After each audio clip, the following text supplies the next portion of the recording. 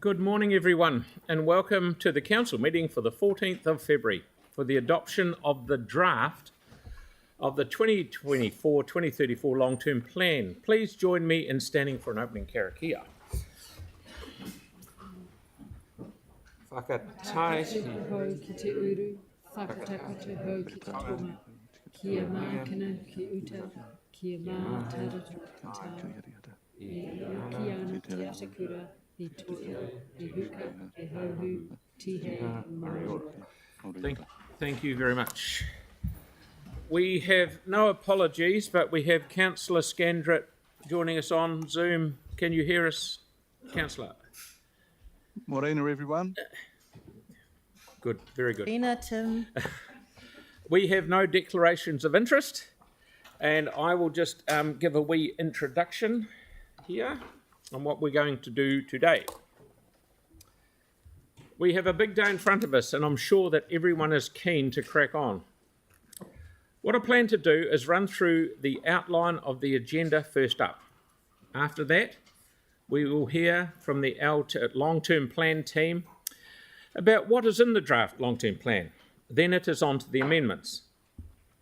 After that, we will be adjourning the meeting until next week when we come back to do the final rates figure and to debate the consultation document to agree on. In terms of the agenda for today and how it will work through the 120 odd amendments, it is as follows. Staff will present the draft long-term plan as it currently sits. We will then consider three groups of amendments in one session. The amendments that are just for noting, that staff have advised that the project raised by a councillor is already in their long-term plan. B, amendments that ask staff to report back on within the first year on options, costs and timeframes, primarily for considering it in next year's annual plan. And C, amendments that ask for a substantial report to be compiled. So we will need to get back to the Chief Executive to provide us with a report costs before deciding to commission the report. We will then work through the last 40 odd substantial amendments. The first group affect the citizens and community group of services. The second group affect the infrastructure and regulatory group of services. We will have questions on any amendment to the group manager or heads of service. Then there will be one debate per group, and then we will vote on each amendment one by one. Where amendments are contradictory, the one proposing the reduction or is closest to the status quo will go first, with the ones increasing or changing services go as foreshadowed motions. The idea here is that if the majority vote to reduce or maintain something, it cannot logically also vote to increase or change it at the same time. This is as far as we will go at this stage, and the meeting will adjourn. Then we will come back to finalise the draft long-term plan and send it out the door. Before I ask that staff presenting come to the table and take their seats at the front table, I want to say a massive thank you to the hundreds of hours that have been put in to getting to this point. Can I especially thank Mary for her support and guidance through this process? And can I also thank Lynn and the long-term plan team who have kept this process moving forward and got us to the point that we're at today. And also thank you to all the staff who have answered the myriad of questions and provided advice for us to help what we are considering in front of us today. Over to you, Mary. Thank you. Great. Thank you. I just also want to add to the acknowledgement of thanking the councillors for your participation and the Mayor in this process. It's been a long and lengthy process. So thank you for your input and your participation in this all year. We are now going to move where we'll invite Peter, Lynn and Russell up to the table, and they will walk through the process to date and the documents that you are considering today.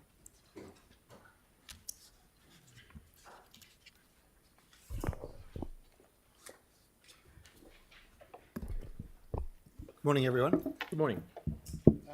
Look, I'm just going to provide a brief context. I realise that you've all been here right through the whole process, It is largely for the benefit of the observers and those from outside council who may be catching up with how this works for the first time. I'll keep it fairly brief. It's also a bit of a refresher because this process started actually back in March of last year. So history has overtaken us a little bit. To start from first principles, LTPs, and this will play through today, are based on an incredibly complex set of guidelines. They're not a free-range document. The Local Government Act is one of the most prescriptive pieces of legislation anywhere in the world. For a reason, it's based on transparency. But the 300 odd pages that we need to comply with are heavily observed and audited by Wellington, by central government, not just the Office of the Auditor General, but also DIA and other departments, including how they play out in our reporting. So in other words, it's a demanding set of rules, and you throw in three waters and it gets complicated. There was also a 10-page letter of expectation from the council last year that set out very clear guidelines on priorities for content, but also how the process should work. Council, F&P and Audit and Risk Committee have been receiving regular updates ever since. So what does it mean? In practical terms, the infrastructure strategy, asset plans, activity plans were in draft form in July last year. Since then, as the letter requested, Council has been working with staff through a long series of briefings to get to where we are today.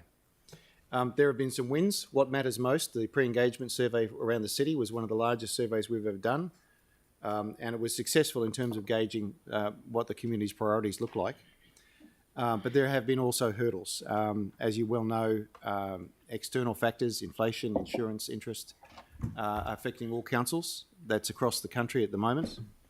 So this has been by no means a normal LTP in any respect. But then again, that's precisely what LTPs are for, to assess the situation, stand back and gauge where you're at. Despite all this, we got through to mid-December with a pretty clear steer on what to build between then and now as a draft LTP.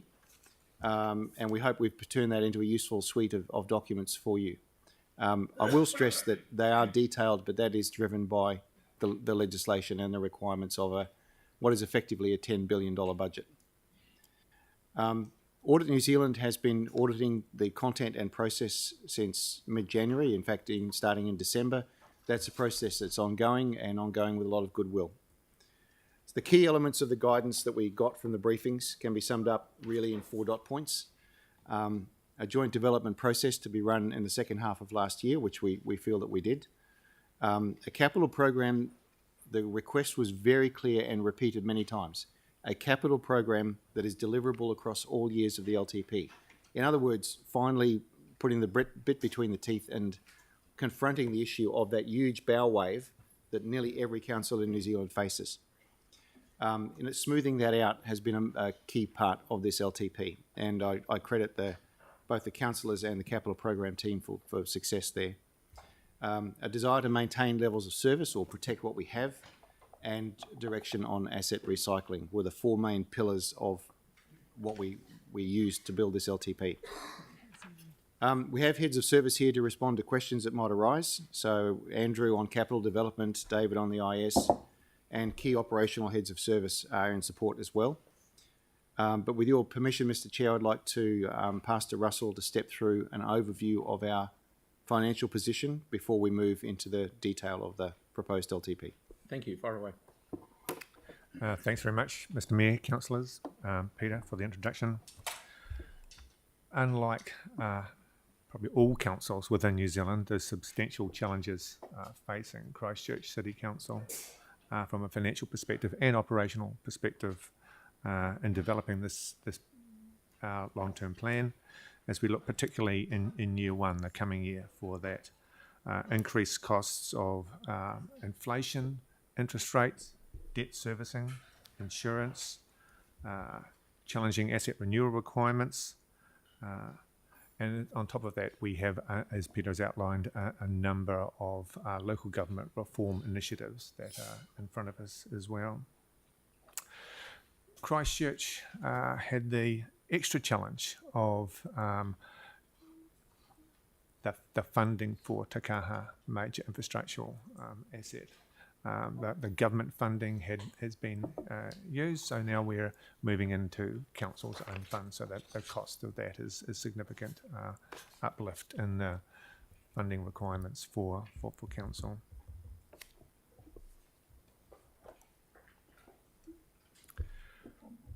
In developing the budgets, if you like, significant work, as Peter has outlined, significant work across the entire organisation, heads of service, budget managers, looking to ensure that we can only spend what we need to spend. So significant work has been done and redone, looking to ensure that we provide the balance between financial resilience and being able to ensure that the products and services that we produce can be produced. We developed the financial strategy. The financial strategy looks at how council can fund those services and activities and capital works across the long-term plan, and it does do that balance. It's a moving piece. You know, if one aspect of that moves, it puts pressure on the other. So it's quite a balancing act. But we've landed at a position where that currently is in balance. The impact is that there's an average rates increase to all existing ratepayers of 15.84 for year one of the long-term plan. That's next year. That is then 8.2 the following year, and then about 4% declining for each of the 10 years following that. In developing the financial strategy, there's a number of aspects that we take into account. We look at our debt headroom. It's a significant aspect of it.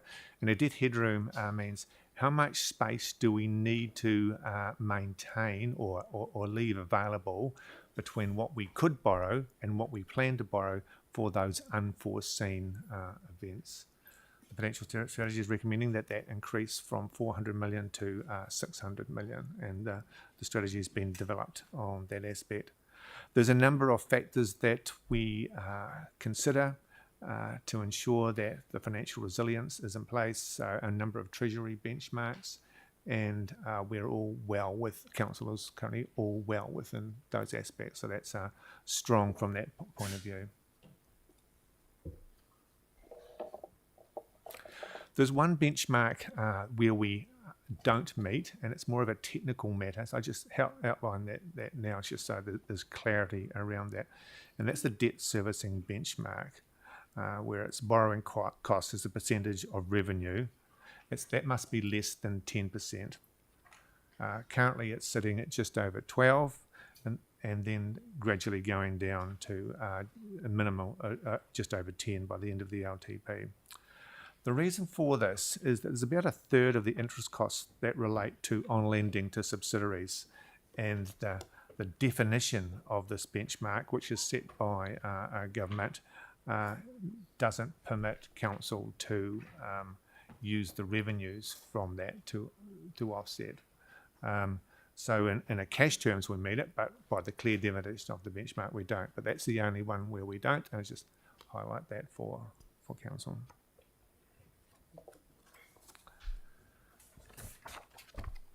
As part of the QA exercise that we undertake, and you could imagine that's quite extensive, we've need to amend a couple of items within the CD, a consultation document, particularly around the options. There's two.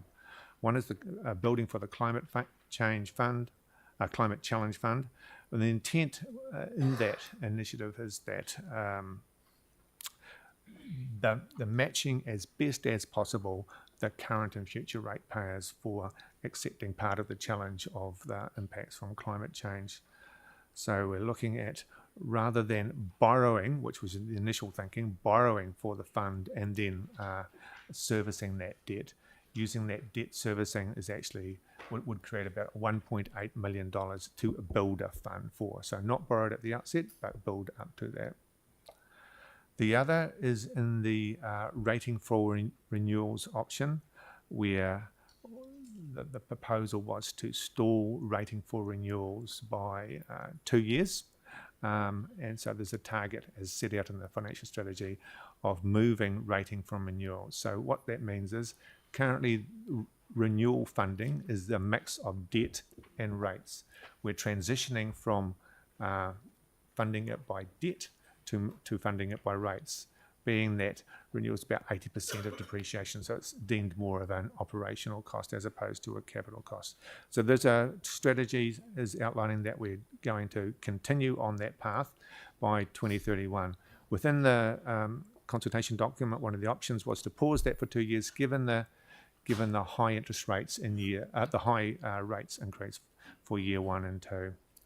Like I say, the QA work that we've undertaken has identified that the amount that we specified was too high, so we need to reduce that. So we initially anticipated that it'd be about a 3.5% possible for if we pause for 2 years, 3.5% decrease in year 1. That will be proposal is to be that would be 1.8%. Does mean the budget would be unbalanced for 3 years, but we're still working through the ramifications of some of that. That said, that's fairly much the things I wanted to cover, Mr. Mayor. You're good? So we just go to that one. Okay, thank you very much for your presentation. Thank you. So I'll now invite Michael Wilkes, Chair of Audit and Risk Committee, to present the committee's recommendations. Thank you, Michael.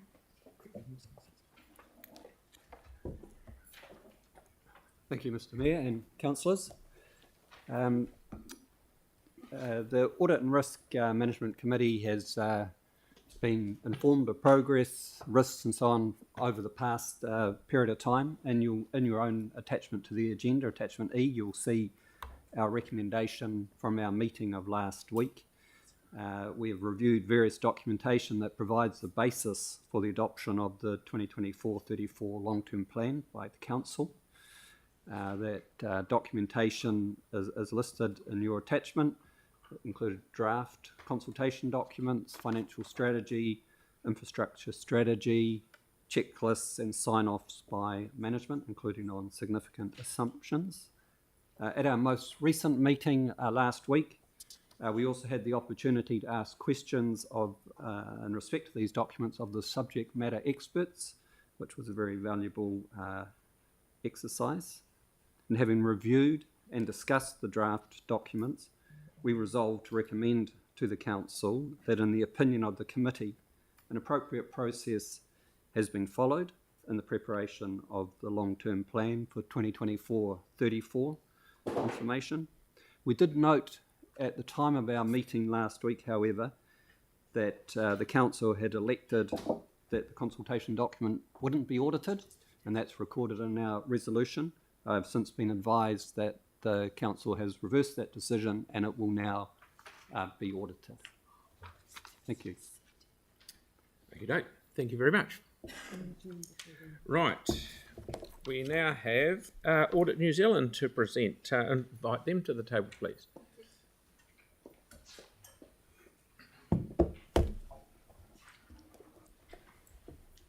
Good morning, everyone.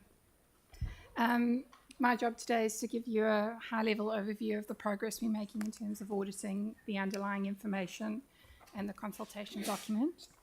The audit work on the underlying information and assumptions is almost complete. We still have some work to complete on the revaluation movements, inflation, and the climate change assumptions, which are taken through your underlying information. In terms of the financial strategy and the underlying activity plans, we've completed our review on these documents.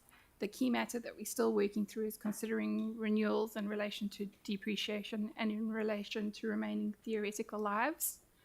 We're also considering the strength of council's approach in scoping and costing selected projects going forward.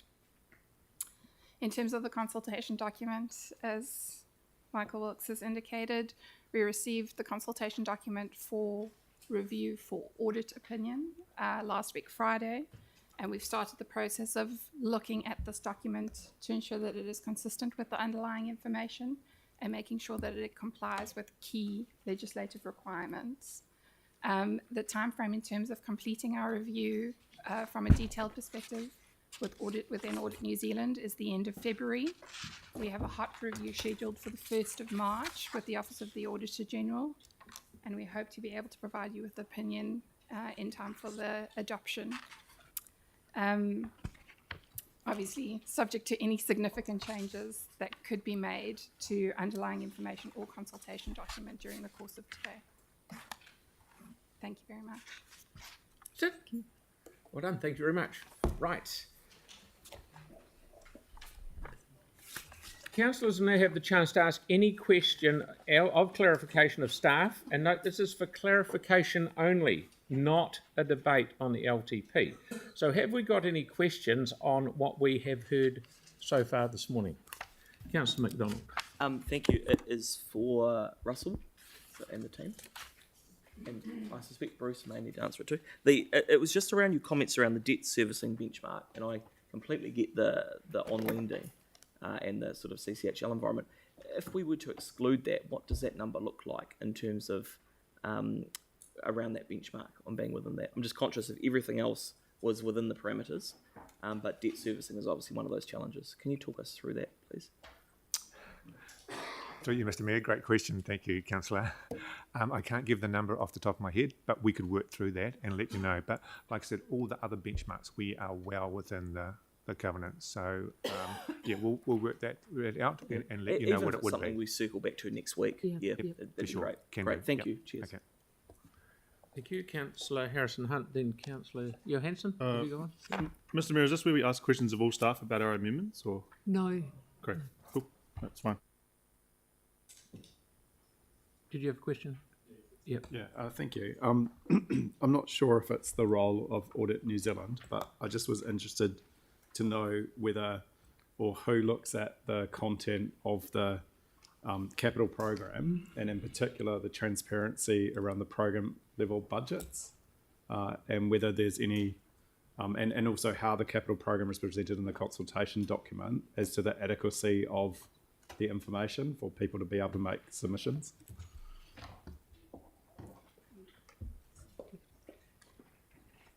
Yes, we do look at that information. We we look at the processes that the council has followed in order to make those decisions. We look at the readability of the information contained within those documents, and we ensure that they comply with the legislative requirements in that perspective. How we compare in terms of the program budgets, in terms of things that the public can't see that is going to get done, but is hidden, or sorry, is not explicitly part of the capital program, but is hidden in a program level budget Compared to other councils? I wouldn't be able to comment on that. Right. Sorry. Okay. I mean, it's just a question that came up through our process, is how does the community get visibility of the program level things that we're doing in the LTP, given how much is in there? Perhaps we can have that discussion when we're discussing the consultation document and what detail needs to be in that. So that will be a later discussion rather than today. But the key thing is Audit New Zealand have not picked up any concerns with the capital program. That's right. We're still in the process of reviewing, so the audit is still ongoing. So we're looking at your consultation document from a readability perspective at the moment. Thanks. Thank you, Councillor Templeton. Thanks so much. I'm just wondering if, I'm not quite sure who this is for, but what impact the asset management plans and the information that we have on our assets, which is said to be not the best currently, has an impact on the LTP process and the information we've had, and what risks there are around that.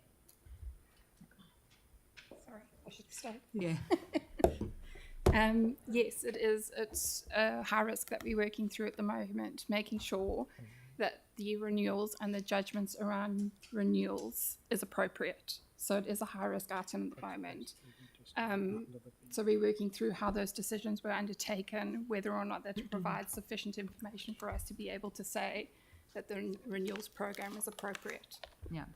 And if you're not certain that the information, enough information is being provided to you to make sure those renewals programs are appropriate, do you look at the information that might have been provided to councillors or not? For our decision making, as opposed to just your, Yeah, we look at all the information that's available within council for us to be able to make that judgment. Yeah. So it may not be a straight comparison. It may be that there's additional work that's been done or committees formed or alternative sources of information that we can look at. Yeah. Should we reach the point of not being able to determine whether or not that renewals program is appropriate, then that would result in amendments to our opinion. Okay, and what could those amendments entail? They could entail an emphasis of matter where we indicate when you're reading this consultation document, please ensure that you understand that there's a high risk of uncertainty related to the renewals program. Or if it is significant enough, we could raise a qualification, which would be we don't believe that, or we are unable to determine whether or not this renewals program is appropriate. Thank you. Thank you. Councillor MacDonald? Probably along a similar vein to Sarah, but I'm just wondering in terms of, and I know we traversed it at Audit and Risk the other day, but it's probably good to do it publicly here as well. In terms of the asset management issues we've talked about, it's fair to say though that you'll also be looking at the work we had independently done around Three Waters and roading, which indicated, or transport, which indicated they're actually incredibly well managed. Yeah. So there'll be some stuff around the peripheral which you work through, but that will be considered in your review, won't it? Yes, it will be. Yeah. Thank you. Thank you very much. Well, with that, I will now move recommendations 1 and 2 that we received. Excuse me, I did have a question. Did have my hand up. Sorry, Mayor. Sorry, mate. You go if you like. Thank you. Just to clarify, and it's really one for the public. So at the moment, we've got an estimated 53.6 increase over the 10-year period. So that works out an average of 5.36 per year. So I know that we're starting with a high number and then it's designed to go down. But there can be adjustments to the level of rates if something occurs. So there can be adjustments. So the overall 10-year period, we could actually have higher rates than planned. Is that correct? Through you, Mr. Mayor. Yes. Yep. Thank you. That's all. Sorry. Okay. So be clarified in an annual plan. That's correct. Won't be That's just the plan that random. we're projecting now. Each year, Yep. when we do an annual plan, so the numbers can go up or down in each of those years. So this is the plan as we see things as of today. Yep. Yep, and that's just that. I think it's very important for the public to know that this is the plan as per today. But as we go through the 10-year period, that there may be changes made by councillors or by necessity, and so that may actually be higher. I very much doubt it's ever gone lower. But I just think it's important for the public to be aware of that. Thank you. Thanks very much. You got another? Yes, that's just through you, Mr. Mayor. Just an answer to the question that Councillor MacDonald asked previously. Bruce has very quickly provided me some information. So yes, in each of the years we are under the benchmark of 10, ranging from about 9.7 actually down to 8.7 in the latter years, apart from year 4 of the plan where it's 10.1. Yep. Thank you. Okay. Thank you very much for that. Right, Councillor Johansson. Sorry, just one quick question. The CPMS sheets, are they available to us?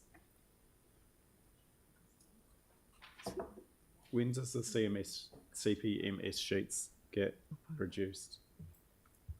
Or is it all just online now? Andrew's coming So down. So just to clarify, can you say terms in full so the public and the rest of the Right, audience so there's a understand? capital program management sheet, I think it's called, or CPMS, and it's a really good overview of budget and just project description, and so it gives quite a lot of good detail, and quite often that will refer to other schedules or spreadsheets of program works. So it's quite a useful tool to be able to understand in more depth what each capital project is. Yes, so Councillor Johansson's referring to some outputs from the project management system that the project managers use to manage their projects. We haven't produced those for a little while now because we've got other ways of providing that information through the quite comprehensive schedules that we've provided in support of this LTP, combined with the interactive OrbViz tool as well. So there are other ways to produce that information, and through our regular reporting to Finance and Performance Committee, especially with the strategic projects and the watch list, we provide another level of detail for those more important projects. And at any time, we can provide you with specific information on a nominated project. Right, can move along. Tyler, you got a question? I'm just wondering if I ask about the overarching capital program now or in step 10 in our run sheet. It's unclear what the question is, but this is actually a discussion document, about right. the information that's been provided to date. To date. For Right. both the audit, this committee and also Audit New Zealand, and also the overview. But so if it's a matter-specific detail, it would be better to ask it in the next session when we're going through those. Thanks, Mary. I'll ask then. Thank you very much. Right. I'll now move recommendations 1 and 2 that we receive the information from audit and risk recommendations. Jake has indicated that he's happy to second it. Is there any debate? Right, I'll put that to the vote. All those in favour? Against? Thank you, that is carried. Now, I'll now move to that we suspend standing orders so that we can deal with councillor amendments. There is no debate on this, so can I please have a seconder, Councillor Templeton? Thank you very much. Okay, so now I will move that we... To put it to the vote. We do put it to the vote? Oh, sorry, vote only, yes. I'll put that vote. All of those in favour? Against? Thank you very much. Carried. Sorry, that's my mistake. Right. I will now move that we provisionally adopt the information and technical documents. This is to get the draft long-term plan on the table. That is all. So we can then deal with amendments. So can I please have a seconder for that? Thank you, Councillor Cotter. So we don't vote on that. But so we are now going to take 20 minutes. So we'll say 25 past 10. Back here, please, so that we can get our ducks in a row for the amendment recommendations. Thank you very much. There's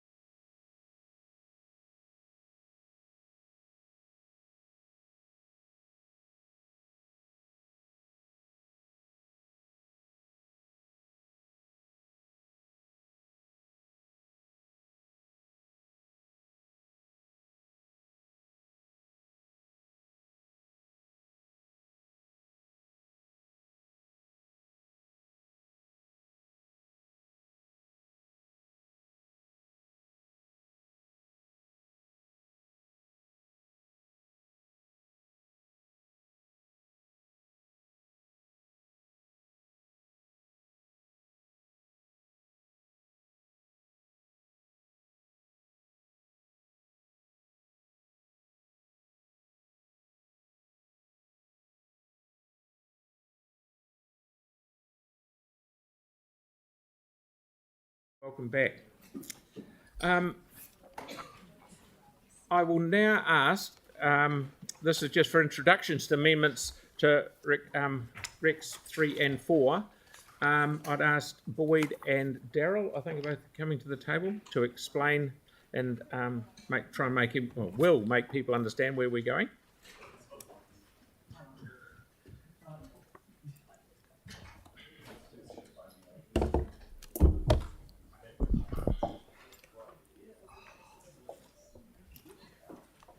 Good morning, Mayor and Councillors. We're just going to give a quick overview of the process for the amendments as we work through it. So there were around 120 odd amendments that have come through. Someone kept turning me off. So apologies about that. We'll start again. So there was 120 odd amendments, and they've been grouped in four ways. And I'll just talk through them. The first group we'll call Schedule 1 are noting amendments. These are issues that you have identified in the draft that staff have come back and said that is actually included in the draft long-term plan. The second schedule are where options or more information has been requested, and staff can provide this within existing resources. These are primarily things that you've asked about, and these will be able to help probably inform the annual plan 25-26 discussion. The third is where more information and options have been requested, but these do have a resource implications, and the Chief Executive will come back to you by July with what those implications are, so you can decide whether to proceed with those, getting that information or not. The fourth group are the substantive amendments. These are the ones that we'll have a debate on and will be voted on one by one. They tend to have a rating impact on them. They've been classified into two areas based on the fact that they primarily fell in the citizens and community group of services and the infrastructure and regulatory group of services at Council. We plan to separate them into those two groups so that group manager and the relevant heads of service can come up at it once and answer those questions. Then we'll have a debate on each group, as the Mayor outlined at the start. You've just received a copy of the latest versions of Schedules 1, 2 and 3. There have been, it's a bit of a moving feast, as you're all well aware, over the particularly the last 24 hours as well. So thank you for your patience with that. And particularly thank you to the team, Kathy and Sam and Secretariat, for their support in coordinating this. And we just need to check, Councillor Scandrett, on Big Tin Can. Have you seen the latest copy of the schedules? Yep, I'm all good, thank you. Cool. I do have two notes, slight tweaks to be made. The first refers to amendment number 114 in Schedule 3, that's in the name of Councillor Moore. At the end of that amendment, it should say by 25-26. And that relates to a report around Cashmere Road and a shared path. You get the report by 20. You get the report by 25-26. So you can consider it in the annual plan 25-26. The second amendment of note is that there is an amendment that was up for debate, number 72, in the name of Councillor Henstock and Councillor McClellan, regarding a crossing at Northcote Road, and I understand that you would be happy to move that into Schedule 3 to get the report back from staff on resourcing implications. Is that correct? That's correct. But they are the two bits I have. Daryl and I are happy to answer any process questions. We're obviously not subject matter experts on the amendments, but if you do have those, just bear with us as we have to call on the relevant staff member to come forward. So that's us. Thank you, Boyd. So just to let councillors know that the questions are on all the three we've got in front of us. That's correct. And then we will move on to debate on all of them, of the whole lot. And then we will vote going forward on the lot. Okay, but if any councillor wants to record their vote against, they're more than welcome to do that on any particular amendment. I will maybe defer to the Secretariat to confirm this, but if a councillor does want to record a no against a particular amendment in a particular schedule, please first of all just bear with us. Just put your hand up and we'll have to get and please give out the amendment number in the left-hand column. Okay, so righto. Question? Right, here we go. Number 1. Councillor Cotter. Just to clarify, Schedule 3 will get a response because they require resourcing. They'll get a response in July.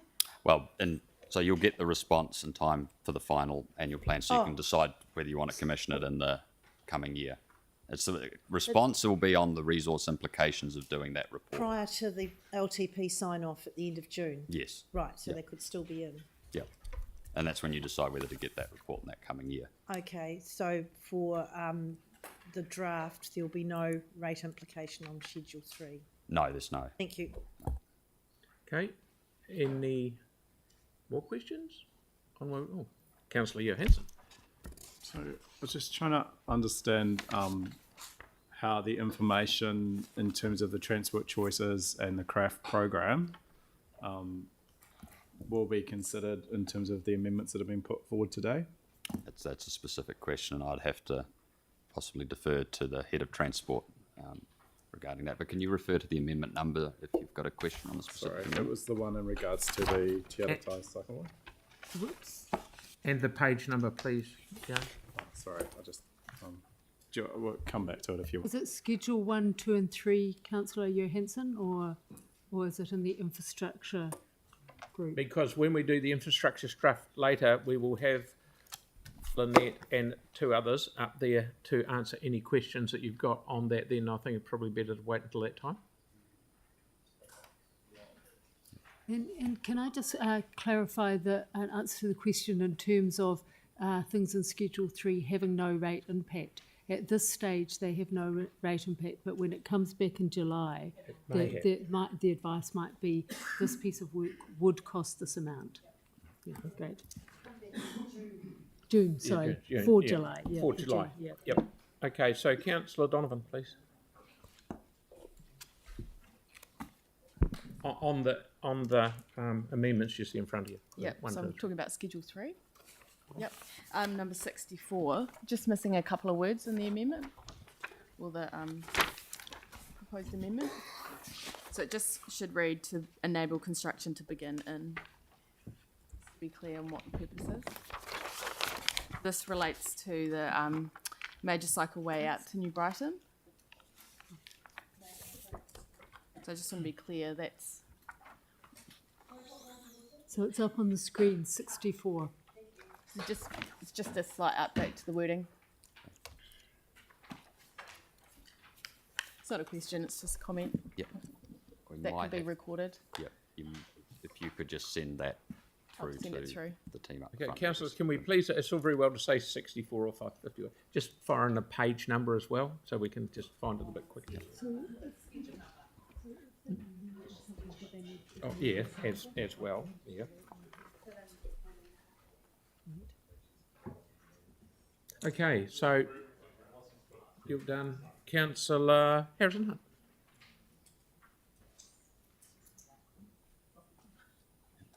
So, can you ask a question to the room, thanks? Sorry. This is for everything, right? All of the amendments we see before us in Schedule 1, 2 and 3, we're asking about every single thing. No, Yes. you can, well, any one particular one that you Okay. want to, And that you're going takes to move your interest. And you just said that you're going to move everything substantively, collectively. Is that correct? Yes, All good. Okay. yes, because they at this stage they have no bearing on the long-term plan figure. Is that right? Okay. I've got a few questions, Mr. Mayor. That's right. Well, just, This one, first one's for parks, and I'm referring to number. So I'm just bringing it up. section what, buddy? 1? Schedule 1, 2 or 3. Number 110, Schedule 2.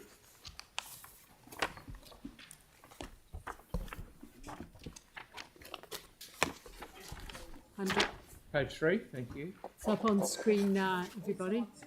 Yes. So before us, we see. Actually, I apologise. It's not this one. It's on the same site though. 2 secs. It's about the pocket park, which I'm trying to track down. It might be in 3. It could also be something that's coming through on the later schedule. Okay. Yeah, it might be in 4. I just have to double check. Things have changed on the last. I think it's in the infrastructure and regulatory Okay, group, I'll or the wait for that citizens one. and community Yep, group. Your others. Yep.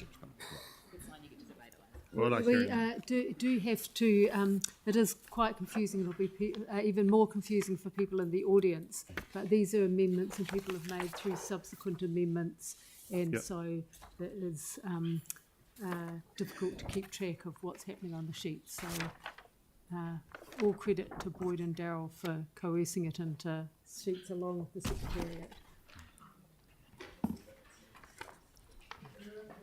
So, Tyler, are you still looking? I'm all right. I'll wait for the infrastructure one right. at the moment. Councillor Peters, please. I just wanted to check for clarity. The ones that were showing yesterday, insufficient information, are they moving into any of these schedules, or are they going for individual debates generally? We've worked through most of those, and I understand most of them have gone into schedules. Most of them were related to the more substantive amendments, so they have been moved through. Last I understood.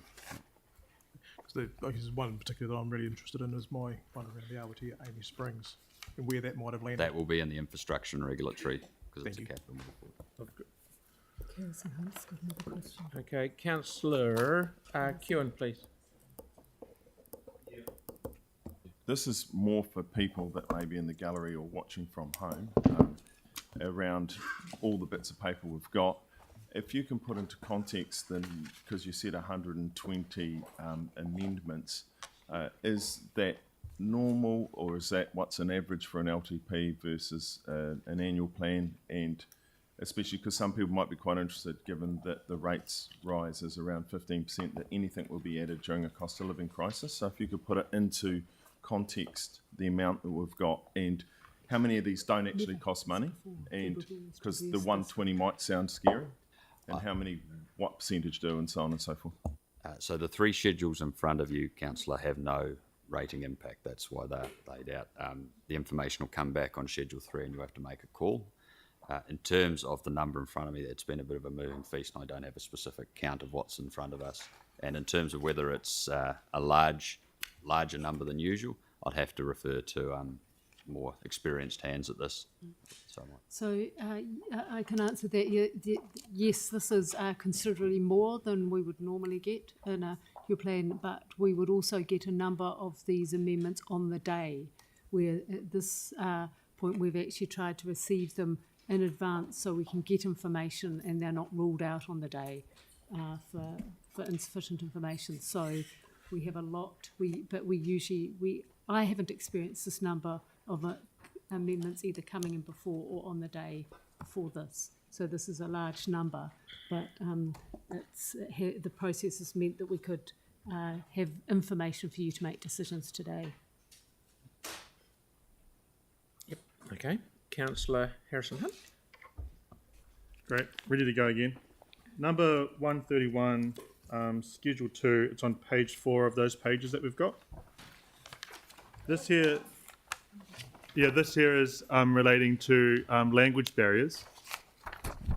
I would like to potentially amend that, and I've got some words to help fix that to make it a little bit easier, if that's all right. And that's deleting, including the use of suitably qualified staff volunteers. And then adding, including regulatory and compliance matters, engagement and access to digital content. The issue I'm trying to address here is really simple. Those particularly on that Church Corner catchment have language barriers and they get their grandkids to translate. So it'd be good if we could actually give them compliance documents that are in their language to help them with the regulatory matters that are before us. Okay. Does that make sense? Yes, yeah, and we'll report back on that and including any additional costs that would involve in time for the Great, decision. thank you. Yep. Okay. Oh, Councillor Johansson. So can I just Sorry, Karen? check the staff advice cannot remain the same, which can be the report can be reviewed within existing resources, but we cannot guarantee that translating all that information into multiple languages can be done in existing budgets. Yep. So we'll come back with advice. I realise there could be impact on costs, and I tried to make some cost cuts through the staff volunteer Yeah. thing, but there are some legal things that Katie has talked to me about, which I needed to amend. Right. Just as long as you're clear. It's only a report. The report will provide what financial impact it would have. So just to be clear, the Schedule 1 is, correct me if I'm wrong, Boyd, Schedule 1 is noting only. Schedule 2 is just, shouldn't say just report back, there's a lot of work in it.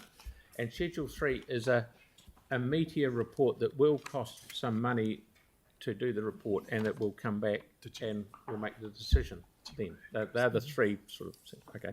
Councillor Johansson, please. Sorry, just to be clear, we're voting on all of these. They're not amendments, but we're going to vote on each and every one. Not individually, we're not. As a group of these three, we're voting on the whole lot together. If you want to vote against one particular one or two, you're more than welcome to, and you just tell the Secretariat. Right. And do we know what the impact will be on the current work programs? Like, where will we get the resource to do all this work? Let's So that's why they've been grouped in this way, and it's clarified is that when the report comes back, particularly Schedule 3 are the ones that have been identified that may impact either on budgets or on work programs. When you get the report back, it will identify those costs, and at that point you will make the decision whether you want to proceed with it or not. Oh, yeah, okay. This is just getting you sufficient information to make that decision. So, like, there's one of them in here that's about related to a dog park. And then I've also had one about a dog park that's not on here.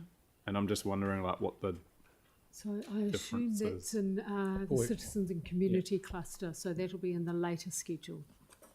But the advice was pretty similar. I can just add a bit to that. The advice we've had, and I may have to ask Andrew to chip in here, but Amendment 1.1, in the name of Councillor Moore, it's referring to a specific project in the capital program for a new dog park in southwest Christchurch. Right. That's whereas the one regarding the Bexley Dog Park, Yeah. I believe that was relating to program funding. But Andrew's got his hand up. So To clarify the Bexley one, the Bexley one is purely an operational matter. It's around dealing with some pest grass, and so it's included in our operational program. So there's no amendment required. Right. Thank you, Andrew. Okay, so no more questions. Yes.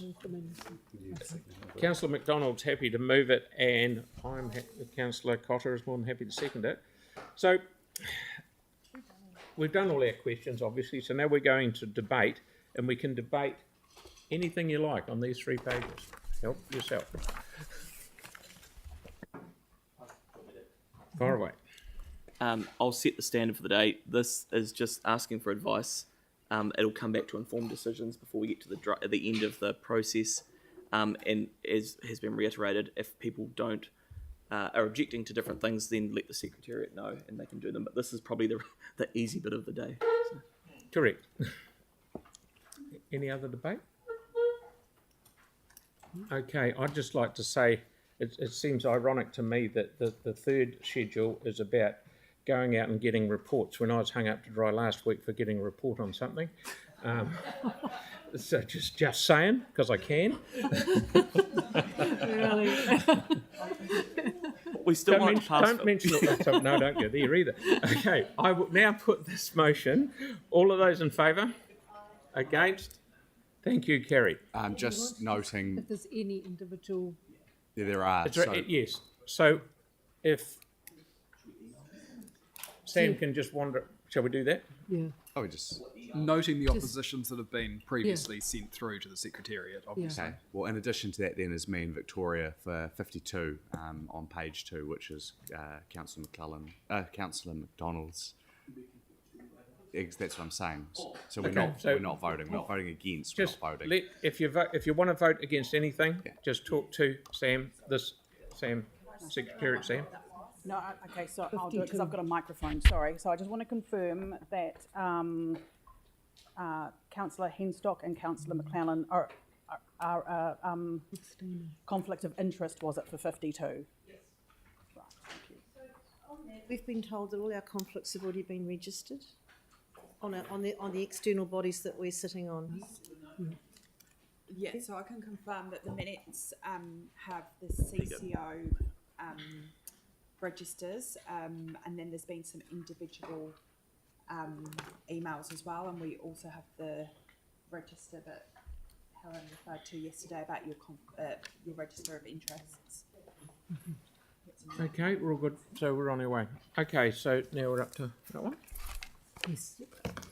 And invite Andrew up to the table. Well, Have we got scheduled? so I'll read this out. Okay. Yeah. Okay. Right.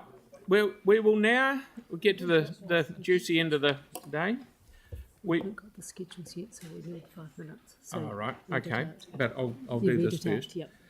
We will now deal with the amendments that relate to citizens and community group. We will move and second each amendment individually. Staff advice will they'll present advice, including the rates impact of each amendment, and the councillors have an opportunity to ask questions. We will then have one debate on the whole group and then vote on each amendment individually. But we just need maybe 5 minutes, would you say, just to get these sheets out in front of us. So we'll just break for 10 minutes maybe and come back. Thank you.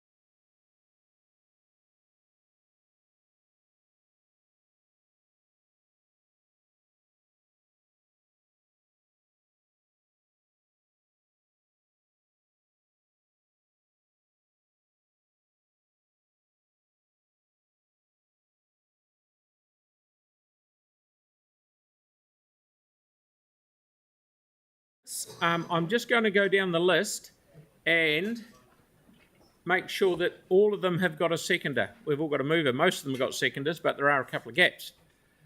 Samuel. Right. Thank you. Welcome back. Okay. The amendment number 29, it's Councillor MacDonald has moved. Who is the seconder for that? So do we need to read them out? So the amendment will be on the screen for those who are in their To gallery. say, and for the people outside watching, because it's you don't want this reams of paper that you got in front of us here. Okay, now moving down that page.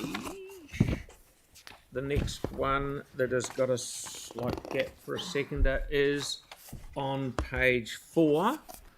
Number 10, Councillor Johansson. You've got that one there. Jake is happy to second. McClelland. And the next one down below that, which is number 11. Is there a seconder for that one? Sorry, we need to get the information back from staff as the grass replacement costs.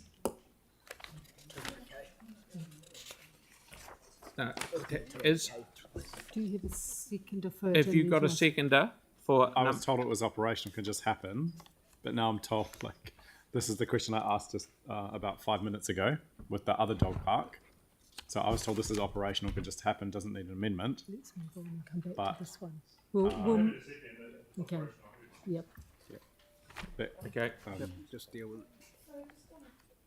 I mean, how can we be voting on these without knowing the rate implication? We're not, yes, so we'll address that when we get to some of these, so that's been identified. Yeah. So at the moment, we're just getting movers and seconders, so Okay. this is ready for, open for debate. Wait, sorry. And then in the debate. Can I just yeah. check? Do we need an amendment if staff say it's already going to be done through operational? No, you don't. When we get to it. No. When we get to it. Let's We just- do When need we get to it, let's get to the seconders out of the way. The next one is on the same page, number 32, Councillor Cotter. Events ecosystem. Is there a seconder for that, please? You withdrawn it? It'll be noted it's been withdrawn because I think Councillor Moore's going to put his one into the Okay, that's consultation fine. document. So that one, number 32, is out. Okay, at the moment. There's been a, because it's not currently in the CD. Mary, can you please clarify that there was an agreement yesterday that this would go into the consultation document Okay, under we'll Andre Moore and as for the full amount, and so I don't need my mine was a backup, more sort of a foreshadowed 50% budget. So have we had a amendment coming through asking for the full amount to be put in the draft? We had advice last week that staff were drawing up an option for the consultation document, and so nothing got sent through by councillors because we were informed that that was work underway. Okay, so we'll be That's an discussing amendment, the not consultation document. document. Yeah, it's not in the consultation Listening. document. So can I just clarify rather than a discussion across the table? So we'll be discussing the consultation document next week after we actually have all the information in terms of amendments and financials, and then and the advice from audit and our legal section. We will then be, that's what we're adjourning for and discussing next week. Yes, but today, an indication of what is not going to be considered here as a amendment to adopt a financial impact. Some of these will go into a consultation document, so we don't have to vote on them today. They'll just be out for the people of Christchurch to submit on. So when we discuss the consultation document, you would have to have moved that amendment to include it in the consultation document. And do you want an indication today? Yes. So why don't we just Or amend 31 to say that as part of the consultation document, the council does not defer the Events Ecosystem Fund. Would that do it?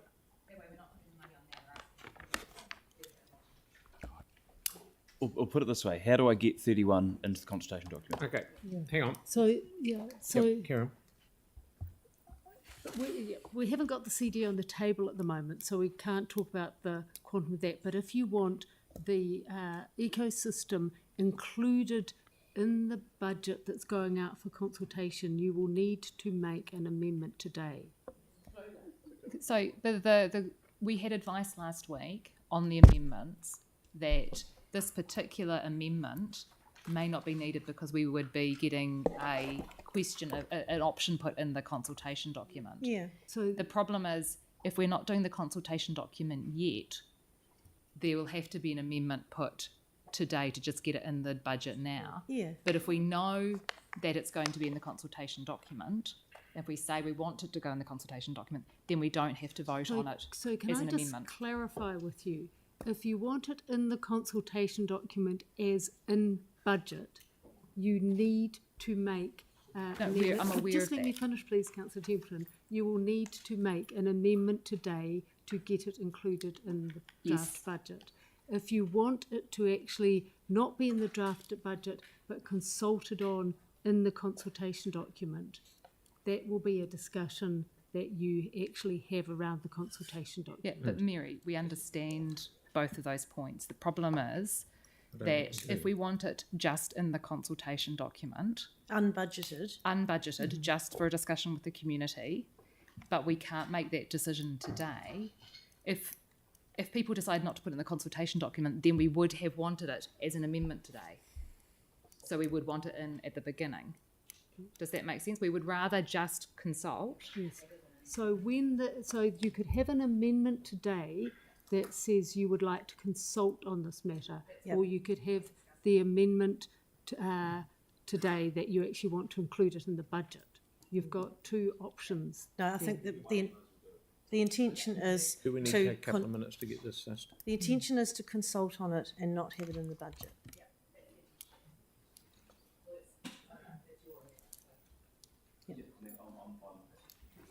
Because it's neutral too. So that's why I'm trying to get it into the Take 5 minutes to make sure that Everyone's understanding.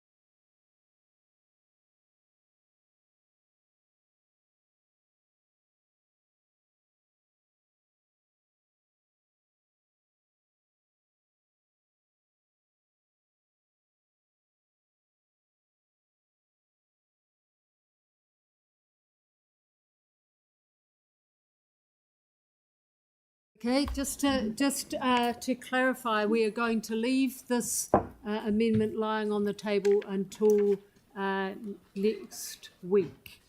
So it's not, so you will have an opportunity to vote on this next week. So it's left lying on the table. Okay, so we're going down the. But does that mean that we can vote on the rest of them at the end of this session and just that one comes out? Yep. Moving on down, just about all of them have got. Oh, here we go. On page 8, number 37, Councillor Templeton, is there a seconder, please?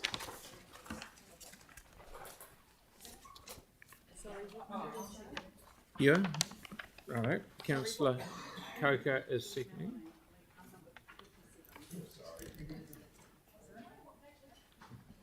Page 8. At top of the page. Donovan.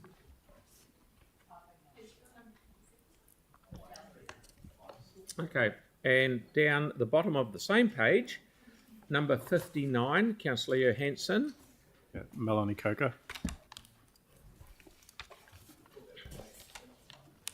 Councillor Coker Sorry, can I just is the seconder, is it? Yeah, Yanni. 59. One. He said that you were, so you are. I just Councillor Johansson, this was another one you indicated could go into the CD, unbudgeted. So we could lay this on the table, the same thing. Well, Mel's done a lot of work to reduce the quantum of funding required and to get it going through the community board. So, yeah, there was the activity management plan one and the 25 million one that I was happy to go into the consultation document. Okay, thank you. I'm happy for it to go in the consultation document. There's two other ones I've got related to the river. One is an activity management plan. The other is 25 million. Those ones I was happy to go into the consultation document. Okay, right. The next one is on page 9, and it is also Councillor Johansson. It is number 76. The council does not introduce off-street parking charges for the Botanic Gardens. Who is the second? Yeah, I don't think anyone else supports not charging, so I don't think anyone's going to second it unless anyone wants to do it now. But I've checked with people; no one's keen. Great. Okay. Okay. So, As far as I'm aware. so it's out. Okay, so we're rolling over to the next page, and Councillor Fields, number 127 on page 10. Public toilets at Devotional Boat Ramp. Sorry, someone did. You don't have to second him just because you sit next to him, you know. Okay, Councillor Coker. Was that Melanie? Yes. Okay, and the last one on page 11 is Councillor Johansson, that the council establish an activity management plan for the Heathcote River and its surrounds. So can I just clarify, it would not be possible to do that for this LTP. So that would need to be done because you actually need to develop the LTP, you need to go through it in detail, you need to have all the work on asset management. Getting activity plans ready has taken the full year of last year. So we could not do this in time for this LTP. Was raised when we had the briefing, and I guess this is the frustration of this process, is that we have staff come in and brief us throughout the development of the thing. This was a question that was asked, and then we don't get the information back and we get to this point. But recognising that you can't do it in time for the LTP, is there a way that we could ask staff to report back during the year? We did something similar with the Avon-Otakaro corridor as well. Yes, so we can provide a report back on how we would go about doing this and the logistics of doing this. Yeah. But we... Thanks. So no second... are you seconding it or asking? No. Done, it's basically out of order by the chair. Well, it can be done because we did it for the Avon-Otakaro. No, it can't be. So we had it over. Yeah, I think it would be best if we came back with advice around Yeah, that. I'm happy for us to get advice around it. Okay, so does that take that out then? Yep. All right, and that's the end of those. Sorry, Mr. Mayor, can I just clarify if on the bottom of page 10, number 130 had a seconder? Did I miss that one? Oh, sorry. So that one's left lying on the that's table. the one. Yep, that's correct. Mary, I'm not sure if the appropriate time is now, just to flag to council staff around Pauline and I's amendment around the rating for renewals, not to discuss it now, but to flag that we'll need something to discuss today based off effectively that same thing with the ecosystem. Right. So can we just flag that with relevant people to come back later on? Yep. Thank you. Okay. So now we have John Frizzell ready and waiting. We've got Rupert and Nigel sitting there ready to charged up, ready to go. So just before we kick off, it may be worth hearing from Russell about what would be the rate impact if these amendments were accepted. Thanks very much, Mary. All of what's in front of us, just the ones in front of us. Yeah, for sure. So, through Mr. Mayor. So, just looking at citizens and community. So, we're looking at if they were all put through as they are in the schedules, that would be a rate impact on year 1 of 0.92, year 2 0.07, 0.12 in year 3, and a decrease of 0.33 in year 4. The main drivers of that is the. Sorry. Can you run through those all again and try and speak up if you can? Be louder. Okay, righto. So if we're just looking at citizens and community, the impact of the rates, if all the options in the schedule were put through as they are, in year 1, that's 0.92%. Year 2, so that's an increase. Year 2 is 0.07, 0.12 increase for year 3, and a negative impact of 0.33, so a reduction in year 4. The main drivers are the bringing forward the ecosystem is about 0.4 of a rate, so we're just talking year 1 now. The Botanic Gardens parking, that would have been 0.31. So that's reducing that. Heathcote River Guidance Plan, as Mary's outlined, that's probably not in. South Library Temporary Facilities, 0.05%, and Community Facilities Network Maintenance Plan, about 0.06% of a rate. So it gives an overall context of where we're sitting. Once these are through, we'll be a better position. We'll be able to update where that is sitting. So just to clarify, it's approximately a 1% on rates if every amendment was adopted in year 1. That's correct. A question on that then, is the car parking amendment that's now gone, is that included in that figure? Correct. That was 0.31, so that would reduce that. Right. So just hang on a minute. So if you finish, Russell, because then we'll get into questions per se. Sorry. You have? Sorry. So now we will go into questions on the lot. Okay, anyone's got a question, and this is going to take a wee while, so this is so bear with. So, sorry, Councillor Moore. I'd like to please withdraw 1.1 on page 1. There's further information coming to us very soon before I can know if it's worth being in the draft or not. So if I could please withdraw that. Okay. Councillor Harrison Hunt. I've got you. Kia ora. This is for public knowledge, Andrew, around particularly the citizens and community part of the draft capital program, around why Riccarton is zero budgeted for communities and parks. Could you explain as to what the reason is for that? You're referring to capital. Yes. Yes. It's essentially the way the information is being put. A lot of the expenditure in Riccarton sits in the metropolitan framework, but we can do some work without adjusting the plan, without impacting the plan, between now and when we publish the document, to draw down so it's a bit more explicit from a ward basis. Right.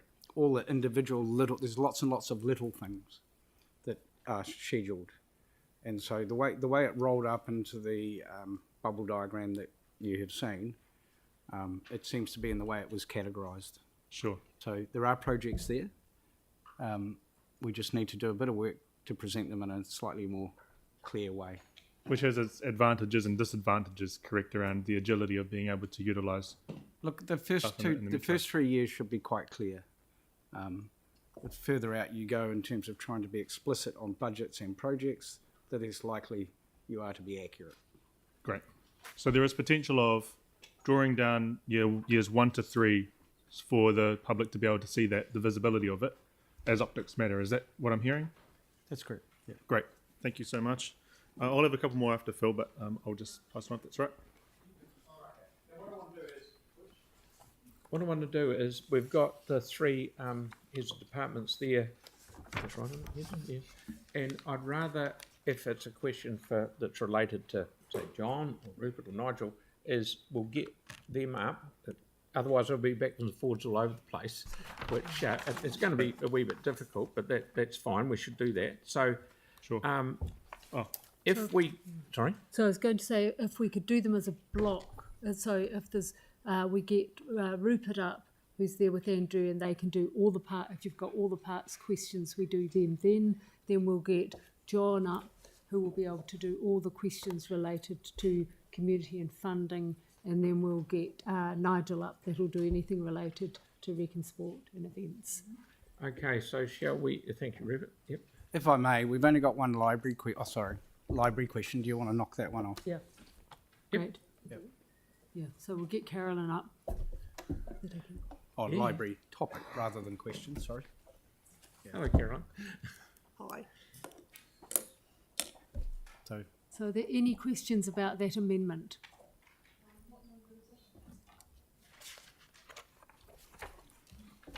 Yeah, Carolyn, do you believe you can sufficiently and adequately service the people of the area if there's not a temporary library facility?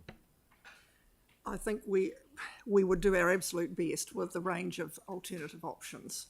We have yet to talk through the detail of this with the community board. We've got that scheduled for next week, but we've got a range. It would be not putting it all in one facility. It would be more of a distributed model, and that's what I'm keen to talk through with the board. Which may also have the upside of introducing some of the regulars there to other facilities that they might not be that aware of. Yes. And would it be also fair to say that your library service is probably the most adapted in the entire country for hosting temporary and transitional facilities? We've had a lot of experience, sadly. Okay, thank you. Councillor McClelland, have you got a similar question for Carolyn? Try it on anyway. I don't like the sound of that. Given that you obviously, there'll be a bias towards libraries as part of their overall service delivery. Do you think that the value we would get from a temporary facility versus the additional cost is value for money? Do you think we're getting a small marginal benefit from the temporary facility, or a very large worthwhile benefit given the cost? I think that's really, in staff's advice here, is just the costs are looking pretty high from our perspective. If there was a really affordable or economical option, and we have had some of those in the past, we've been very fortunate. We've been able to set up in council facilities. The costs are over $1 million at the moment, and that's really just a fairly early assessment, so they could be higher than that, which is also sunk costs. So that cost benefit is quite a tricky one, really. Yes, South Library is very much loved and by its community, so that would be a change for that community for a temporary period. But the costs at the moment are looking high, and at this stage we do not have, and we've done quite a lot of looking, a feasible economical option. Councillor Cotter and then Councillor Scandrett. Yeah, thanks, Carolyn. I see that you've got the money split evenly over the 2 years, 25, 26. Do you need that much in year 25? Are you perceiving, or if it was split slightly less, so it's a less amount in year 25 and greater amount in year two? In other words, are you going to be ready to spend that money? I think that's Councillor Coker's your possible split of funds. So you might have things that you can say on that. Does staff have an answer on whether that money would, if it went ahead, would that level of funding be required in year 2025? We would.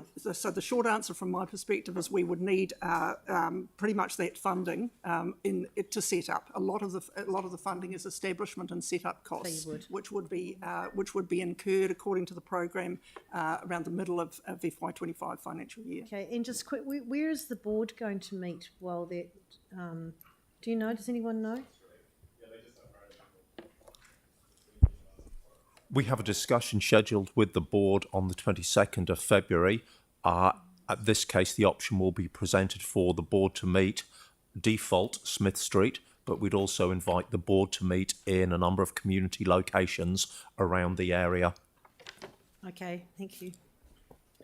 Okay, Councillor Scandrett, please. Yeah, thank you.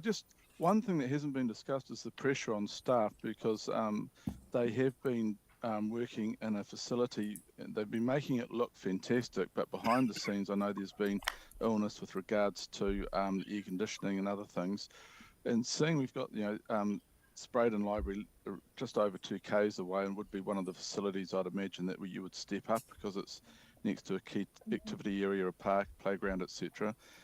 What would be the pressure on staff to set up a temporary facility? It is, and I think it's been noted in the amendment staff comments. It is an additional workload. It is something that has been noted. We have done before. We can be prepared for that. It would be probably ideal if we didn't have to, but nevertheless, this is about service provision to the community. So it's something that we would need to plan and factor in as we do when we do services of this kind. Thank you. I guess just one more to John Fussell.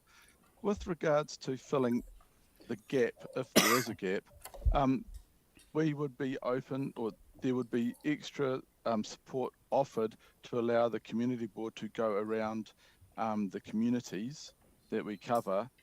In the meantime, seeing we probably won't have a home base, so to speak.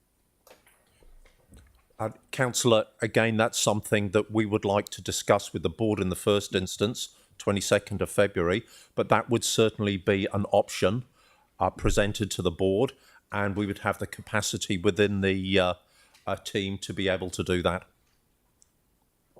Thank you. Okay, Councillor Moore. Thank you. Could I just clarify what the potential site of a temporary facility would be? Would it be on site there or elsewhere? So what we've been looking at, the site that we've been looking at and the costings are based on would be relocating to the Cashmere Club. Gotcha. Yes, because the new building, so the existing library plan is to demolish that and rebuild on the footprint of the existing library. So the advantage is, of course, the Cashmere Club is very close to the site of the location of the existing library. However, it would appear that would need to be a lot of work done to make that suitable for these services. Understood. Yeah, and it's not just been advised, and thank you, that's not confirmed. So that's been part of the feasibility work.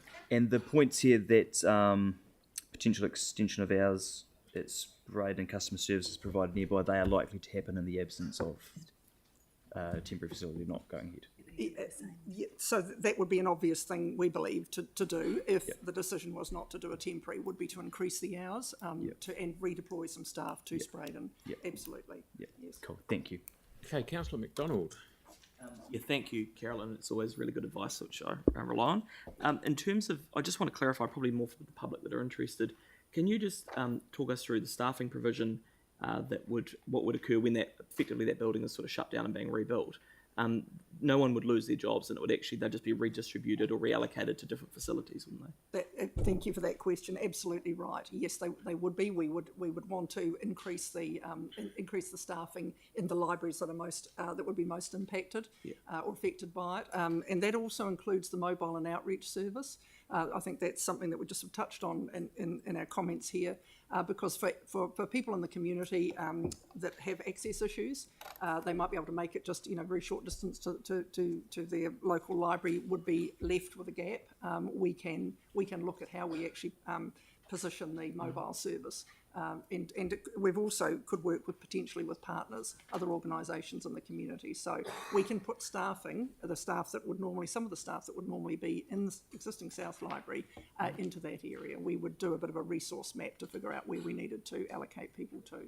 That's brilliant. So they'd be able to spend more time, I guess, on that front line as opposed to going through the issues of trying to move or set up a temporary facility. Yes, that's right. Yes, they'd be redeployed temporarily until the new library is built. Great. Thank you very much. Wonderful. Any more questions for Caroline? Have the rest of the day off. Thank you very much. Thank you for coming. It's always a pleasure. Yeah. Thank you. Okay. Who would you like next? Rupert, Rupert, please.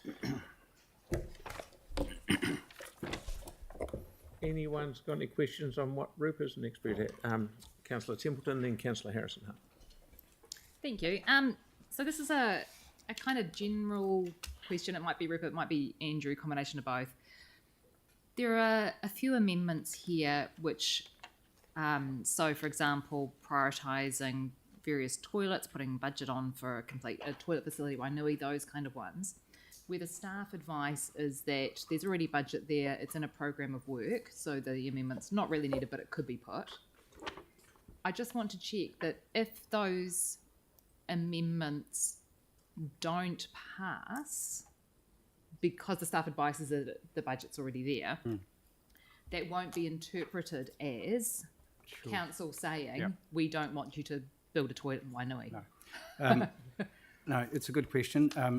No, the advice is no amendments required, that the program can cover these projects. And if you take one like Branston, for example, that's come up, it's very clear that whilst structurally our asset management team has advised us that structurally, etc., the buildings are not due for renewal, they're not meeting the demand and level of service, particularly around gender neutral, female sport, etc. So we're at this point where we're looking at level of service in a slightly different way. Yeah.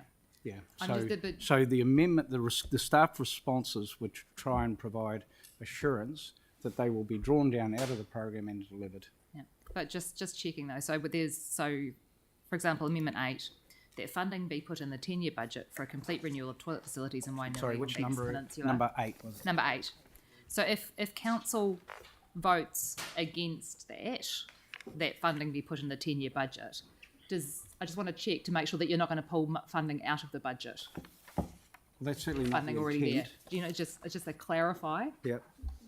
No, what we've tried to demonstrate is where the funding sits at the program level. So, But my could I just clarify? So with these ones where there's funding there, if the mover and seconder is prepared to change the amendment to noting that that this thing will be is included in the LTP. Yeah. Because that doesn't mean it's... I just want to make sure that if we vote against putting money specifically on budget, that you're not going to say, oh, they don't want a toilet, and pull it out of the current funding. Yeah. Does that make sense? Yep, and I think the chief exec's advice is quite clear that if it's noted, it's confirmed. So We're currently not noting ones, but... But if the people that have moved and seconded ones where the response is it's on budget, if we change... Are you happy if we change that your amendments to noting amendments?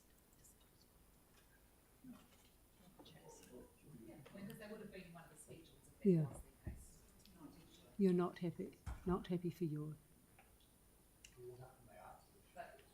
So just checking, and I do want it just public, so I did check just briefly whether we should just, on the technical thing, I think the advice was to potentially... The effect of voting no doesn't take money out of a budget that's already there. Yeah, cool. That's just need to get that clarified. Yeah, it's just there's just no need. But I just wanted to check whether the councillors wanted assurance that it was there. There's a formal noting that it's there. Yeah. So that remove it out and put them. The three of them. Okay. Are we done? We done? Okay, Councillor Harrison Hunt, and then Councillor Donovan. Kia ora, guys. Let's talk about the Church Corner potential of a pocket park first. Could you give us a number, please? I'll bring it up. Give me a sec.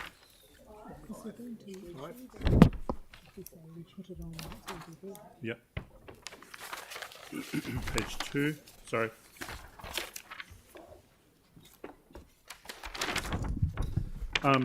So we have here that there's some work already done. We're talking about the Better Off Fund, which is 75k that the community board is committed to. Correct. Yep. In the feedback, it says Parks Unit will complete design consents, etc., with community board allocated funding. I really want to get some clarity on the Better Off Fund that we've put aside for the 75,000. Is that going to be internally administered? As in, are we using our Better Off Fund to pay for council work? Yes. So are you changing your work plans already to facilitate that, or are you getting more staff committed to this project? So the funds that the board have allocated enable us to allocate staff to complete the work on the concept design to bring back to the board, all the cost reporting we need to do to understand what the cost of the build will be. So the answer is yes, that funding is supporting the project. Yeah. So if the Better Off Fund wasn't there, what would staff be doing now? Well, you cannot initiate a project without a budget. So apologies, tough questions, but yeah. So the board's decision has enabled us to commence the project process. Okay, so if the board's Better Off funds, our attentions, were to use for capital things that usually don't get funded through us, what would we need to do to potentially use internal OPEX and then use the 75k for capital expenditure such as park benches and things of the sort? You would have to substitute another project, so you'd have to remove something from the existing budget. Sure. And what's in the Metro program now in budget line 61782 with your community parks new development, could that be drawn down to facilitate that internal OPEX cost? That's exactly the process whereby we conceptualise. So we come up with the design, we come up with the cost plan, we know what it's going to cost, and then we draw the budget down. And this is, again, I'm being a bit political here because it's a community-driven project. But when we're talking about this, then wouldn't it be smart if I drew down off some of the development funds that we see before us in FY 27, 28, 29, and then use that Better Off Fund to go for opportunities that the Better Off Fund was meant for through the community board's decision? You would have, well, the fund's already been allocated, and so you'd have to go back and rescind your community board decision. Oh, we definitely, what I'm meaning is the fund's been allocated to the project. Yes. But I don't recall it going towards OPEX and consent costs, actually for nothing. It goes to all project costs, which are human resources, process. Okay. Yeah, it's not specifically so essentially allocated it's not to specifically aimed at anything. Yeah. It's just towards the project itself. Yeah. Okay. So if it was council's, if council did want to use a little bit more of the funds to draw down off these funds instead of creating new ones to fight for an annual plan, does this amendment here give it kudos to be able to do that, is my question. We'll do them first and then take the votes on the rest.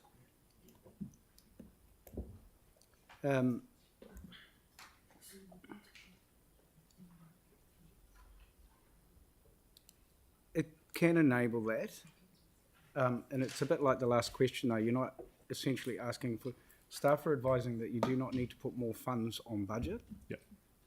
That we draw down from the program level in the outer years to fund that project. Got you. Yeah. So So I you, think you this can is, draw down more funds now. Yep. But the advice I'm trying to give is that until you have certainty on budget, which comes when you have an agreed concept that the board accept with a cost plan, you're not likely to get it right. Okay. It's an estimate. And what I'm trying to reassure you is what the staff have provided is from years 27 to 34, that's what sits in the draft plan. Yep. and those are funds that can be drawn down and allocated at that time. Okay. So you can certainly, you can, using this, you can pass an amendment that those funds are allocated to that project. Okay. But it's so early in the process that we literally do not know what. You haven't even demolished the buildings. Okay. I think I'm sorry to be really difficult and ask really tough questions, Andrew, but fine. In terms of You're very good at it. the way that it's administered, we know that the longer we wait, the more costly it's going to be, the more we have to request. If the site's being demolished and we've got a blank canvas already, instead of actually waiting for us to fight for it in, say, FY27, that the plot's ready to go, essentially. And I'm trying to get some action on it as soon as it's knocked down, that we put in a park straight away because it's the cheapest option. Does that make sense? Look, it And does. is that possible? It does. The project is active. The project's underway. So it's on a pathway. Okay. Of course, you know, everyone has been very mindful of putting together a deliverable program. So every project drags resource. Yep. There's a finite amount of resource. So we've just got to be mindful of making sure that delivery is efficient, because if delivery is not efficient, that's where costs can become a problem. Right. Okay. The next, if it's all right, Phil. It gets dark at 9 o'clock. Is around. These are really big projects for the community.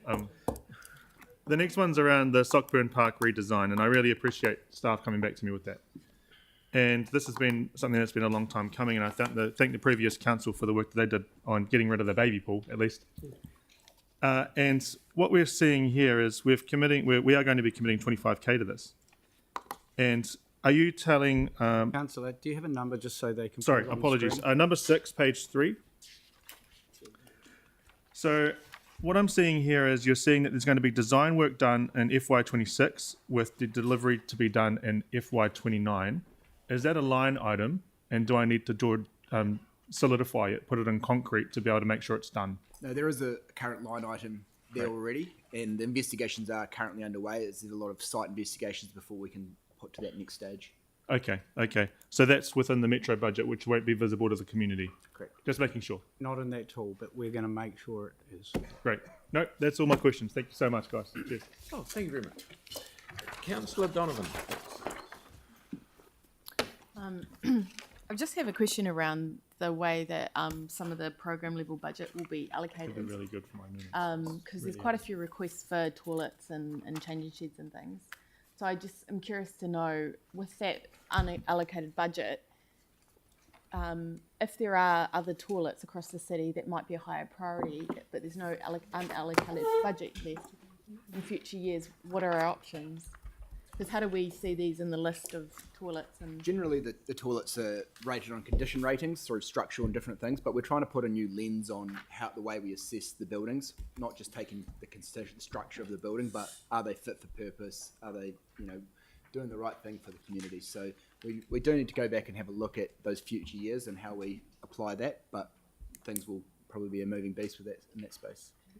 so I guess what I'm still not clear on is if we say we want to prioritise particular assets, but we don't have a clear view of what the total asset condition is across the city, how do we know we're prioritising the right assets? All the buildings have current condition assessments. Yep. But these don't have that. We don't have that information. No, yeah. So you'll be familiar with the process we initiated last annual plan of bringing the renewals program to the community boards so that they can look at the renewals program and prioritise, help with the prioritisation. That's the process where you'll be able to highlight community sort of led initiatives around, in particular, exactly what Rupert was saying around, well, the technical report might say it's structurally sound, but it's not meeting the needs of the community. That is the mechanism. Yep. Great. So I guess final question is, because I support that approach, I think it's great, because I think it's important for community boards to give feedback because they have a closer eye on these things. And I'm not necessarily saying comment on any of the projects, but in future years, community boards might struggle to... Which amendment is it? Sorry, I'm just talking about, because there's about 3 or 4, so it's just general feedback. Which ones? Which one? Okay, so we've got 6, 8, there's a changing shed. What was number 2? But it was just a point of clarification around the process. So the final one is, if in future years community boards are looking at their assets and saying we want to get this one upgraded, will there be any budget? Well, there is program level budget, and that's what we're saying. That's unallocated. There's a whole different raft of mechanisms where the budgets are considered. Some of those are development plans that the boards have put through and approved, and so we take a more comprehensive approach to the park. And in other cases, it might be driven by individual specific needs. I guess what we're highlighting in particular around public toilets and in particular change facilities around some of our sporting parks is a lot of these things were built quite a number of years ago and the dynamics are different now. So we do need to do some planning work, and I would suggest that that's a sensible way for us to bring a report to community boards that just articulates where our structures are and perhaps where they should be and what a plan might be to move in that direction. Thank you very much. Can we get that back before the end of the long-term plan? Okay. Is that Yep, thank you. We can't do that level of analysis in this time frame. It would have to be an annual plan or future plan consideration. Thank you. Councillor Coker. It's a complex piece of work, and it requires a lot of stakeholder input. Thanks. So I had there was 3 questions I've got. So one is page 1, number 3, the bottom. So the funding for the pest plant management plan. Do you have? Is there a finance comment on the rates impact of that? The rates impact would have to be Russell, sorry, or Bruce. This is number 3, page 1. An additional 120,000 per annum from. Oh, sorry. I'm presuming it's not 1 year. In the amendment. This amendment is for 1 year, but ideally it would be per annum. But yeah, we can get in 1 year. 120,000 of OPEX. 0.02. Approximately 0.02%. And then my second And that would be, sorry, that's on top of the 0.91, obviously, that Russell mentioned at the beginning.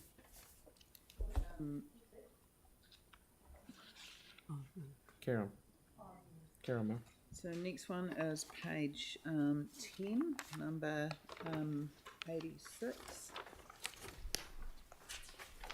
This is one about the street trees, which has been a bit of work.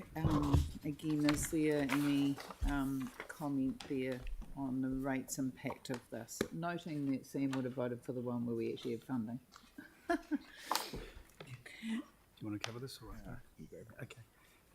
Yeah, this is a relatively new one, so we've only seen this morning. So we certainly agree with all the objectives that have been listed. I mean, they're clearly objectives directly from the urban forest plan. We would have to come back to you with more information on what that might look like in terms of being able to deliver and what the costs might be. I mean, if possible, we'll try and do some early work for the June period, but it may be an annual plan timing. But it's very much in line with the urban forest and the objectives of the urban forest that council's already adopted. Yeah, just in this is sort of adjacent to this, I guess, but it does say in that urban forest plan that targeting new planting projects in areas with low canopy cover is currently funded, but is that just for parks like we already put in? It's not, it's for the green spaces we have, not talking about the street corridor. Is that correct? That's my understanding, but the street corridor sits within the infrastructure group, so that would be a question for Lynette. Okay. So can I just check with you, would you like this one, given that you don't have the information today, asking for a report that we will hopefully get back in time for June? Yeah. We can certainly try our best. Yeah. Okay. Yeah.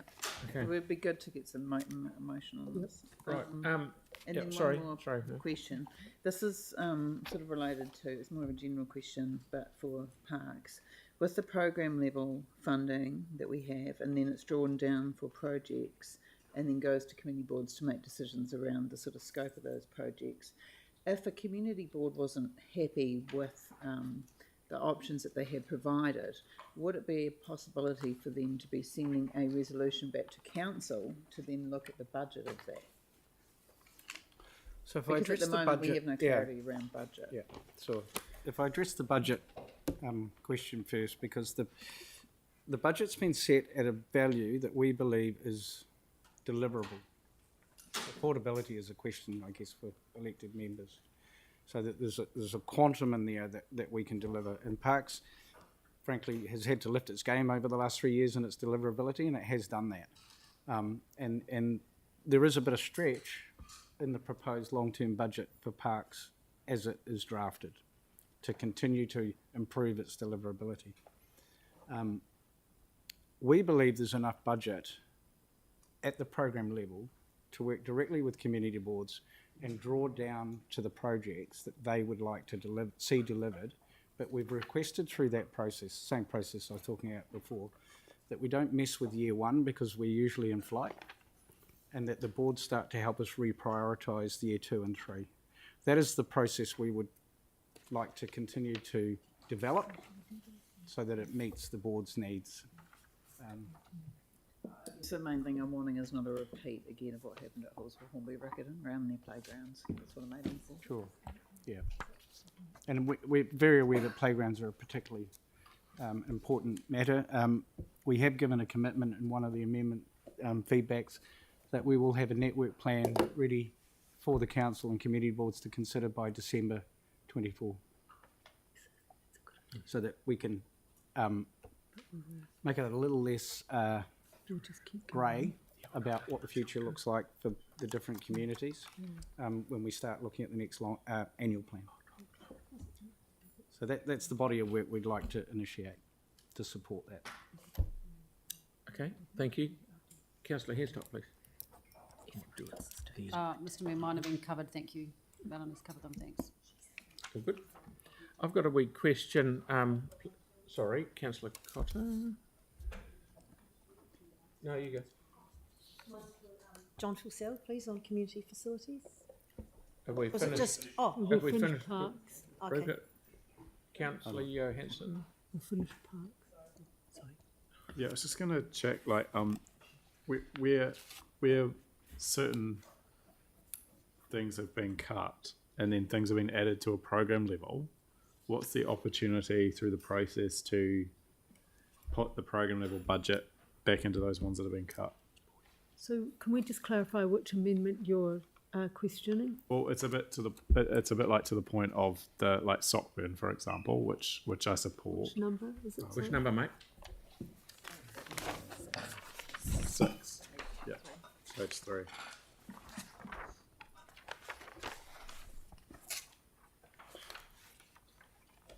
Number 6. So like, I guess what I'm interested to understand is like, we've got other projects like Bexley Reserve, which is being proposed quite a significant budget cut, but then we've got new program budgets coming on for new parks, and I'm just wondering what the ability is for us as we go through the process to use the program budget to So just to clarify, we are discussing and debating the amendments at the moment. If you've got a procedural question outside that, we could discuss that at lunch, at a lunch break. Okay, sorry. So because it is about, unless you've got an amendment. If it's not in front of us. Yeah, so what I'm trying to understand is if we can bring forward the proposed budget, this is A6B, Community Parks, New Development, Draft Long-Term Plan. If we can bring forward that budget for Sockburn, what is the impact on other park developments that we have that are short of budget? Can we bring forward, if we approve this, it's kind of to me saying you can use that program budget to put it to a discrete project. Is that kind of how we should read it? So do you said 86? 86 is about the urban tree forest plan. No, it's the amendment's called number 6. Number 6. There's the proposed amendment A6B agrees to bring forward the proposed budget from 61782, program community parks new development in the LTP, and then it lists kind of where the money's coming in, right? So to clarify, you're asking the team what is we the can answer that consequence of, question. of passing this one? So in relation to Sockburn Park, that budget was already explicitly allocated. So it hasn't come from any other budget. So it hasn't impacted other budgets. Right. So that's a specific line item for Sockburn Park that's already in the LTP that we're just moving forward. Okay. Maybe the wording and the advice probably is. Yeah. Okay. Might not Thank be you. clear. Councillor Cotter, did you have a question? So No, you did it. So now- Councillor Henstock, please. Oh, thank you, Mr Mayor. There was one that I just wanted to get some clarity on, and it's in relation to amendment number 127 from Councillor Fields. You may have dealt with it before when we were talking about the toilets. I appreciate that there's no funding allocated to the toilets at the socials, but is it possible for there to be an investigative, some work done to assess the need and scope it out within your current budgets, please? There's always scope to investigate, yes, but it doesn't need to be an amendment in our view. That's what I wanted to hear. Thank you. Thank you very much. Have we? Yes, Councillor Johansson. So I've just gone to the tool that we're told is really good to use for our projects, and I've just searched Sockburn, and there's no Sockburn Park renewal project. So yeah, I can't comment on the tool, and that's what I was referring to before, that the way things are being categorised and carried into the tool, there seems to be a bit of an anomaly that projects that are drawn down have somehow. yeah, I mean, Andrew advised he'll look at drawing down years we're 1 going to to look 3 at to it make it behind the visible. scenes. We can't solve this in the room. Okay, yeah, so that's a procedural stuff. So if there's a resolution, if the advice is it's there and there's a resolution confirming it's there, you can be pretty confident it's going to be in the budget. Right. Okay. Just one small question from me. Just the pocket park that Councillor Harrison Hunt's talking about. That $75,000 is after it's demolished. So there's an empty paddock, and we're spending $75,000 at this stage, at a minimum, probably on from there on up. That's Correct. fine. It seemed for a seat and a bit of asphalt. Okay. Yeah, well, there is the money. Why do we have to consent for a bit of grass and a seat? Is my next question, but we'll work on that. Okay, so that's all the questions of Rupert. Thank you very much. Who's next, John? We'll leave you to last, Nigel. Yeah, I will just interrupt. Okay, has anyone got any? Councillor Templeton. Excuse me. Kia ora, sorry, this is a question on number 57. So currently, the staff advice is that, let me see, the Community Facilities Network Plan provides for the managed decline of community facilities over time, and a change in approach would cost money. But the actual wording in the Community Facilities Network Plan says that that's a default position because we haven't been budgeting enough money, rather than it's a deliberate choice we've made to allow our facilities to decline. And there's a subtle difference there. But also, community boards and communities aren't aware of the specific facilities that we are currently managing the decline of that would then end up not being fit for use. So I'm wondering, do we know which facilities those are? Are you able to let us know which facilities are currently not being maintained to a standard that would mean that eventually they would have to close and not be used by communities? I don't have the list offhand. But we can look at the network and provide information. But I don't have them here. Usually, when a facility is coming to the end of its life, we engage with the community board and we look to council for a decision on a disposal process. So I guess one in the current view would be Gilberthorpe's Road. Yeah. So, but the thing is, they come to the end of their life because we haven't been maintaining them to an appropriate standard because the budgets haven't been there to start with. Is that right? No, For the last several not decades? entirely. That's one factor. A community facility will come to the end of its useful life for a whole range of reasons. Yeah. So the initial advice we got before I put the amendment up only talked about the OPEX that would be needed. And the latest advice on the actual amendment is that there's CapEx required as well. Do we know if the rates impact provided is just the OPEX, which is the amendment, or if it's including the cost of the CapEx that was recommended by staff as well, if the amendment was to be put through? I'd have to ask Russell. I'll probably have to ask you that question. I'd just like to, one thing I'd just like to do, I'll just interrupt things for a moment. Today marks a year since Cyclone Gabriel. It devastated communities along the North Island's east coast, especially Hawke's Bay and Te Rāwhiti. At the moment, right now, there is a commemoration service happening across the Hawke's Bay to remember the people who passed away. We know Mother Nature can be a tough beast. Here in Christchurch, we know it. And as a sign of respect, I'd like you to stand for our friends in the North Island.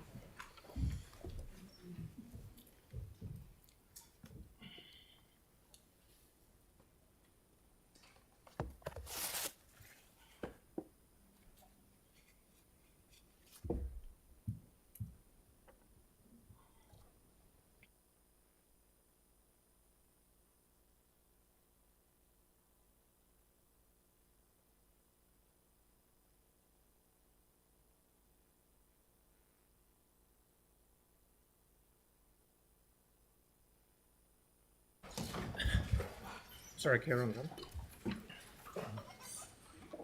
The answer to Councillor Templeton's question is the rates impact is calculated from the OPEX and CapEx perspective, so it's the total. Thanks. That would mean that we could change the amendment to include both rather than just the OPEX. Is that right? Yep. So that those facilities could be maintained. The advice that if you wish the intent of the amendment to be achieved, you would need the capital component. Okay, thanks. And is it possible to brief community boards and councillors on the forward work program and plans for community facilities ahead of the adoption of the long-term plan? Because that would allow us to make a more informed decision on the choices being made about facilities maintenance. So looking at how all that's done, the facilities that are currently in managed decline, and the work that needs doing on the various facilities across the city. To answer that question, I would like to engage the Chief Executive and the long-term plan team, understand the requests for reports that have come out, get a handle on our priorities, and then get back to you on whether that was possible or not. So it really depends on the priorities. Can I just clarify the question? I think that you would potentially asking for boards to be briefed so they're able to put in a submission to the... Is that correct? Not necessarily for a submission, because that will be quite soon, I think. But even so, councillors also make up part of the boards, and discussions with the boards would help inform the council decision making as well. But it's important, even if it's not boards would need to be informed about forward work programs for community facilities in their areas. But as a council, I think we need to know which facilities are being maintained to a higher standard, which ones are in managed decline, those kind of things, so that we can make appropriate decisions on the budget, if that makes sense. So it could be a briefing of council as opposed to a briefing of all the community boards? Both would need to happen at some stage, but for the budgeting for the LTP, I think the most important one is the council. My concern is the capacity to deliver, amongst other priorities, and I'd just like to establish that before making a commitment. Yeah, it bothers me that, so the default position is that we're just letting some facilities decline without talking about that as governance or with our communities. And so my preference is that we put enough money on budget to maintain our facilities to appropriate standard. And what was advised was even, 178 would be to a minimum standard, and we're not even doing that currently. So, thanks. Right, Councillor Cotter. The updated schedule that we've been given today has got a very different rate impact figure on my amendment number 56 on page 7 regarding the 10 Shirley Road. And so the schedule that I had yesterday stated a 0.04 increase in financial year 1. That's now reading 0.01. So I'm happy with that, so I no longer need to have that amendment. Because I was going to ask John Forsell if we needed all of that money in the first year, we might be able to reduce that 0.04. It's now reading 0.01. Okay. So Number 56 is withdrawn. yes, thank you. Thank Oh, you. and if I could just get you to double check the figures again, thank you. Thank you. Thank you very much. Councillor Henstock, then Councillor Kewen. Thank you. I've just got a follow on from the question. Oh, no, hang on. No, don't withdraw my amendment. I was going to amend my amendment. I no longer I'm need to amend my amendment. sorry. I'm retaining the amendment You because the replayed figure's that different. Yeah, nearly. Did you understand? Not at all. So do you need any further clarification? So that's a Leave the noting. amendment as it is. So it's Thank a you. noting one as well. It's a noting or confirming. No, you don't have to note anything, it's fine. Just leave it as it is. Leave it as, okay. Number 56 stays the same. So- Thank you. So that's Councillor Henstock, please. Thank you. I have a follow-up question from Councillor Templeton's questions in respect of number 57. I note that the staff comment says that it's inconsistent with the current levels of service and inconsistent with our policy. You've put the alternative forward, which Councillor Templeton commented on. Is the alternative still inconsistent with our levels of service and inconsistent with our policies? And what is the rating impact of that alternative? And is that information available for us today? Sorry, could you repeat the question? Sure. Councillor Templeton was referencing to number 57 in relation to the facilities maintenance. Yes. And the staff comment that's before us in our schedules says that the proposed amendment in its original form is inconsistent with the levels of service and inconsistent with the community's facilities network plan, and that if it were adopted, it's acting in a manner inconsistent with our policies. Now, in the same comments, we're also being given an alternative, which has been provided by staff. And Councillor Templeton referenced that, where we can have an opportunity to optimise the whole of life cost of the facilities at 178,489 per annum.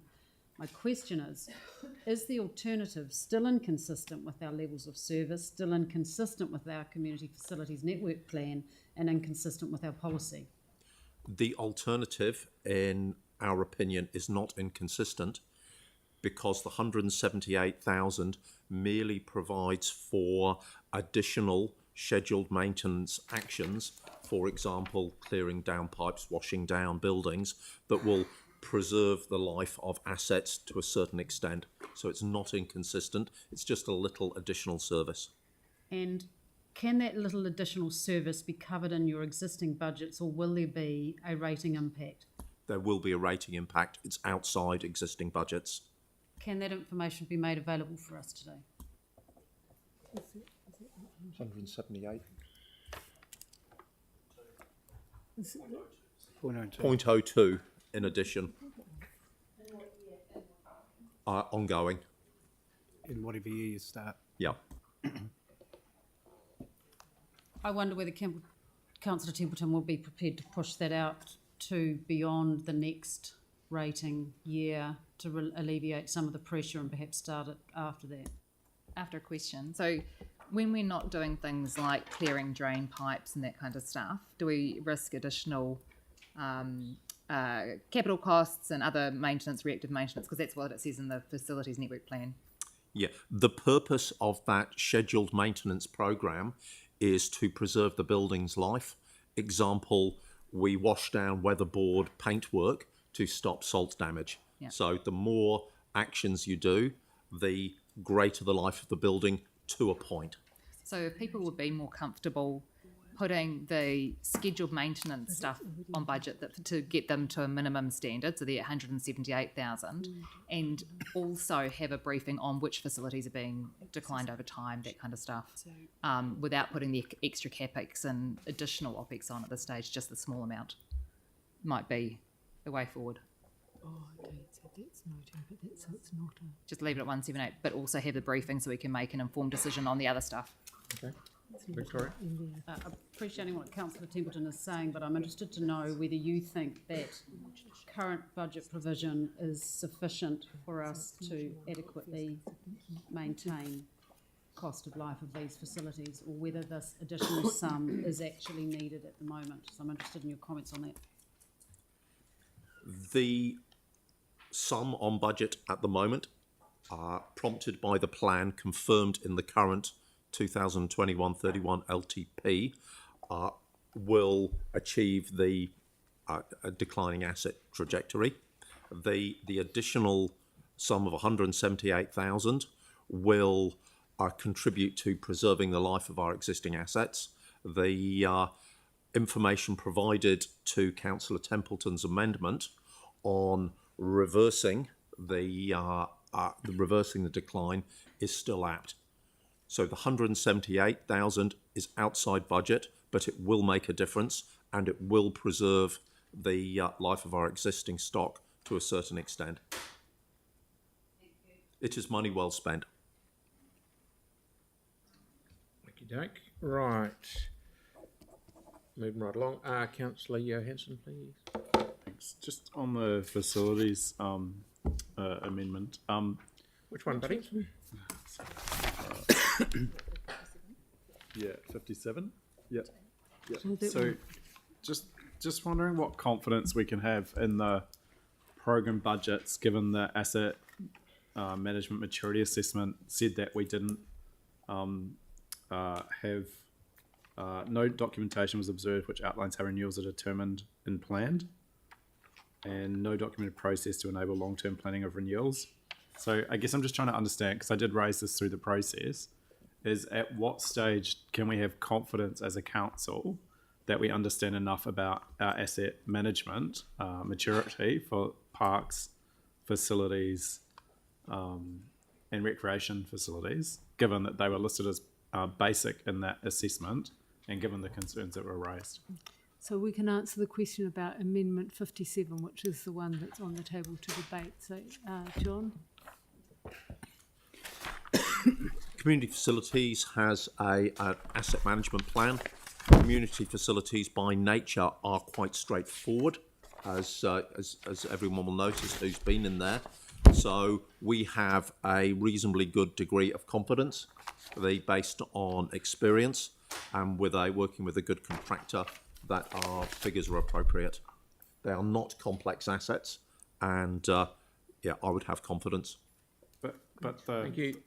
So I guess the question is like, because You had the question. I want to support the amendment, but I'm worried that the quantum is not sufficient based on the absence of the data that we know in terms of our community facilities. I hear what staff are saying, but we've also had an independent report. Well, staff is saying that the money that they're talking about here is enough. Is that what you're saying, John? And also you've got a good understanding of the conditions of the facilities. But the asset management report that we got, like the one that got done by an independent person that was auditing us, has said that So we can you don't. just clarify that's the difference of it being Can I just in make the a comment tool? on that? And it's important for councillors to understand that having a basic level of information is appropriate in some cases. And what John was saying is we have appropriate information for this type of asset. You don't have to have high level asset detailed information that you might need for a wastewater treatment plant that you need for a community. I understand that. To quote from the report, yes. there are gaps in the core asset data fields, including condition, age, capacity, John and data accuracy is not being assessed. John has answered the question. I dare say we spent more than 178 grand on the report. Just saying.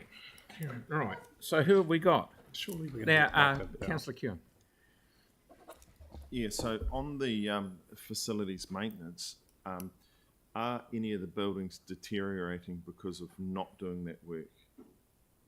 Not doing what work? Well, the work that would be added on. Like, you've got a building, it's been there 30 years, and you're expecting it's going to do another 50, so an 80-year building or a 100-year building. Does not washing that paint mean it won't, or does it just mean when you go to paint it next time, the paint looks a bit more manky, but it's not peeling and there's creating rot and things like that? Are we running our buildings into the ground like it's kind of sounding, or are we not? Those about 10 questions there. I can reiterate my advice. $178,000 buys a number of additional scheduled maintenance opportunities, which will contribute to preserving the life of our portfolio. So it is a reasonably appropriate investment should council wish to make it. The cost to maintain the portfolio in a condition that it was originally intended to be provided is detailed in the response to Councillor Templeton's amendment. So then, if it was needed maintenance, wouldn't it be in the schedule, and then you drop off stuff like internal paint jobs, which never extend the life of a building, or the carpet replacing, leave it another 10 or 20 years. I mean, eventually it goes back round and it's trendy again. Yeah, Councillor Kearn, I now see the question. Those decisions are made all the time, and often decisions are prioritised to preserve the life of the asset for safety, for sanitary and compliance.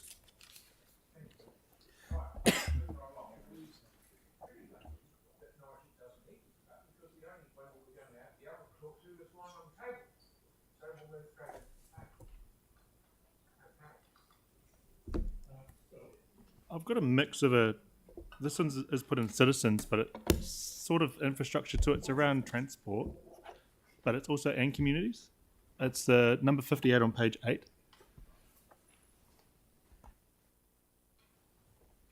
Would it be better suited for the infrastructural questions with Lynette and maybe Gemma Dione? Tyler's just talking about this one. So we're not sure if it just transport. I do, yeah.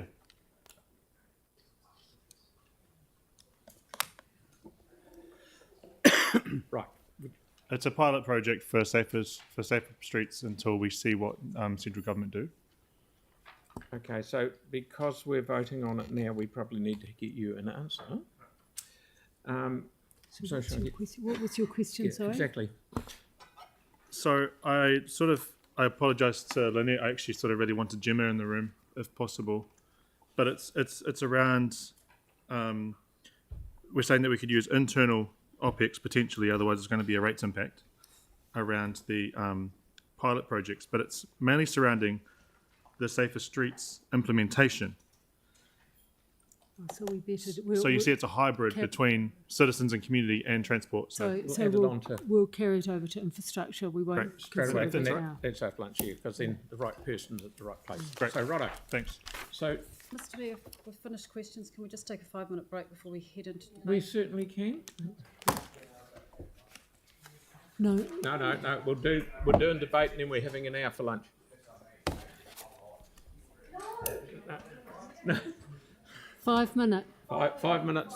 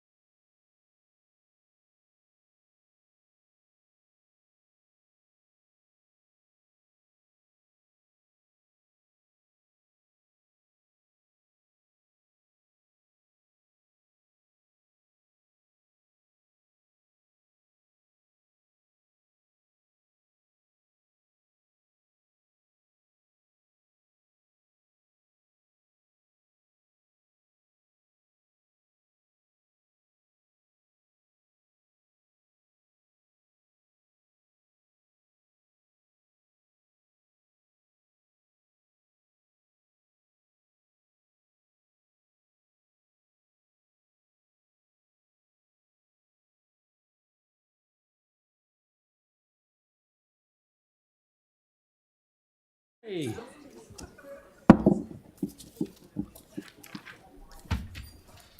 We are now entering debate time, and that is one debate on the lot. And I invite anyone to kick off, please. You put your hand up to debate there. Don't all speak at once. Yep. You don't have to debate. Yeah, you don't have to. Councillor Coker.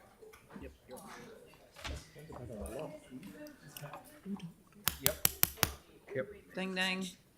Right. I just want to speak to a few of my amendments.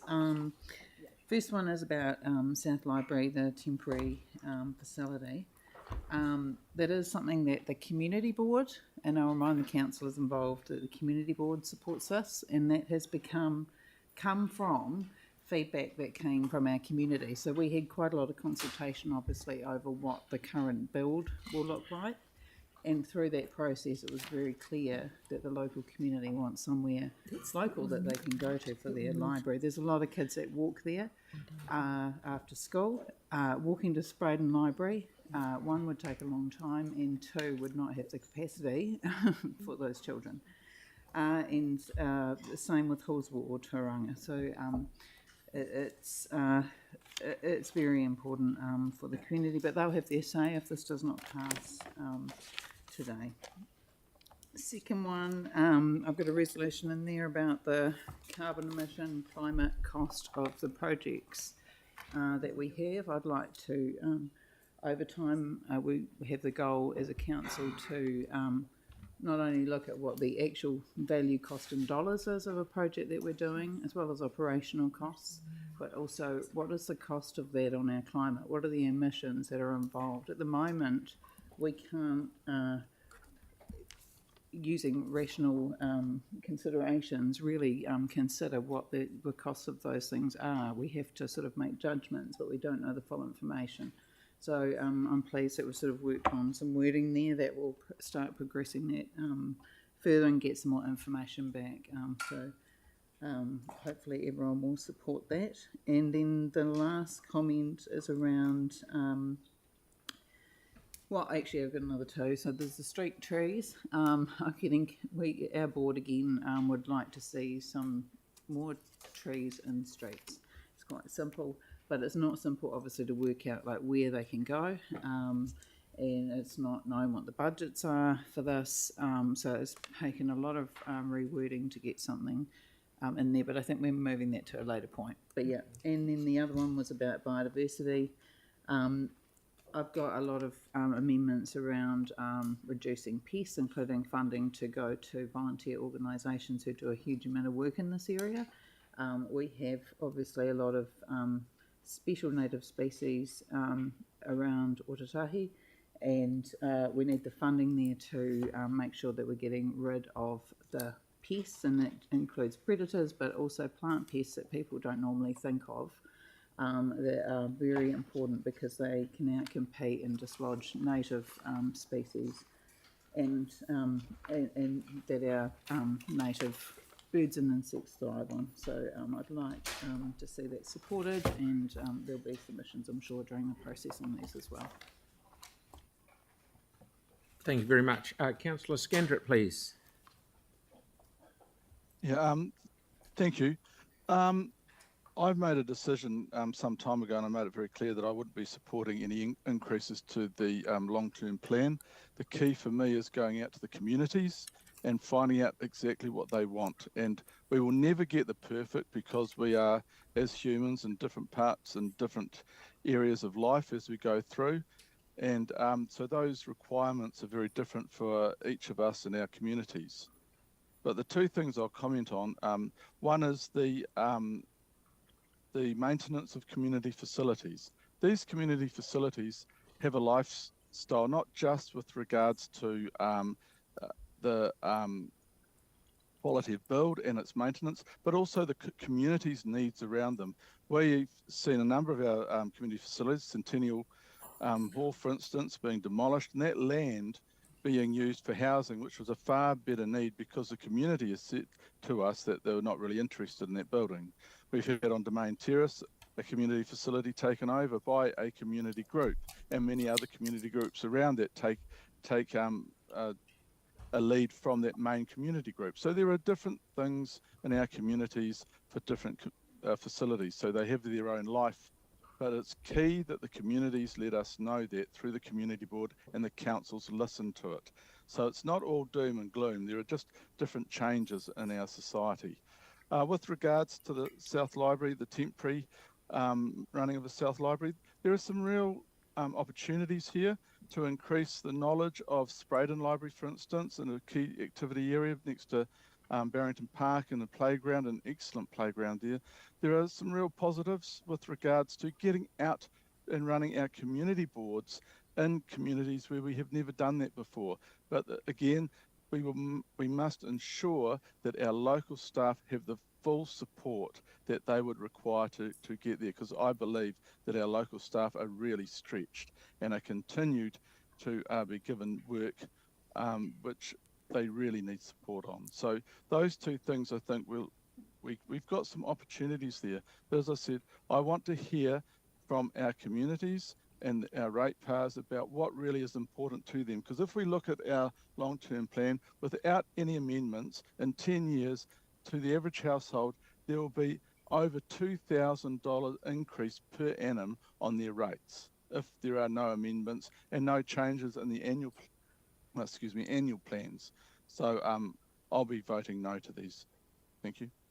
Thank you very much. Councillor Henstock, please. Thank you. We're staring down the barrel of an already unsustainable rate rise here, and quite frankly, I find it astonishing that we're continuing to pile on amendments that just continue to push up the cost and add to the burden on our ratepayers already. I won't be supporting non-essential works. In some of the amendments, I simply don't have enough information to understand the financial implications, and I think it's irresponsible to progress.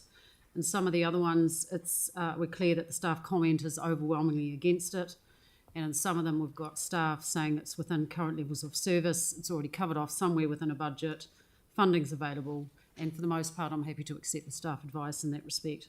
There's a couple I wish to touch on specifically. The first is number 53, and that's the development of a community facility in Marshlands and Prestons. These are new suburbs post-earthquakes, and there's very little in the way of community facilities. I do note that that's in years 33 and 34 at the very end of the long-term plan, so I applaud fellow Councillor Barber for his taking this responsible approach and pushing that out. In relation to number 54 with the temporary facilities for the South Library, thank you to staff who've turned up today. I won't be supporting that. I do think there's adequate provision of services elsewhere, and staff have said to us today that it is not a feasible economic option. I think that's a quote. The approach recommended by staff is consistent with other rebuild projects. In respect of number 86, which is the urban forest plan, again, not enough information to inform a decision, so it's appropriate for a report. Thank you for changing that to be in the report status. The final one is amendment number 57 in respect of facilities. There's been a lot of conversation around that, and I'll be supporting the amendment proposed by Councillor Templeton, which picks up the alternative which was suggested by staff. Staff have very clearly told us today that this will contribute to preserving the life of the assets, and it requires a relatively small increase. And to quote staff's words, it will make a difference. So I think that is money well spent. I want to finish by saying that the rates burden is really real for our residents. We really don't have a lot of room to move. We're expecting our residents to make some really tough decisions and for them to make some sacrifices with their household budgets. So quite frankly, we have to do the same. I'm keen to hear from the public on what really matters to them. Thank you. Thank you. Councillor Moore, please. Thank you, Mr. Mayor. There'll be a number of these I won't be supporting and increasing extra budgets. The financial situation is not great. The exception, however, would be around strengthening communities. I really do believe that provides very good value, and it does need to be inflation adjusted. Some I will be supporting that I would like to commend. Number 10 on sport fields being funded through development contributions from Councillor Hanson. I think that is an excellent use of development contributions if it can be done. I think that is an excellent amendment and suggestion. Just Councillor Coker's on playgrounds, number 35. There is a current plan from council which is reducing the amount of playgrounds, and Halsall recently was sort of the guinea pig, if you will, on doing this. What it meant is turning play equipment at 4 playgrounds into play equipment at 2 playgrounds. It didn't involve making the 2 with equipment bigger. It involved making them essentially like for like and removing equipment from the other 2. And playgrounds are something that is able to be used by everyone regardless of financial means. They are very, very popular with the families that use them, and when you go and remove equipment, it doesn't go down very well. I've had an email from a disgruntled 3-year-old before, and the question was, when are you going to put the swings back? It wasn't will you, it was when. And where will you build us another playground? Not will you, but where. And then I've also had someone contact me, and she said, look, I'm in a Christchurch Facebook group with 10,000 mums. And it's got me thinking, if we're going to go reduce the amount of playgrounds, we've got many, many tens of thousands of mums to be reckoned with. That's not going to go down well either. So if this starts getting rolled out in your wards, your community will absolutely not be very happy with you if playgrounds are getting reduced. So I commend Councillor Coker on that. I would like to commend Councillor Barber or a community facility. Partnership with local community works really, really, really well, and preparing for growth is very, very important. Very nice work. Councillor Harrison Hunt, 58, kids being able to walk to school safely, that is very, very important, and something I feel passionately about. A slightly more unusual one that was put forward by myself, number 75, tennis courts at Ngāpunawai. There's 12 beautiful tennis courts there. They don't get used very often. I hope they will in due course if they can provide wind shelter around the area. But what this is banking on is $7,000 annually from public use. What that means is 1.7 on average users per day of 12 beautiful tennis courts, which would suggest they would be severely underutilised. That's not consistent with our vision and priorities to get more people into sport, not get more people out of sport. So maybe pay for use will be more appropriate in years to come, but I want to meet with Tennis Canterbury to find out more before that is in a final plan. Thank you. Brilliant timing. Councillor Fields. Here. Thank you. So I'll be talking about toilets today, and anybody who follows me on Facebook, Tyrone Fields, Councillor for Banks Peninsula, it's my handle, will know I'm very enthusiastic about the toilets around Banks Peninsula. Today I want to talk about Wainui and devotionals very quickly. So Wainui is a beautiful community, great location, and it's a treasure, one of the treasures of the peninsula, right next to French Farm and Tekau Bay, and they'll form a substantial part of our offering as Destination Banks Peninsula, I think, in the future. Wainui is a focal point also of our burgeoning local salmon farming industry, creating lot jobs and showcasing world-class produce that clever people in our region deliver. But Wainui unfortunately has toilets that are reminiscent of the trash compactor on the Death Star. French Farm is not much better, but one thing at a time. Our community board got a deputation from residents about a year ago, and we promised to zhuzh up the Wainui toilets, and to be fair, some work has been done, so now it's reminiscent of the trash compactor on the Death Star with a paint job. They're dark, dingy, they smell, they're broken, and a replacement just needs to be pushed up the list as a priority. That's why I'm raising it, that's why I'm asking you to support that. Devotionals, very small impact, but huge bang for your buck in their backyard playground. Mr. Mayor, you will know what a beautiful part of the world that is. Magnificent location, magnificent camping ground, some great showgrounds with excellent public toilets, but they're just too far away. To be a world-class destination, we have to have at least regional class facilities. But right now, as per the amendment, I'd be happy with a couple of portaloos in the summer while we figure out what the best thing to do is. I also want to support Councillor Coker's amendments on sustainability and pest control. I know that on Banks Peninsula, our approach to the impacts of climate change is the number one by a mile issue, by a country mile. And for every dollar we spend, the economic benefit is well multiplied. And so much gets done far beyond the funding of this council, but we have to do our bit. And thank you, Mel, for putting those in. I appreciate that. So that's That's me. Kia ora.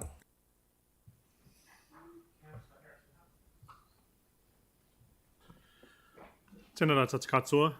As everybody can see, there's a couple of really big amendments in here for Riccarton. And when we're talking about Riccarton, I think about diversity, I think about localism, I think about diversity of thought, diversity of people, and diversity of culture. And a couple of fun facts about Riccarton is we are the second busiest hub in the city outside of the CBD. People use us and then go back to their nice suburban homes. It is very, very busy, but little do they know that there are industrialists and innovators in the Mandeville catchment. There's connected and engaged communities in the Kilmarnock area around Dean's Bush. There's growing and educated people in Ilam, which includes students and residents, and the colourful and vibrant communities in the Upper Riccarton area, such as Church Corner and Sockburn. Now, we have long-term residents that are around Sockburn, and in my opinion, that area has been neglected for many years. I remember in my day paying $1.50 to go do some manus at the Sockburn pool, and I think everybody remembers that, and we miss that so much. My childhood was at Sockburn. Now, we see, as you go through Riccarton, the diverse and contrasting communities, even just within my ward itself. And when we're talking about localism, we're talking about things that make the neighbourhood special. Now, I look at things on a spectrum basis. For example, there is ward issues, such as PC14, and many other things of the sort. And then there becomes catchment issues, which is the Island catchment, who have issues with waste management, Sockburn, who have issues with even just infrastructure. And then you've got Central Riccarton, who have lack of parking, lack of things to do, and things to see. So when we're looking at this, I'm looking at this from a localism perspective.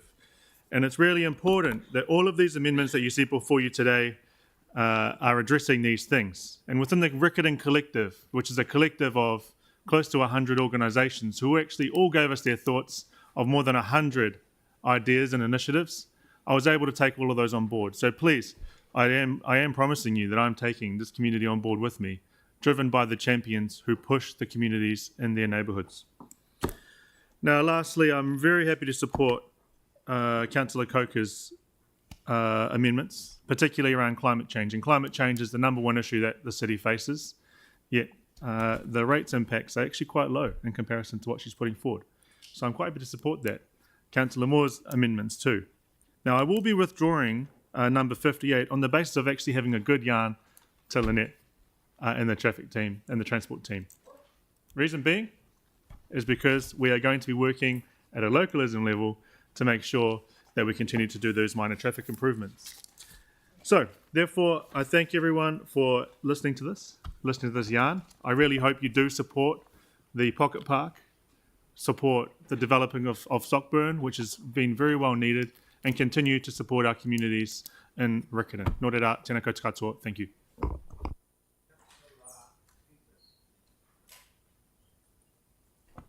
Thank you. Basically want to speak to my amendment there around Branston Park and the need for that. I'm really pleased to see that staff have said they can find that within existing project budget, so there's no impact on rates. That's fantastic. So to be able to ring fence that in some way to give the community a upgrade to that facility on that park would be truly appreciated if people could support that. The facilities in that 1960s changing shed with its plumbing and toilets is third world. To hear the descriptions there of Banks Peninsula kind of hits home rather well, let alone the fact that this is a park in Hornby that doesn't have any public facilities to be toileting in. So you've got plenty of opportunity in the likes of Warren Park and Denson Park, but you've got this one in the middle, Branston, which has absolutely no public facility whatsoever. So what happens during rugby league games and other activities on that park? People find they need to relieve themselves in rather inappropriate places. So I would like to commend Andrew and his team for highlighting that we need more, gender inclusive toileting and so forth, but even some toileting in there for public would be absolutely needed. And the fact that when you go to a public park and the nearest is over 1 kilometre away, you've got a hell of a dash to try and get there. So please support that. I'm with Councillor Henstock over there, and I'm struggling to look at the idea of increasing rates on our ratepayers at the moment. We're all hurting really badly, and when you talk to the public out there and say 15% is being proposed, they just about jump out of their skins. So we've got to find every way we can to not be putting it up and to economise, finding it within existing budgets and those sorts of things to try and not accentuate and make it worse for our public. I would really looking forward to the consultation going out. We need to hear from our people and understand what they feel we need to be doing and don't need to be doing. And looking forward to later in this process when we actually go through the hearings and we hear directly from them in the chamber here, and then also to our deliberations to land the final plan when we get to that point, to see, hopefully we can get down to something realistic. I mean, for me, a single digit increase is what I'd be aiming for. So let's work together and put some hard mahi through this consultation and deliberation process and see if we can't help the ratepayers in our city, who include us, to have a livable increase rather than something that's rather scary at the moment. Thank you. Thank you, Mayor Phil. Good that you saw the light. As a first timer in this LTP process, I have to say I was really surprised by the number of amendments, and going through them, looking at the depth and breadth of thought by my colleagues about things that they're really passionate about. I must admit I've got a new respect for some of you. Yeah, I know. So, yeah, I appreciate the zeal that you have for your communities. It's been really good to see. But in the short term, I really don't want to burden the ratepayers with anything more than they're burdened with. As I've banged on about before, I'm concerned about council debt via either CCHL or council itself. I'm concerned, and I hear a lot about the increases in rates year on year from residents. That's what they're concerned about, and so I won't support a lot of the extra spending in the next couple of years. I feel like we need to get over the hump. And I took these considerations into my own amendment, which is number 53, and I would hope that you would support this. This is for a marshland community centre. It's a community board priority. There's a gap in the network plan out in this particular area. And like I've said before, 9 years ago, there was nothing out there. And now there's well over 2,000 sections and more going in all the time.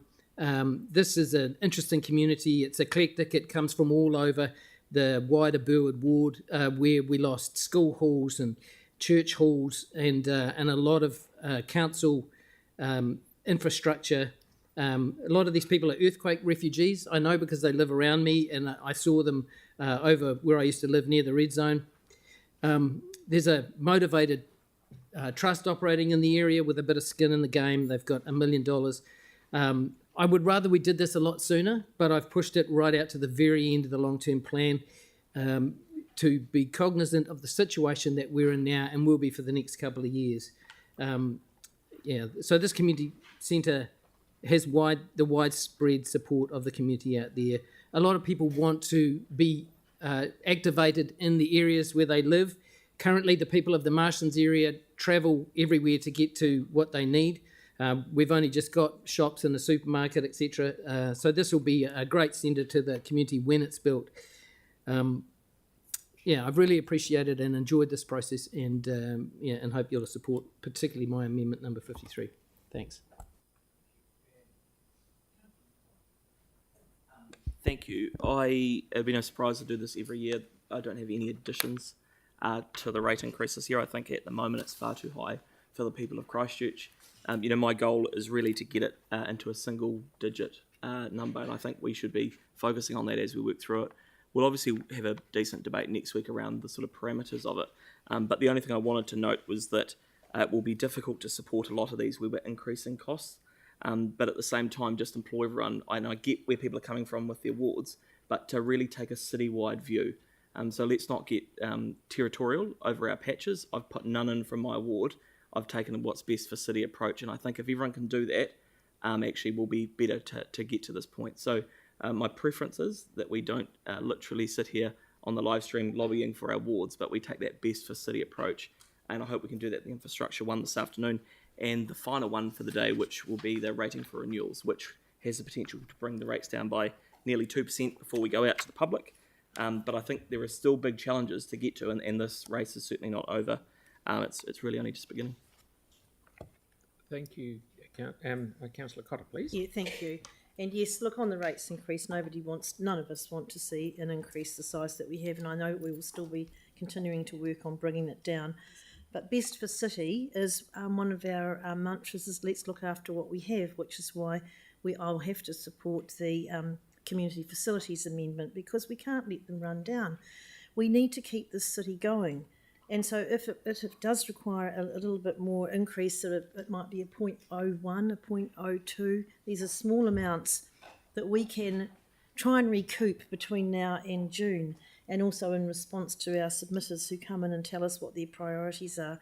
We have to be leaders here. We represent our communities, not just our ward, but we're the ears to the city. So when people come to us and say, this is important to me, we need to make it happen prudently and pragmatically, not wildly and willy-nilly. So I think we're being prudent and pragmatic today, and these amendments, I don't have any problem with many of them, there's a couple, and a lot of them have zero rate impact anyway. So also the community parks, I'm pretty passionate about them. I think we need them more than ever with all the intensification going on in our suburbs. We need green spaces. We need them for our mental health, and we need them for the physical health of our city. We need to look after the city and keep it going. We need to afford to pay for what we are doing. So we need to concentrate on not just what we're paying for our rates, but what we're getting for them. We need to give our people good value for what they're spending, and we need to deliver efficiently and responsibly, but we need to keep delivering. So I'll be supporting most of this today. Councillor Goff, please. Thanks. Look, there's a handful of amendments that I'm supporting, and most of those centre around reducing expenditure. I've recorded these with the Secretariat, so I'm not going to run them through all of them now, but I think at a broad level, I just want to reiterate what some others have said, and that's the elephant in the room being that we're staring down the barrel of a 15% rate rise, and this is absolutely outrageous. We've spent months now working on the development of the draft LTP to consult on, but fundamentally, I think it does miss the mark. The proposed rates rise is unacceptable, and I think it's untenable. And I think our focus needs to be relentlessly on bringing it back to earth. We're obviously going to go out to the public and get their views, and I think that will be critical. But one thing that I just want to leave you with on this is that you've got inflation sitting at 6%, and a Te Kaha impact of around 3% on rates. So where I sit, I just don't think there is any justification for us to be proposing rates increases that are in double digits. There's often talk about these amendments, like what we're going through now, being quite small. They're quite little amendments here and there, but the fact of the matter is it's the little things that make up the big things. So I just think we need more rigour, more discipline, and frankly to be more in touch with the sentiment of the community. That people are doing it really tough out there, and there's a whole class of people which are essentially the working poor that have never asked for a handout, have never been in a position on struggle street like they are now through absolutely no fault of their own, and we need to be leading the charge to change that and be responsive to our community. So I think the one thing that this council could be doing more than anything is to getting the rates increases and the finances in order, because that, in my view, is the number one focus. So Sam will put up the amendments that I'm not supporting, but I want to be honest with you around why that is and where my focus sits throughout this process.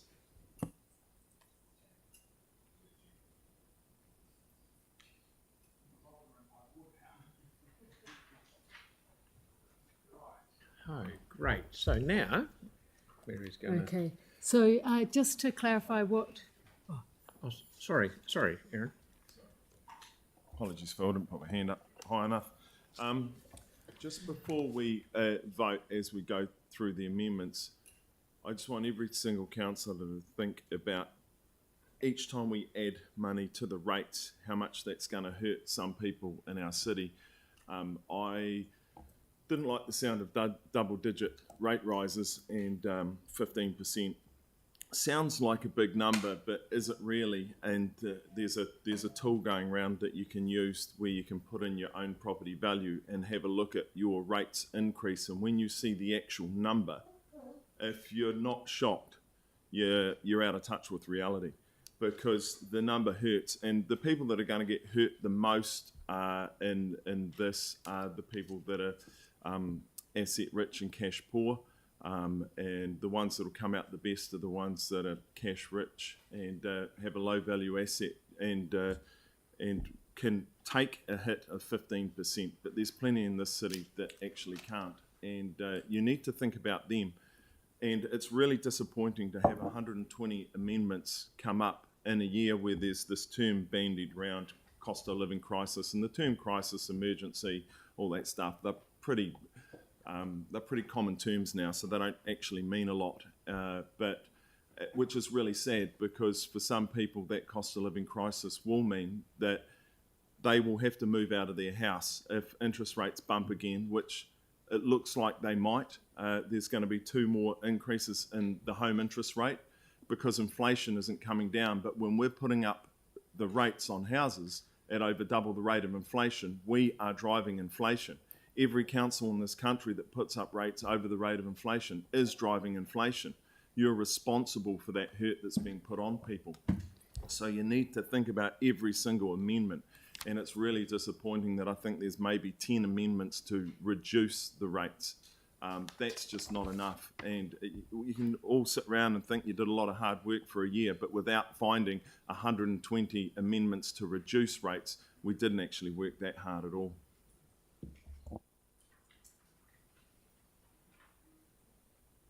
Thank you.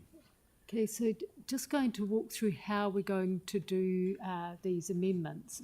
So there are a block of amendments, which is number 2, 4, 8, 10, 1.1 and 86. So the first few are just confirming that funding is available on budget and it will progress. So you have confidence that you don't need to add new additional money on budget, that it's there, and then you've got it confirmed in writing. The 1.1 is also just noting that that's confirmed in budget without requiring the substitution that was proposed. So I think, Councillor Moore, you withdrew the substitution, the suggested substitution. You don't need it, it's on budget.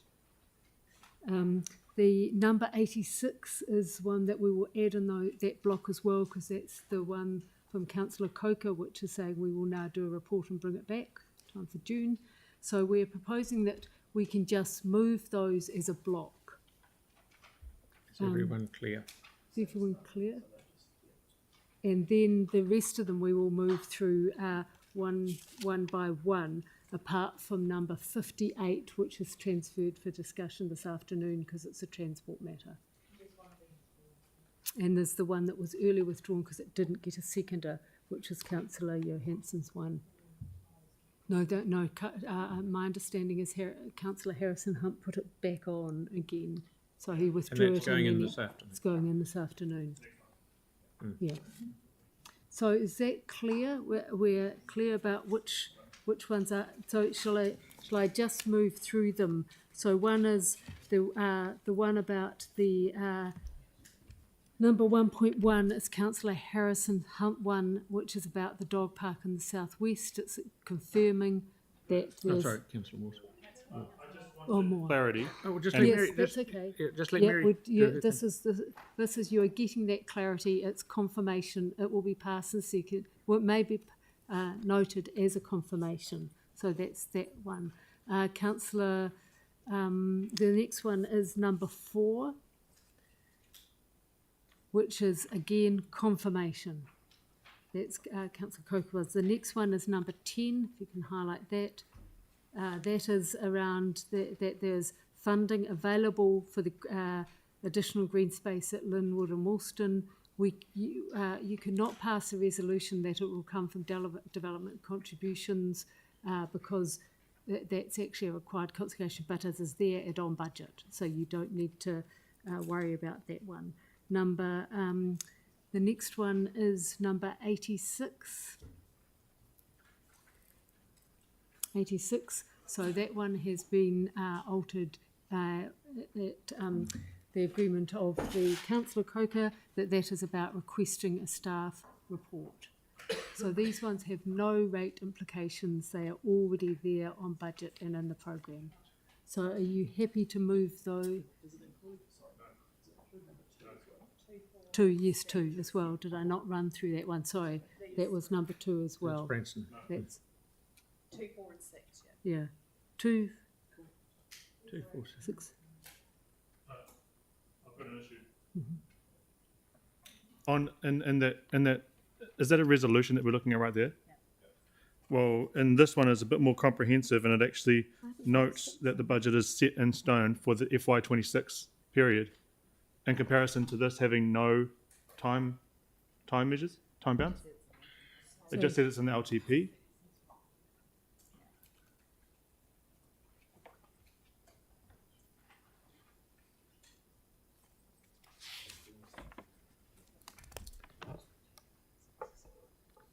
So can we just leave 6 off there at the moment, because I haven't got that on my list and I need to check. So it's 2, 4, 8, 10, 1.1 and 86. Okay, so you want 6, you're taking 6 out of that. Yeah. Okay, great. So, Can I just quickly confirm with 1.1 that the substitution is no longer there? That's, yeah, Good. that's, yeah, Good. substitution. That worried me. Thank you. Yeah. So it's on budget without the substitution. So people happy to vote on those as a block? Yes. Yeah. So just clarifying, if I can, that there is no increase to rates whatsoever. That's right. correct. Thank you. Okay, so with that, I will put all those ones that Mary just said to the vote. All those in favour? Aye. Against? Aye. Thank you, Tim. Right, very good. So now we're going to go with... So for the rest of them, we'll go through one by one as the Mayor talks, that we'll put it to the vote. We are proposing doing a show of hands, and those votes will be recorded for them. Okay, so we'll start off with number 3. Mm-hmm. Right? You got it, Sam? Okay. Because a lot of them have come out of the top of the sheet. This is the order we're doing it. So the one we've got here, that I have here, is number 3. This is the one from Councillor Coker. All in its show of hands here. All those in favour of that, please raise your hand. Who's doing the counting? Oh, yep.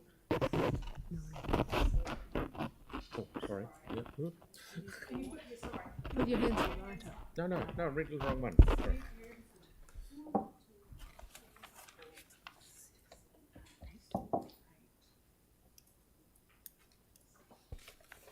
And 8-4, yes, and those against? 1, 2.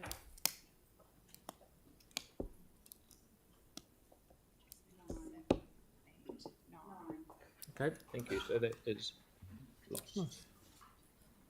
Righto, the next one is number 11. Yeah, 10's up top. Number 11, Councillor Johansson and Bexley Dog Park. All those in favour?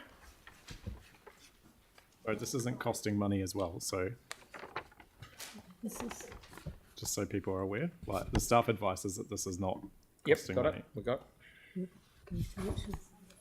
so that should have been on one of the. Is that? Can we confirm that that's in budget? So why don't we just change that resolution to confirm that that one's in budget? That's right. We'll move it up with the others. Is that okay? Everyone happy? We just said it notes that it's done. Yeah. Yeah. Thank you, Tyler. You can put your hand down now. Yep. So I was reading too. Right, sorry, yeah, we should notice that one taking it up. So we are now up to number 35. Councillor Coker. Okay. All those in favour? You haven't got it yet, sorry, a bit quick.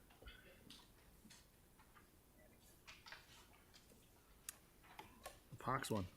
Okay, everyone happy? All those in favour?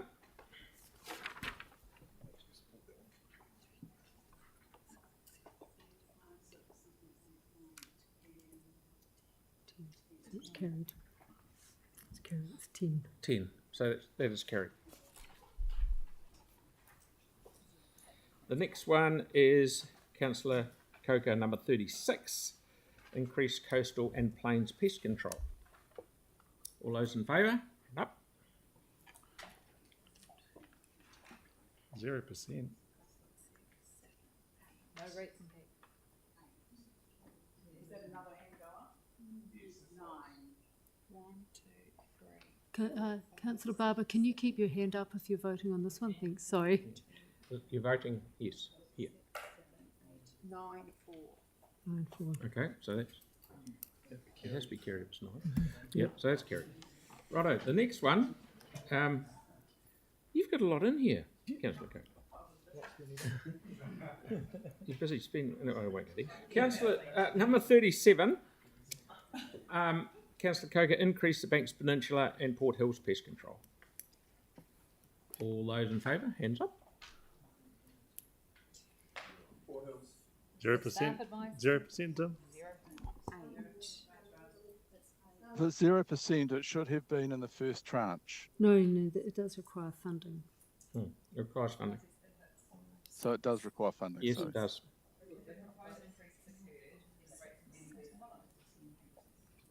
Okay, so that. Sorry, Sam, what was it? It's 8, 4. Okay. It does require an alteration to the budget.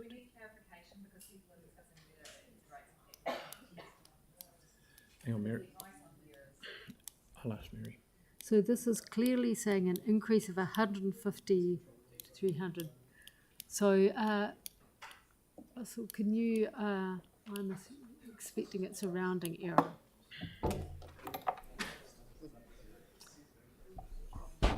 So, Okay, let's listen to Russell, please. If I could just clarify.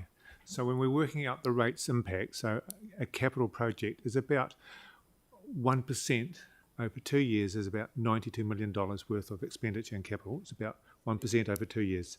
This is an operation cost. So about $7 million is 1% in rates. This does require funding, but it's very small percentage increase, but it still does require funding. But the impact to put here would be 3 decimal points. so just to be clear, we do need to have a vote on it because we do have to put it in budget, even if it's got a minimal rate. So shall I do that one again? For Do clear, that put again. hands up. All those in favour of number 37, please raise your hand.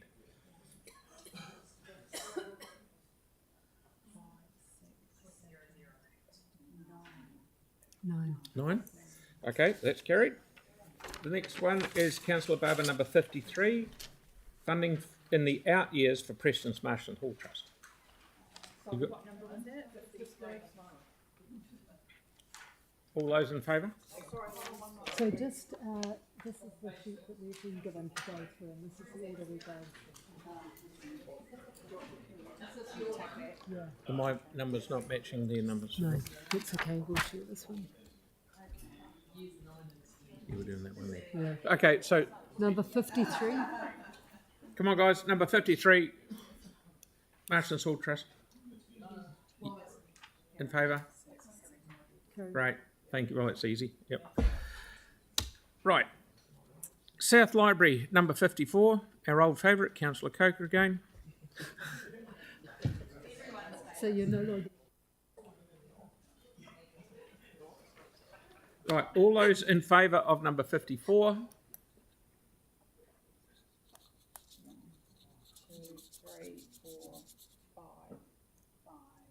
All those against number 54?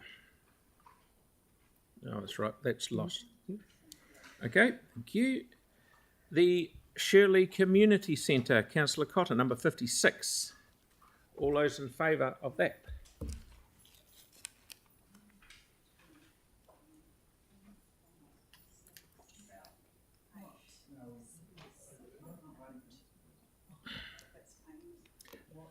What have we got, Sam? We're on 56 on screen. Yep. So sorry, all those in favour, keep your hands up, please. 1, 2, 3, 4, 5, 6, 7,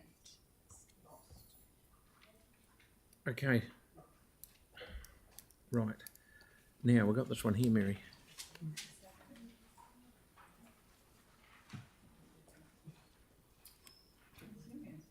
Yes, oh, yes, sorry, just to clarify, number 57, just to note that the mover and I expect the seconder have agreed to a change to this. So the change is now up on screen. So Councillor Templeton, you've agreed to that change, and can we just confirm that Councillor Coker that you are happy with that change? Okay, so it's ready to put to the vote. Okay. All those in favour of number 57? Hand.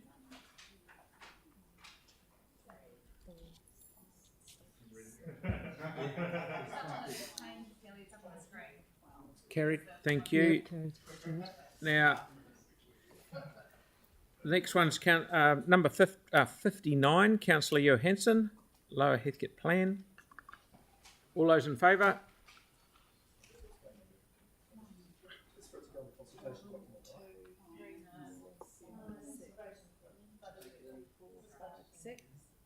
Okay, all those against, please.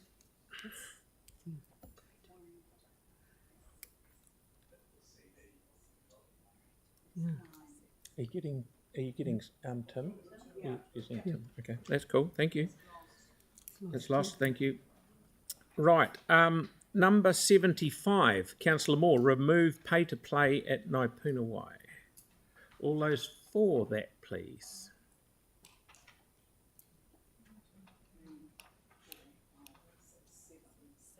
And against?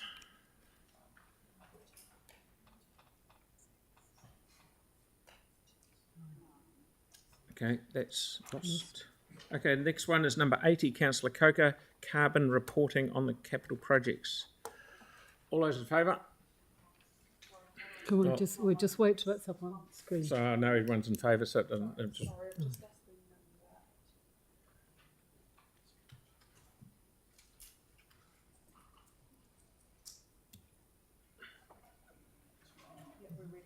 Ready?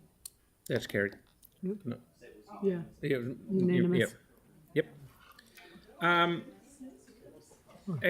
number 127, Councillor Fields, the Vauxhall's toilets, I think, wasn't it? Our toilet specialist.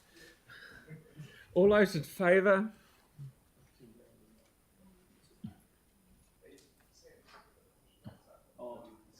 Okay, that's carried. Thank you very much.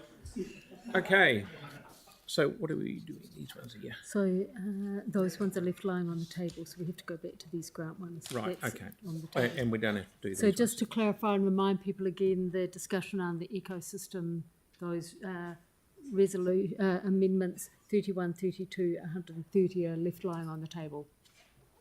Okay, and so now we're going back to this one. Yes, so we've got 29. We've got some amendments, which 29 will be put. If that's lost, we have a foreshadowed motion of 28, and then if that's, yeah, so number 55 I think is covered with your biodiversity one that's already passed, isn't it?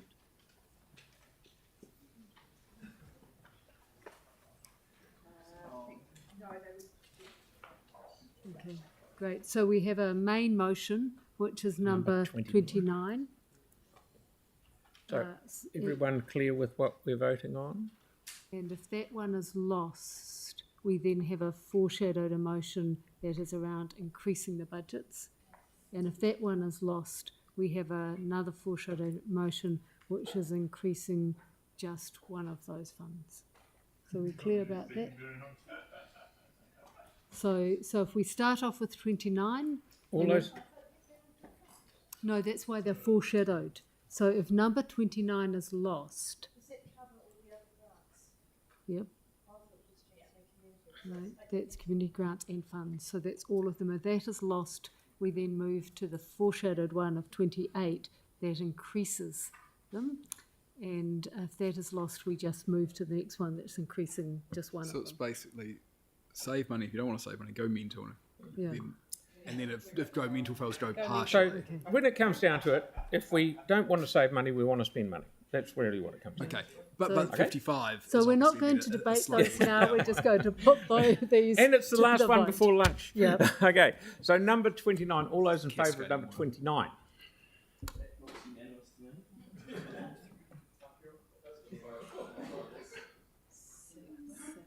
Were you, Tim? No, No, it's just not. wait. Sorry. Go hands up again, sorry.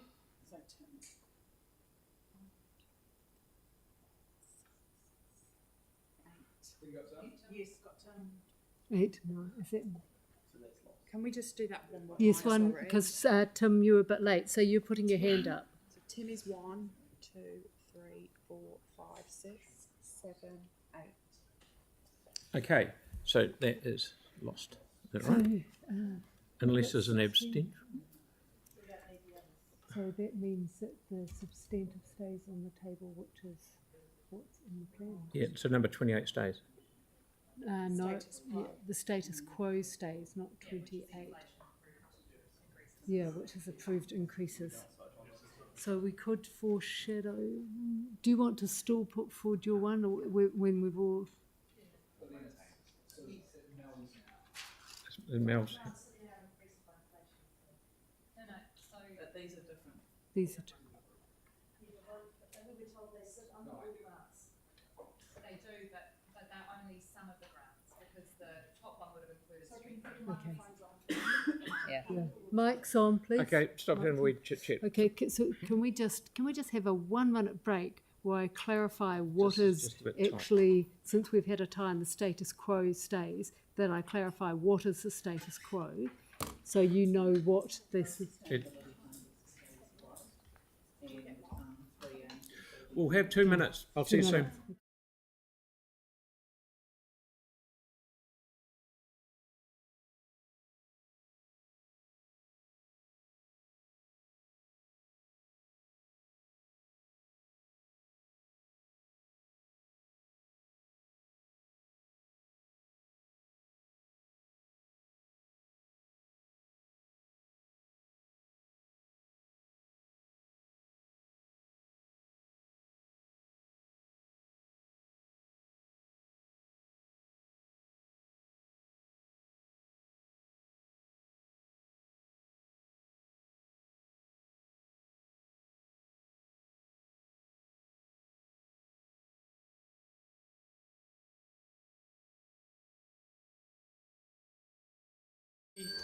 We have the clarity that we've been looking for. Great. So just Right, everybody, please. Just to clarify, sorry, I misunderstood what I heard here. I thought it was 8 and 8, but the other one was 8 and 9, so it was lost. So now we do go into the foreshadowed emotions, and this is over what is in the plan at the moment. Okay. So, Tim, are you up to this, bud? Yep. Good on you. So now I'm putting number 28. Okay. All those in favour of number 28, please put your hand up.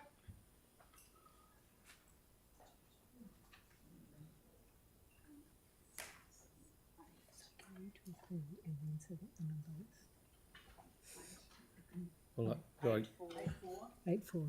So it's against? I do, don't I? Yeah. Yeah. All those against?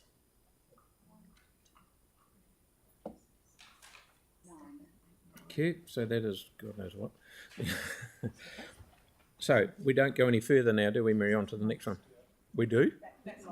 yeah. That So lost. now we move on to To this the foreshadowed one. okay. So now we're down on number 55. So all those in favour of that one, please put your hands up.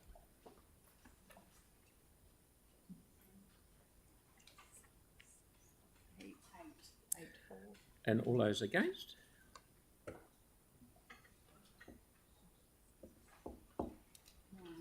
Nine. Thank you. Lost. Lost. Yep. Okay. Yes. Yeah. You look a bit lost. Great. Okay, That's so we're it. now Breaking done. for lunch. We are breaking for lunch, And if we just hang around for about 2 minutes after we're offline, just for a very special elderly person's birthday. Sorry.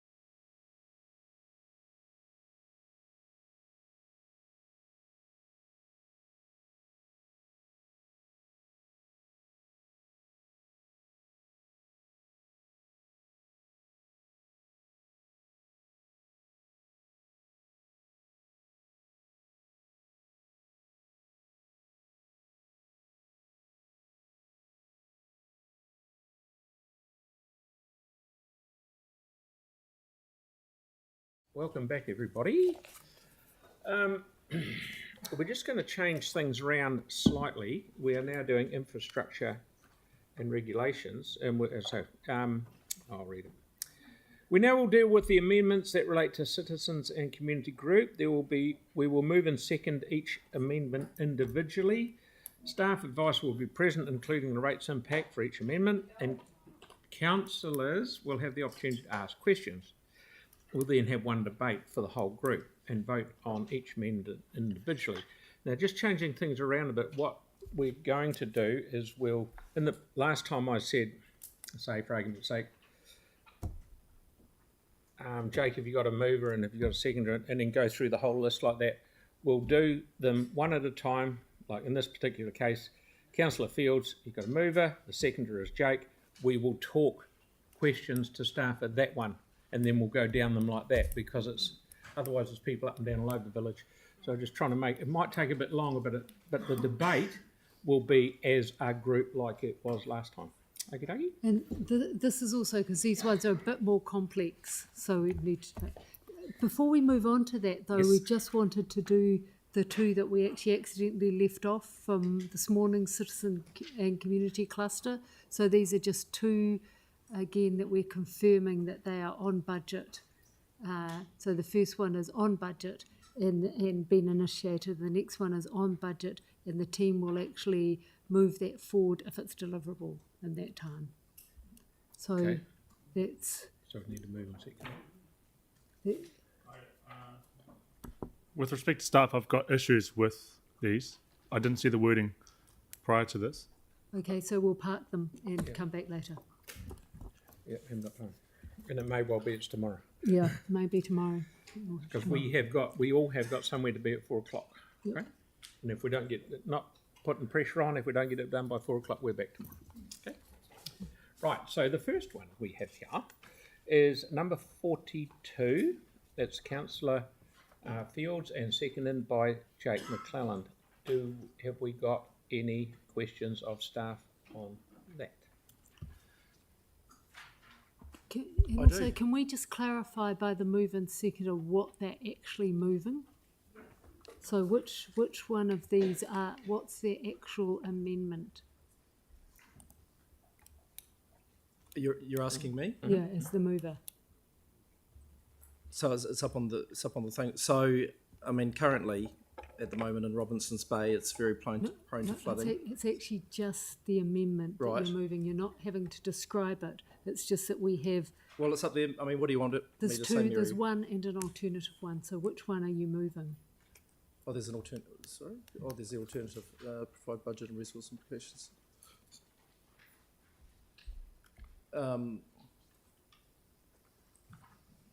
Yeah, the alternative looks good to me. Okay. Yep. So and is the seconder happy with that one? Okay, great. Thanks. Okay, sorry to be so procedural, but we need to make sure we've recorded the right one. I'm talking about the rate one. Okay, so. Any questions? Questions or? Well, I don't have any questions now because the revised amendment makes it quite clear for what I'm after. Yeah. Can I just have a question whether it's got resource implications or cost implications to prepare the report, and what's the time frame of the report? Are we going to have it for the final debate?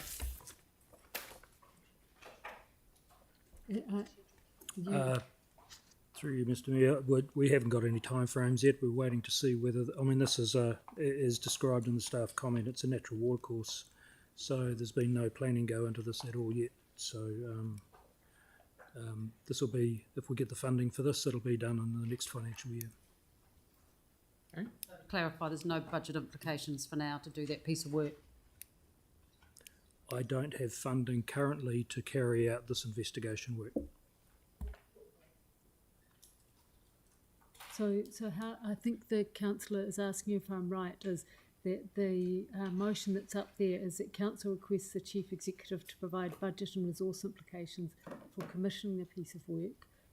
Are we able to? How long would it take for us to provide? Would we be able to provide that in time for inclusion in the draft annual draft LTP? No, I wouldn't be able to guarantee that because there's consultation required. There'll be geotech. You're talking about moving a natural waterway. So Brent, I don't. Are you sure it's a natural waterway? I think that's incorrect. Well, the stormwater it's a stormwater channel that's routed through private property, and it connects with a natural waterway eventually. But I'm not asking for anything to happen to the natural waterway. And no work has been done determining that. Currently, those properties will be feeding that way. If you move the waterway, they'll have to reverse back out the other way. So, I can't guarantee I'll have the information back by 30th of June. Thank you. Just for a bit of clarity, one thing that I do know in my previous life, that if you've got a piece of land that may be getting turned into a subdivision and 50 years ago a farmer has dug a trench through it just for a waterway, for drainage, ECAN's thoughts of it, it is a waterway. Even though it was man-made, it wasn't the original one, so it's a very messy situation to get into. What the alternative wording is actually just budget for a report, not budget for the work. Mm-hmm. Yeah, that's correct. So yep, you did right. Yeah. So do you have enough budget to do the report? And if not, how much would it be? Not this financial year, no. Okay. So the question is, how much is it, so that we can? Yeah, put it I've on? said $20,000. Okay. Okay, Councillor McDonald.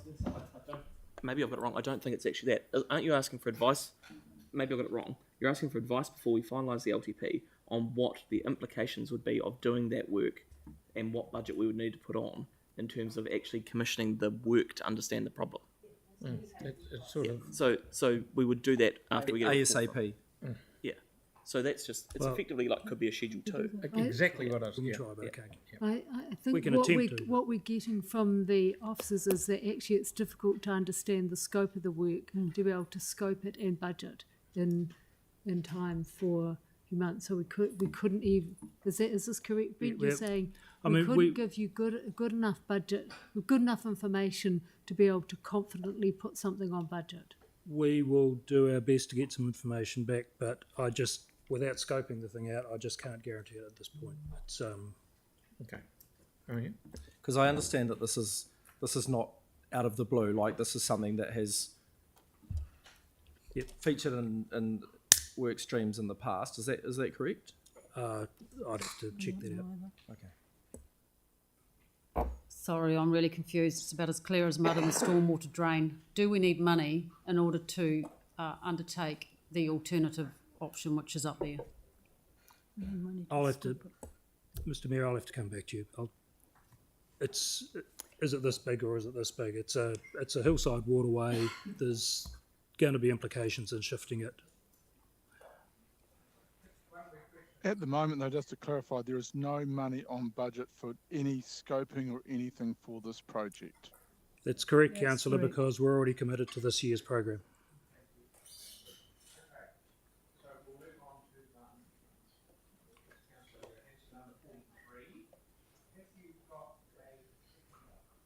Yeah, Melanie Coker. Yeah. So it's moving 43A, but it's just a little bit confusing with the staff advice because the staff advice is different to the recommendation from staff is different than the proposed one. I'd clarify that, Mr. Mayor, because when the original amendment came through, there were three parts to it, so we answered all three. But can I just check, are staff happy with A43A now? There's an attachment to the information you've got there where we have detailed out what specific things we could carry out. Okay. And I think I originally said it was 18.25 million over the 10 years. So should we just... I think it's about 20 something now. Okay, so should we just amend it to the recommendation 1 on the staff column? Which, can you read? Yeah, I think staff said it's 18.25 million. That's the staff advice? Councillor, right? We'd just have to check. There is an attachment now, and I haven't gone back and re-added it up, but it's originally was that. Confirm that. Correct. Yeah. Okay. Oh, did you finish, Yanni? Yeah, I'm good. Thank you. At the bottom of the staff comment, the final sentence is saying the risk of not funding this proposal is that improvements in water quality will take a longer time period. What sort of time period are we talking about? 1 year, 2 year, 10 years? That, councillor, that can be dependent on the effect of development in different areas as to, because for example, in the Otakai Kino area where we have projected increased zinc levels, it may take us 10 years, 20 years to combat that, whereas other areas which have lesser contamination maybe sooner. So it's a bit of, depends on the areas we're working in. So had this amendment not been presented through this process, would you have been comfortable with the current funds that are on budget to do the work to improve the water quality across the city? So, councillor, the current funding is there to address, we believe, what we need to do under the consent. However, we're also trying to give a balanced and deliverable budget as well. So this is a bit like putting in some measures and then doing some polishing on the top. This would make a huge difference to the waterways. It's a matter of meeting the standards or just going that little bit extra, and that will help us in allowing for future growth in the areas. So I just want to pick up on the deliverable part. Is this deliverable? We're concentrating not only on affordable but also deliverable. Is this deliverable? Is the extra works that will be funded? Yes, it is, councillor, because if you look at the attachment, I believe there's a tab on the spreadsheet there, we've spread it over the 10 years, starting with some very minor work in year one, but ramping up in each of the facilities, I think from memory is about one per year. Just for the sake of easiness or comprehension, it's quite good if you read page 52 of the agenda in the consultation document. Staff have actually done an excellent job adding this as an option to the consultation document. But just to get back to, I think, one of the points that was made before about the events funding, actually making a decision now about whether this is in budget or not in budget is probably quite helpful for staff when they put the LTP together. So there's two options there that staff have listed. No, but what I'm saying is with the reference that staff have made to the additional information, most of the additional information is in that CD on page 52, and actually the option that they've put, which I'm happy to amend the recommendation to, is allocate additional capital funding of 22.5 million over 10 years to improve water quality and then it's got the 4 things that they're recommending to do. And they are specific actions.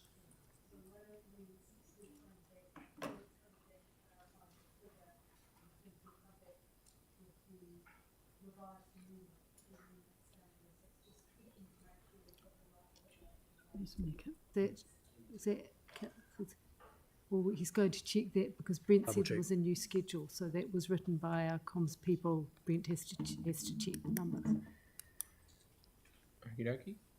Right, next one is over the page, number 46, Councillor Donovan, and who's the seconder? Oh, me. Okay. No.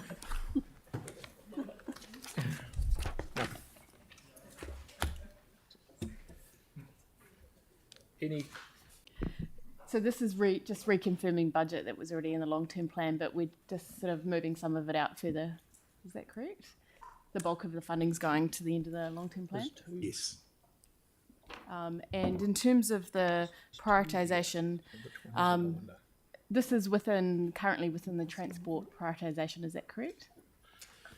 So the master plans that we do, the suburban master plans, their funding sits generally mostly in transport because it's mostly streetscape work with a smaller amount in parks when it's on parks and those areas. So the prioritisation within the draft capital plan that's been put to you is heavily driven by those transport priorities, but plus also what's in your letter of expectations, your strategies, policies, and in terms of the transport stuff, also the national policy statement the government policy statement, GPS on transport as well. Just a couple of quick other ones. because this is it's not a classic transport one because it is a master plan project. Sometimes the prioritisation can be slightly at odds with some of the transport prioritisation because it falls outside the strategic priorities within transport. So this is still a priority in your view within the capital program. If I'm looking at it from a straight regeneration perspective and delivery of the master plan, yes, it's still an important part of that. Up to council to decide where it sits within the overall prioritisation. And a final question is, I'm aware that this is dependent on having a willing seller, so this money is really just confirming budget, but there's a good chance that that budget will sit there unless things change. There is that possibility, yes. So it won't be spent. Any more questions on that? Okay, we'll now move on to the next one, which is Councillor Coker, number 50, and the seconder is Councillor McClellan. Any discussion on that? Any questions? Anyone of staff? Okay, brilliant. The next one is Councillor Fields, and is seconded by Jake, Councillor McClelland, that funding for the Diamond Harbour Village improvements be retained in the 10-year budget. Any questions? Do you want to? Sorry, on page 3, at the top, number 51. Yeah. So I think I'm trying to get my head around with this one. It's been on budget for a while, and then, so when we did the annual plan last year, it was still on budget, and then it just disappeared from budget, 600 grand. And it's not like for next year; it's like a few years down the track. And it was something that was worked on with the community and workshopped in like lots of community, right? Some, as I understand it, so it's the same project. So I'm not quite sure why it disappeared. I just want to keep it on. So it's pretty much the same answer as the last time. We know that you have parameters that you wanted, that you set through letter of expectations, and things have had to be prioritised. And unfortunately, this hasn't met those priorities from the staff advice perspective, up to council to decide if it has a different priority. Right. Okay. So so the question is, if councillors want to help a community out to recover post earthquake, just checking. Yeah, I Thank you, can't Councillor comment on Templeton, that. for keeping But me on the straight and you narrow. do see in the staff advice that we could look also at doing other works within operational budgets, and we're working with the transport unit to see if we can do some of those things that add improvements there as well. Okay, Councillor Henstock. Just picking up on the second paragraph in the staff comment where you're saying, you've mentioned the prioritisation, but you say the amount allocated may no longer be sufficient to deliver the full range of interventions anticipated. Can you comment on that? How far off are we? Because it says that the OPEX CAPEX is minor. Yep. So that is advice that I've received from Lynette's team. I don't know what the full amount is from them, but they're saying that 600,000 may not be sufficient to meet the total expectations. And there's no updated information. I haven't received any, I'm sorry. Okay. Karen? Yep. So if we pushed it out, as it stood before the kind of the rejigged budget, if we pushed it out a year or two, that'll obviously take the heat out of rates in the near term, and and then it can just go out for consultation, right? And people can say whether they like that or they don't. That's how it works, right? So is that a possibility to bring it back in and maybe for FY 27 or 28 even? Yeah. Yeah, that process is certainly a possibility. Right. Okay, thank you. Councillor Johansson. Yeah, I was just wondering if maybe it was possible to do a substitution from the Naval Point Development Plan 27 million to fund this. Is that an option that we could consider? I don't have carriage of Naval Point, so I can't really comment on that. We don't have sufficient information to be looking at substitutions. They should have been foreshadowed before now, so we could give advice. Okay, I mean, maybe a question to the local councillor. But theoretically, the $500,000 in this current year that was rated on for U cottage renewals, that could be substituted for this in a way, couldn't it?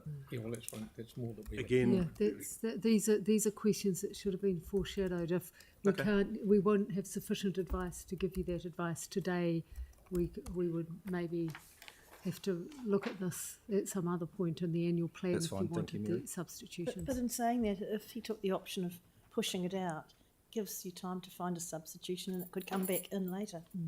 So that could be the way. Okay. Right, we'll move on to the next one. Number 62, Councillor MacDonald, and the seconder is Councillor Ewan. Okay.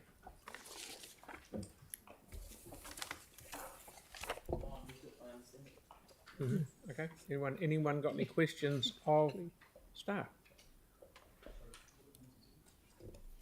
This is the Number heritage. 62, page 3. The heritage funding. Okay. No questions. No questions. Right. You're let's- off the hook. Dare I say this is good that we're going this way? All right.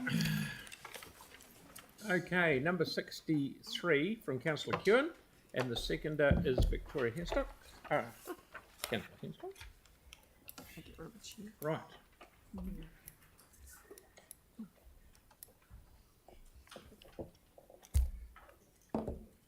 You want to talk to us at all? Aaron, you know that you're the mover, you know what's going on in here, so that's all cool. Has anyone got any questions? I've got no questions at this point. Thank you. Okay, thank you. All right. Great. Councillor Moore, were you getting all excited and putting your hand up then? Can we make a comment from? Oh, they've all got the staff comment, haven't they? The advice I've got is that using other lights potentially not actually possible. So I'm wondering how rock solid that actually is. Does that mean it can't proceed if it turns out they can't use those lights?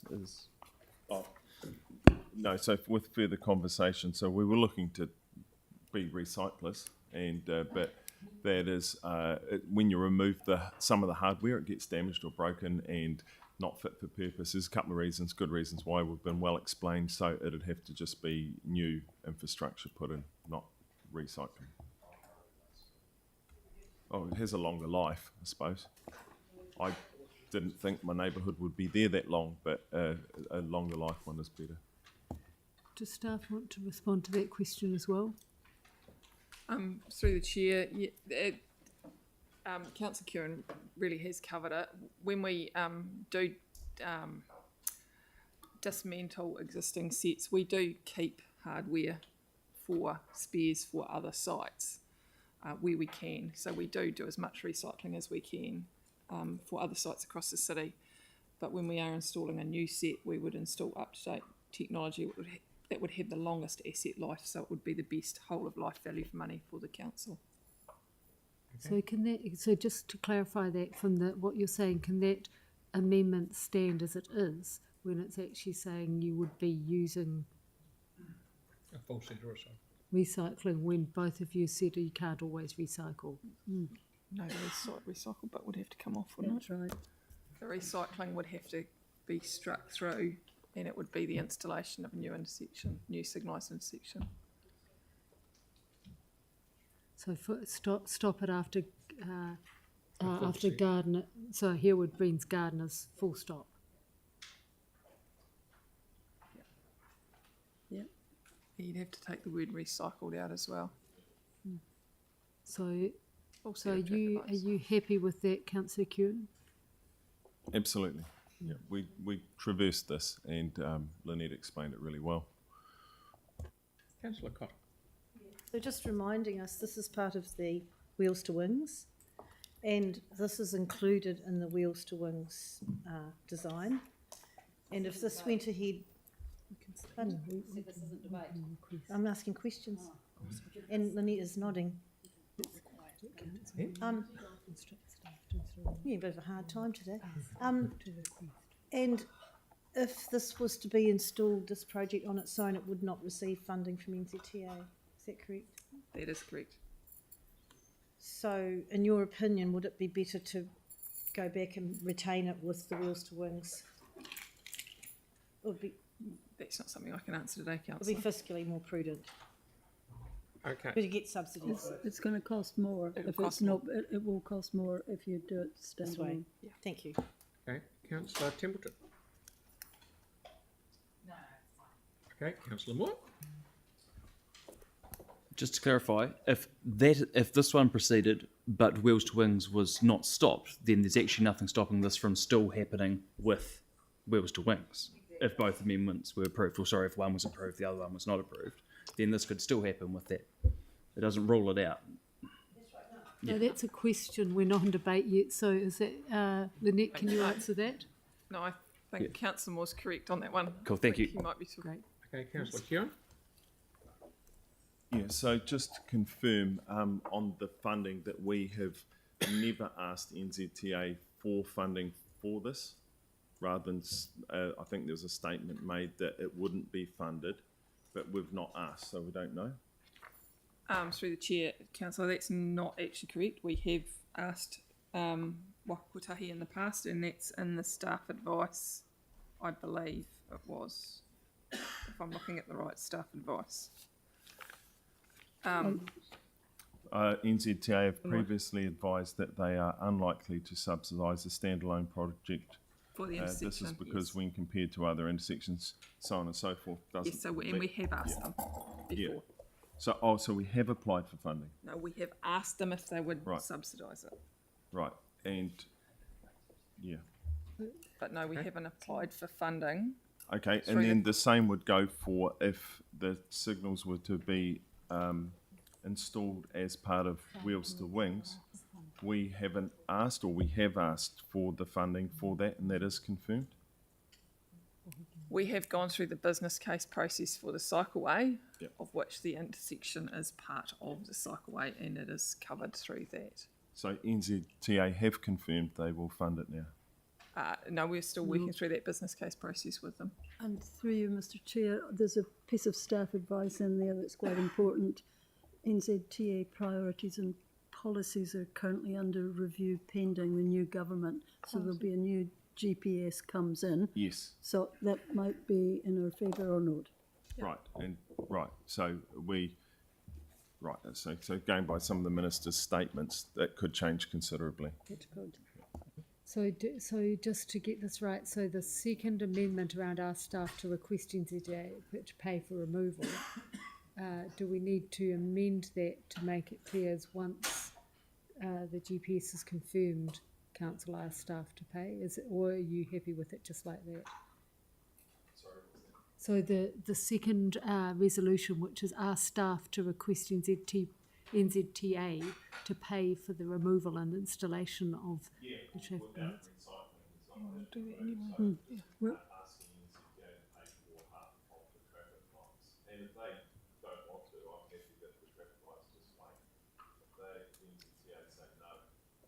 I'm more than willing to roll that dice, knowing what I'm pretty sure the new statement's going to look like.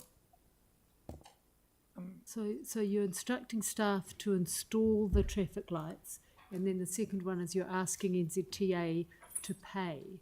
But then you've just said if NZTA aren't prepared to pay, you don't want A3. Yes, on behalf of the thousands of people in Herwood that have been asking for these, I think we're happy to wait if we can't get half our money. I mean, we've spent 4.2 million so far, got nothing to save 1.5 million. It's clarification. So just to be clear, is your amendment, you're instructing staff to install this if NZTA are prepared to pay half of it? Yes. Contingent on that. Yeah. Like all roading projects should be. Yeah. And just for my clarity, just so I'm on the right same track, that item 63B, Build it and they will go, is the that's saying. all. That all vanishes because it's part of the recycled ones. Yes, it does. It does vanish. Okay, thank you. Any more questions on that? Okay, thank you very much. We'll move on to the next one.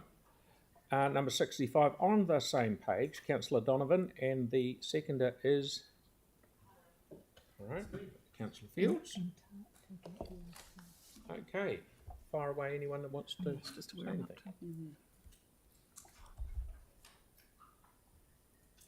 Do you want to give a little explanation? It's all there. No, that's cool. Everyone's happy, so that's good. Thank you very much. This is good. Okay, we're moving across the page to page 5. 67. Councillor Peters, number 67, and the seconder is Councillor Moore. Any questions on that?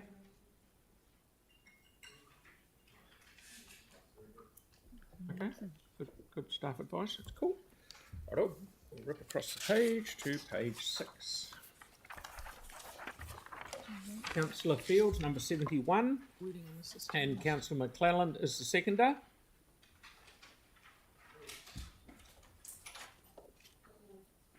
Everyone's who? Clear as mud. Can we get the right resolution up there? The red stuff. So are you happy with that?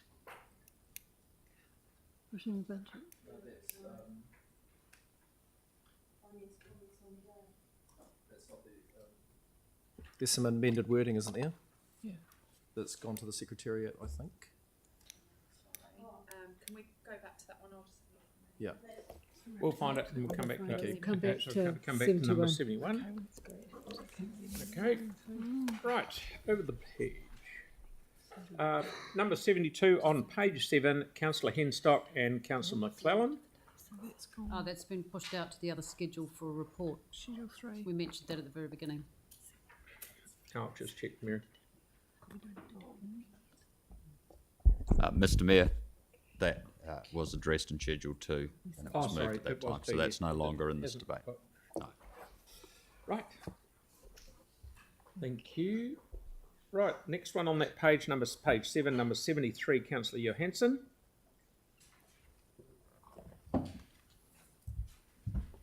Okay, any questions on that one?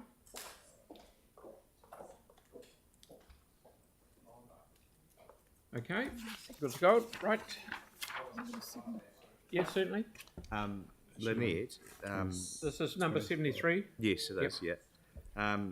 If money was brought forward or maintained, would that make Cycleway go quicker again? Would that mean that the building of it happened any sooner than otherwise would have? What I'm keen to make sure is we're not charging people money for something that won't actually happen any sooner. Just to get the route done. I think Mr. Chair, if you look at the staff advice, it talks about a deliverability challenge. Yeah. And the second part of this, just bringing forward the scheme design without being able to construct straight after is risky. Yeah. It's not very clear. So you mean that if we retain the money, it'll happen sooner or it won't happen any sooner? It won't happen sooner. Won't happen sooner. Okay, thank you. Sorry, Yanni's view. I was happy to push that out one more year to 25-26, but the question I have of staff, and this has been raised quite a few times before, is there a kind of flow chart for the MCRs about the different key milestones and where we're at to and how long is allowed between each stage? Because I'm just mindful that we've already done a massive amount of work on route selection for this route, but we still haven't finalised the route. And so the money that was spent previously on this just seems to be, engaging with community, etc. Debate. Seems to be quite, I just kind of wondering how, what the timing is around the different milestones that we have. Let me stop you just for 1 second. I jumped ahead of myself and didn't ask who your seconder was for this one. Well, I think Jake was going to second it if I pushed it out to 25-26. Okay, yep. You seconding it? On the spot there. I don't understand enough about it. What year is it proposed to be pushed to? The current Sorry. Okay, there we go. So it's Small fire. hang on a minute. Where are we at, Mary? I'm just coping with the fire on the Port Hills. Got a wee issue going. Sorry. Got a wee issue going on here.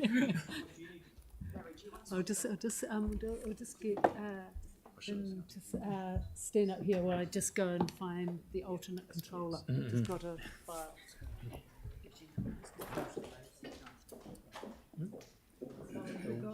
Right. What's happening? Okay. Welcome.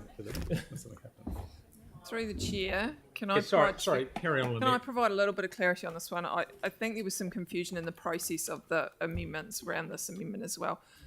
Currently, the Opauaho River route is pushed out to about 27, 28 in the current draft 6 of the proposal, and that is to try and smooth the hump of the capital program, and it addresses the deliverability issues that were requested of us through the letter of expectation.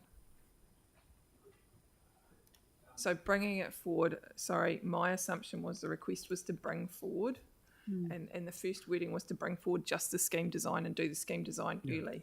One, we don't really have the resources to do that in the first year of the long-term plan. And the current planning for doing that is the third or fourth year of the current long-term plan. So it doesn't get it done any faster, really. Sorry, but Does that make more sense? I mean, the only other lingering thought in my mind is the amendment is 24-25, keep it in 24-25. You're proposing to put it in 27-28. Is there a halfway house of 25-26? That is when we have the big hump in the capital program, so it's a real challenge. Right. Well, that's the lingering thought gone. Thank you. Councillor Cotter, did you have a question? Much I was just going to ask if it was, what would be the financial implication, because it's not really here. But what you're saying is you can't do that. I'm struggling Plain with the English, resources. you're saying you can't. Councillor Donovan. In terms of the priorities for delivery of the MCRs, where does this, if it gets pulled forward to FY26, was it? 25? Would that then pull it ahead of the one out to the eastern suburbs? Yes. And what were the two cycleways that we got the most feedback on as part of the last annual plan? Do you recall? I can't answer that off the top I of my head, recall sorry. the one out to the east as being a top priority. Okay, good. Thank you. Right, we'll move on to the next one. Oh, sorry, Victoria, I didn't see your hand. Oh, yeah. Just trying to understand, please, the staff comment in the very last sentence about running the risk of negating the consultation. What's that about? That was, sorry, through the chair, that was around the point of just bringing forward the scheme design ahead of and leaving construction further out in the program. If you do that and you have your scheme design and construction and you sit for 3 or 4 years without keeping progressing, you can run the risk of having to go back and reconsult. Okay. And what was the point in doing all the initial engagement on the route selection if we're not going to confirm the route within 5 years? Is there a time frame between when we do the initial work to look at the options for route selection to when we actually confirm the route? Because is that work just wasted, or is there value to it? So through the chair, if I can just clarify the work that has been done on the Opauaho River route for the record, there has been some high-level route assessment done to inform land drainage projects. There has been no consultation done to date. There has been no engagement with the community, and there has been no detailed schemes developed. There was a preliminary route assessment done in March 2021. Very high level. It's got So very specific work has details. been done, is what you're saying. Thank you very much. Right. Who else had it? Someone? Oh, no, that's good. So we'll move on to the next one. On the only one on page 8 is number 74, Councillor Johansson. Is that got any questions of staff? Oh, sorry. Before I go any further, seconder, please.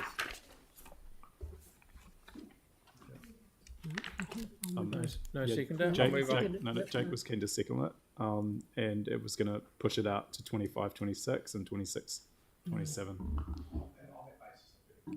Okay. Lynette, your previous answer was if it was pushed not to, obviously, if it was pushed to 25, 26, that's when the hump is. Would it still be delivered any sooner, regardless of any rating impact? Would it still be delivered sooner? Hay Street's not even on the program. So we're talking about Hay Oh, Street. sorry. Okay. Hay Street. Then yes, I'm keen to second that. Yeah. So I did have an outstanding question too of the organisation, which was to get a list of the curb and channel renewal streets. But I haven't had an answer. It's one of the few remaining. Through the chair, and for the record, I apologise for not getting those answers back. I've been off sick, so they haven't come back. But the advice here is that there are other streets within the city that are of a higher need on a condition basis. That we would, as staff, bring to you and prioritise first. I've got a question. Is Hay Street, which I know where most of it is this deep dish channel you're talking about, or is it flat channel? Part of it is deep dish, is my understanding. Okay. I've only done a Google trip down it for the amendment. Fine. Yeah, because that's right. Councillor Hester. Thank you. Just concentrating on the last part of the staff comment where you're referencing the unlikelihood of funding from NZTA. Is that based on the current funding principles, or is that in anticipation of a change coming? We haven't. These were written. The staff advice was written given the information that we currently have. Okay, so, and it's unlikely that this is going to meet the subsidy. Yep. Thank you. Okay, thank you. Right, move on to the next one. Across the page, this is page 9 we're on now.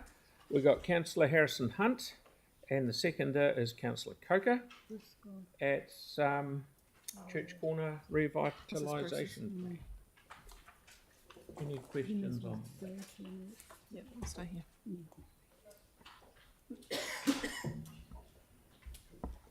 Thank you. Again, I'm at the end of the staff comments. My question is around deliverability of this if the amendment proceeds. I'm particularly referencing the comment that it's going to take capacity away from potential higher priority planning tasks and initiatives.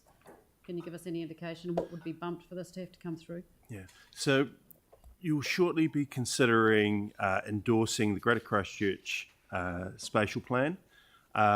That recommends some focus on more detailed planning on a whole Riccarton Road corridor, which includes this area.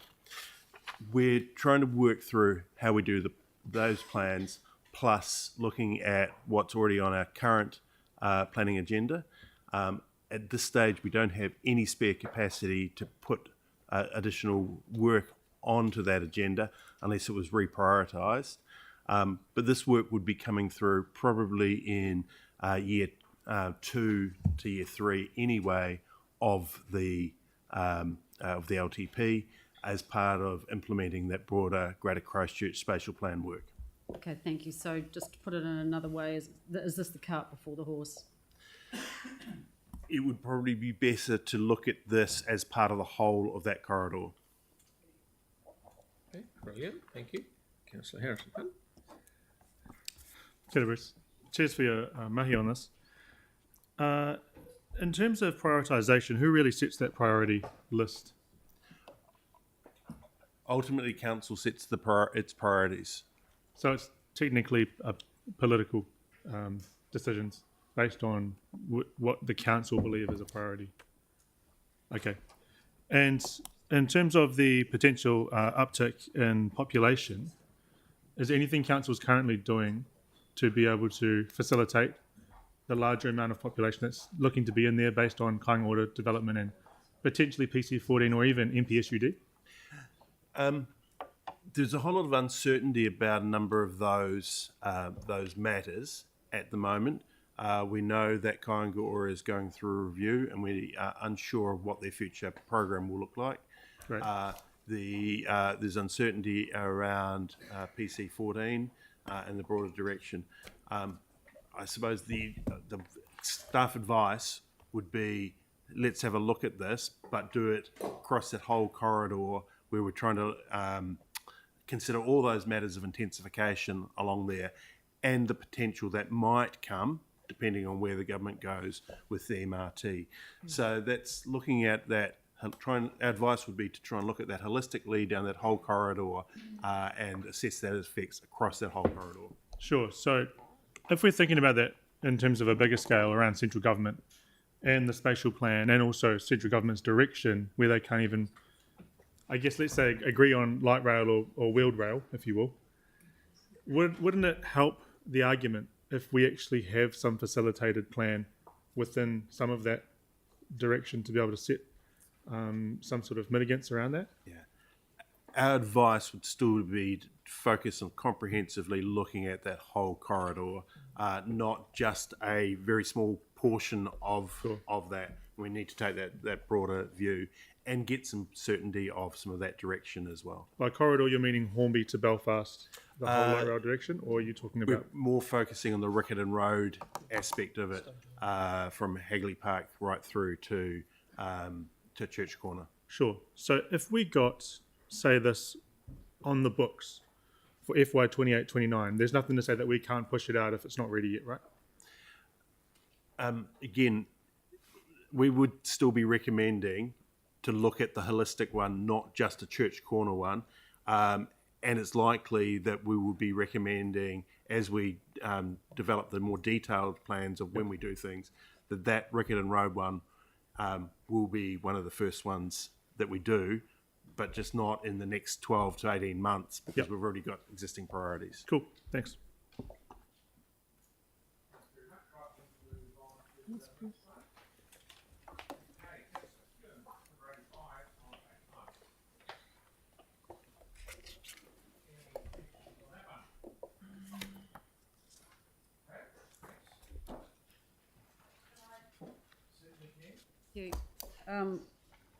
Lynette, can we just can you confirm that the costs that are included in the long-term plan and the budget are the original costs?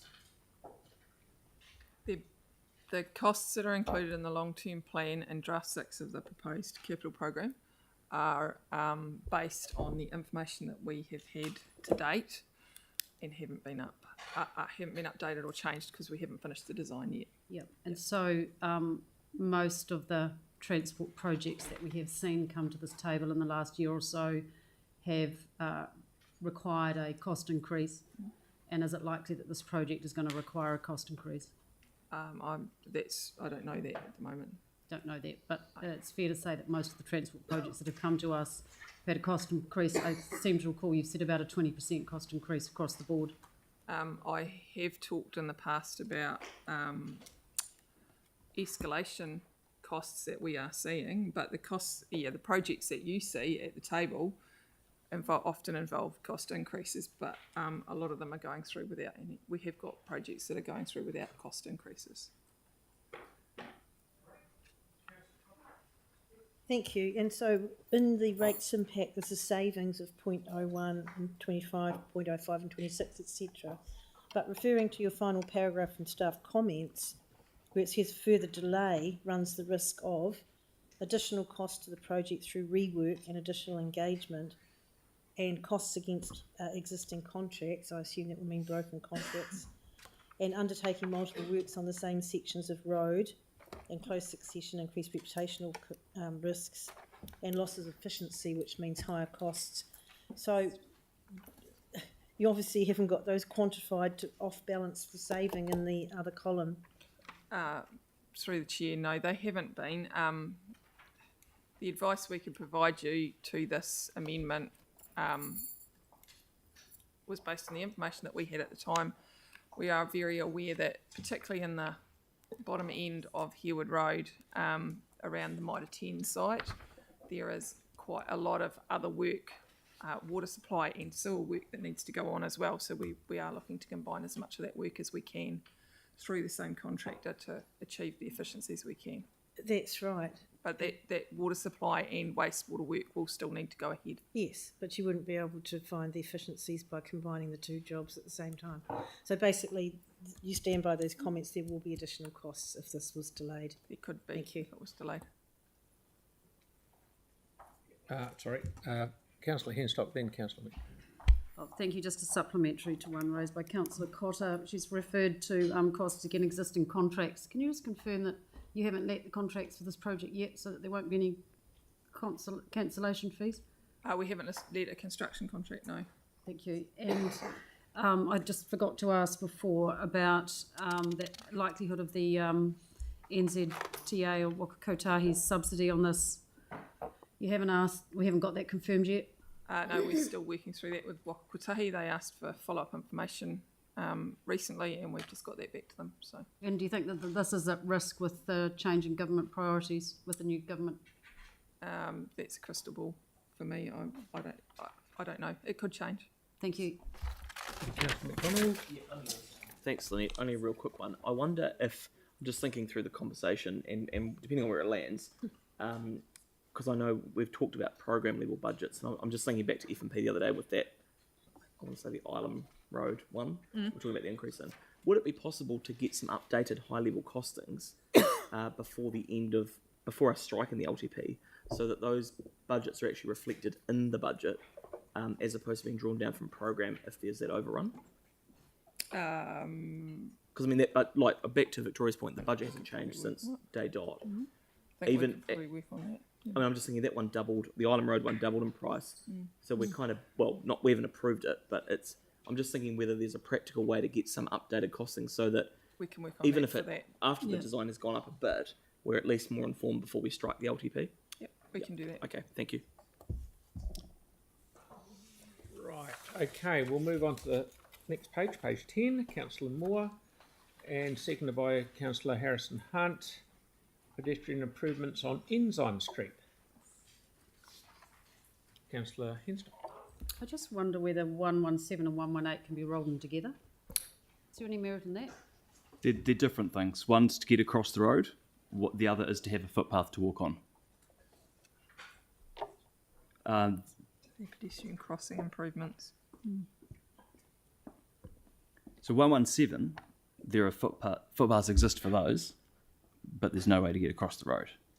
But the 118 specifically relates to areas that don't have footpaths on them, or parts rather don't have footpaths on them. Yeah. Okay. Councillor Peters. Thank you. Lynette, I see the staff advice here is that this is normally delivered through the minor safety programs, through community board report and priority setting. Would this be more appropriate to be pushed back to the community board and see if we can't get it through there rather than through a resolution here? That's where we would advise to do it. Yes. Because I mean, for me as a community board member, it frustrates me to see this sort of thing having to come to this level. Is there a way to stop that from happening? I'll let you answer that one. Councillors can put forward whatever amendments they choose to do, and we just respond. Right,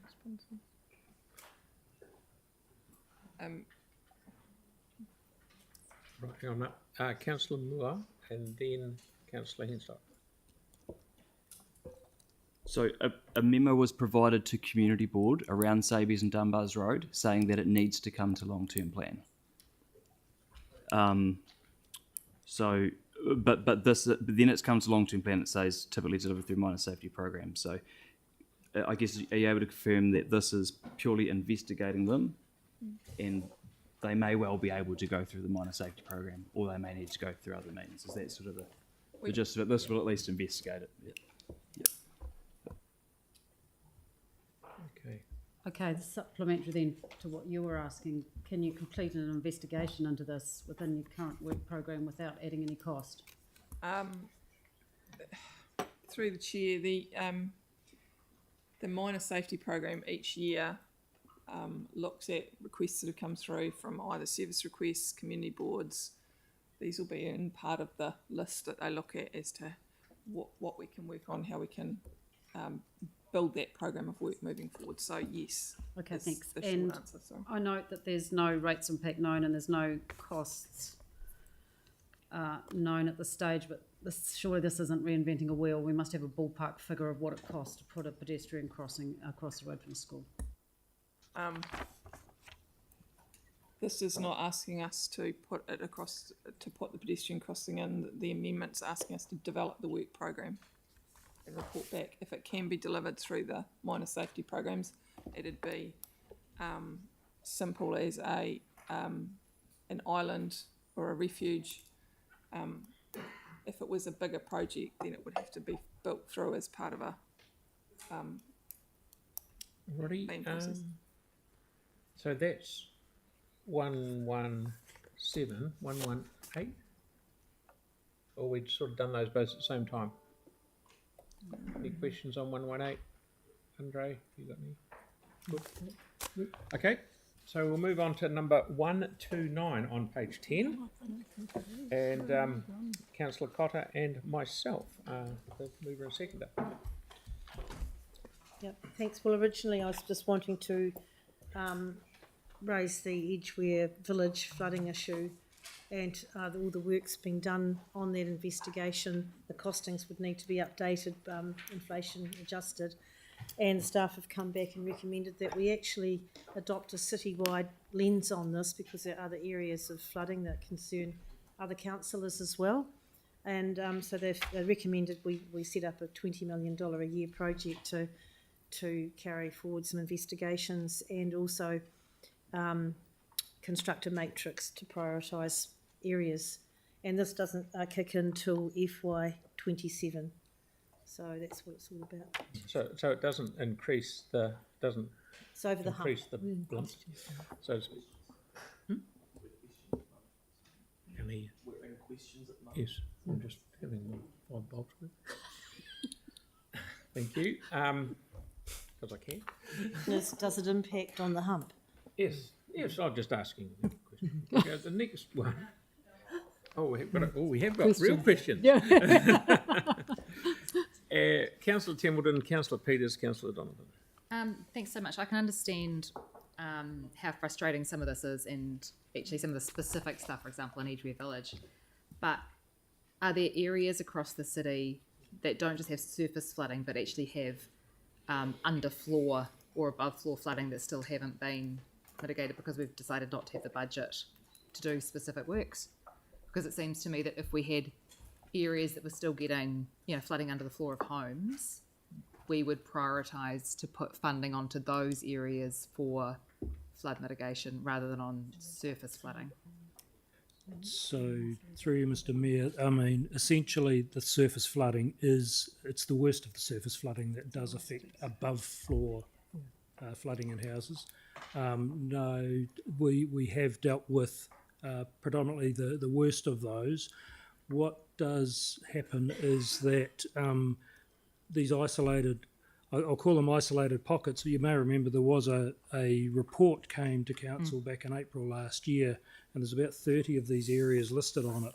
And it's really, it's not saying the work doesn't need to be done, but it needs to be prioritised as a council as to where the priorities are. Some will have impacts on residences, not necessarily above floor, maybe in garages, for example.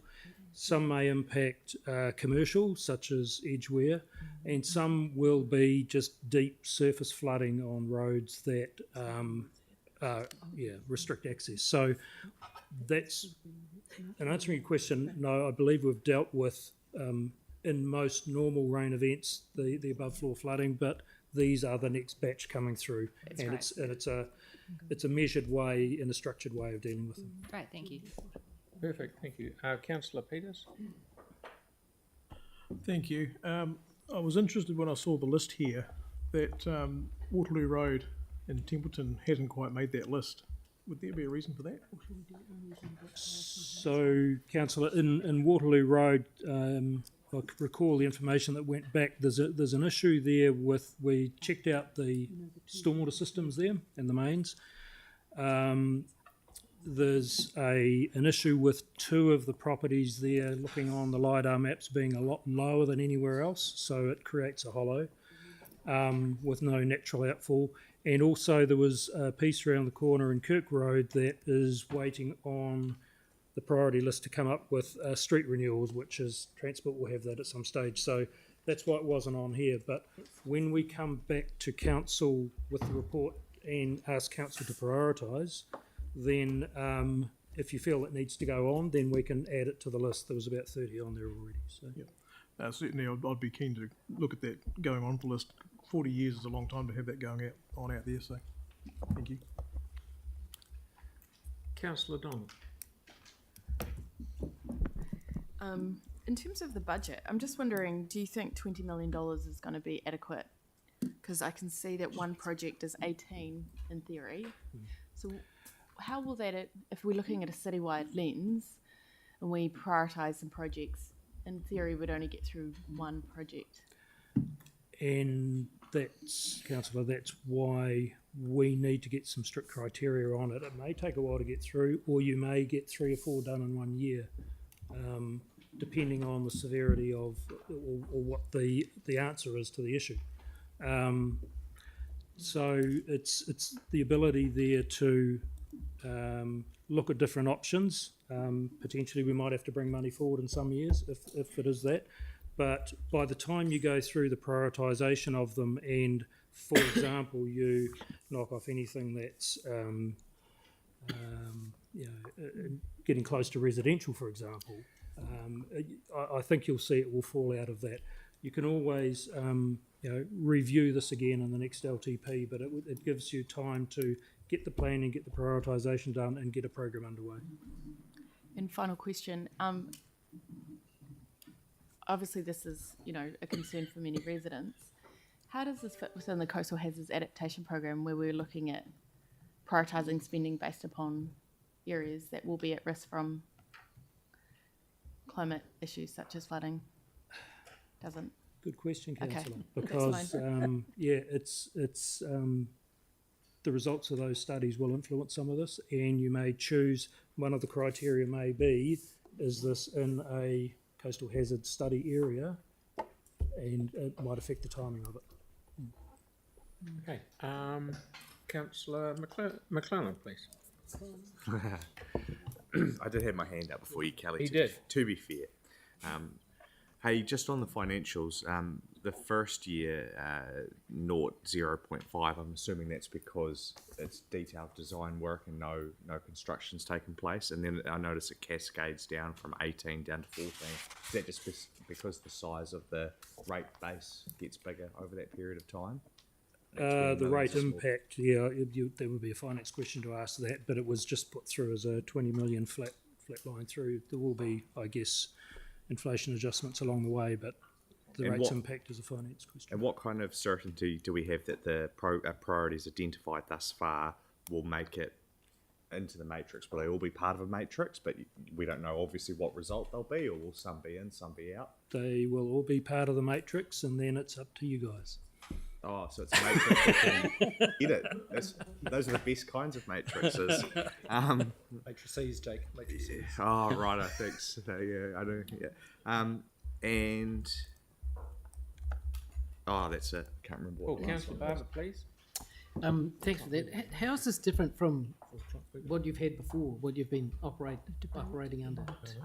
So before, this work was getting, I guess, prioritised right across the whole program, where we have programs of work for renewals, growth, alteration, that sort of thing.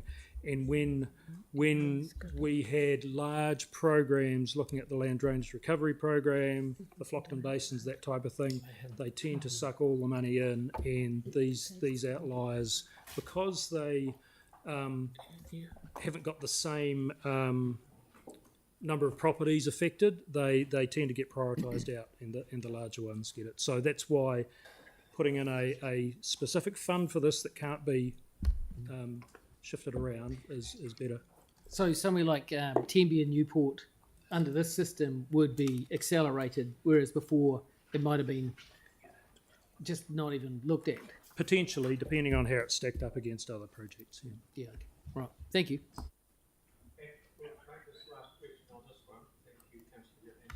I just wonder whether I should be moving like Bromley around Maces and Ruru Road gets put into this, or Councillor, when we bring the list back to council, there'll be the opportunity to raise other areas and add them to it. Okay, so should we get rid of these specific ones?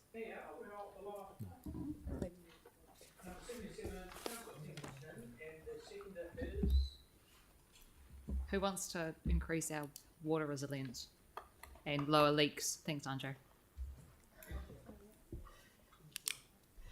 So question on this one. There were no figures that came through for budget, but there was some good staff advice. And so,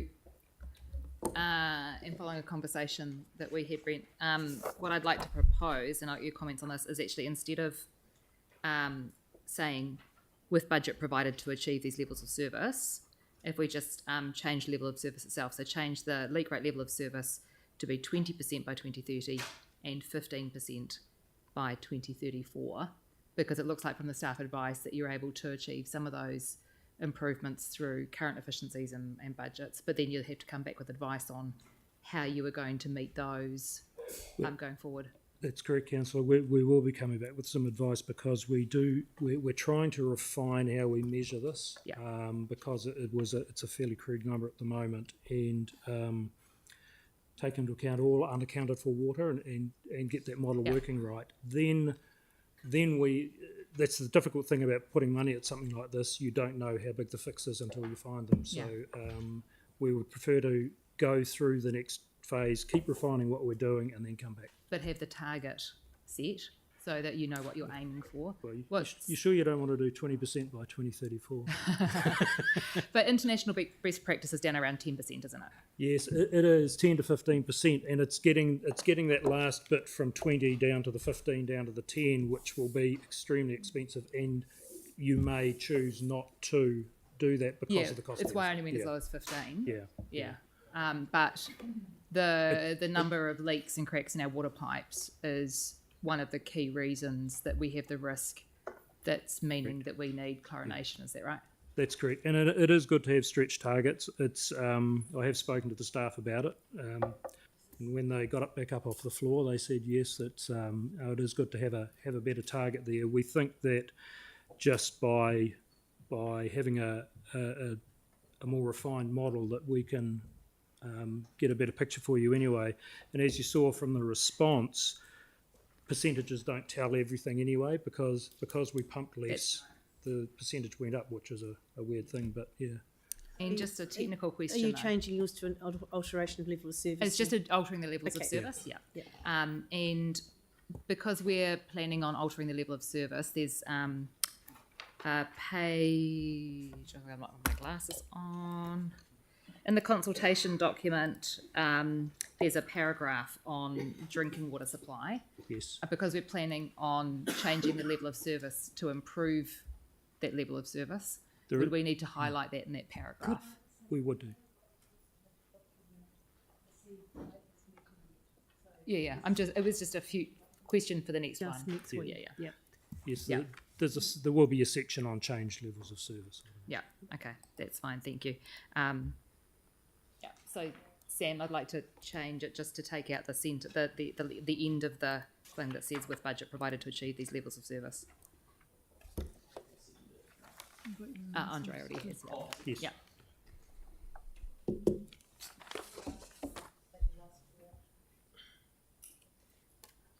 After 2034, just delete the rest. Oh, that's right. Okay, done. You're okay with it? So the. Oh, good. So now. Mr. Mayor, did you want to go back to that question you had from earlier? Question to clarify the. Yeah, so to clarify, and Councillor Johansson was right, there's been 2 or 3 versions of this, over the time, and they got transposed, so it's 22.5 million as per the information that he's seen, which we're proposing for the consultation document. That's amendment number 43, if people are... Yep. And there's detail in the wording in that proposed document which says what it's going to be used for. What was the number? It's CapEx. What was the number again, sorry? Just for the team to put up. 43. 43. No, not the number of the resolution, the figure that's going in there. Oh, 22.5 million. 2.5. Over, generally from 27 to 34. Right. 2027. Did you Okay. get that? So now, 22. do you want to do those other two? No, have the debate on this one. Right, we'll rip into the debate on this. On all of them. What about the one that you're coming back to? What happened to that? Which one was that one? Oh, No, that's no, right. no, There the was others one are that com- we were going to come No, back the to. others account, we're doing those this afternoon as well. What number is it, bud? I can't remember. There's power out across the city too. I can't remember which one it was. It was one of them. Was it It was fairly early on. 42?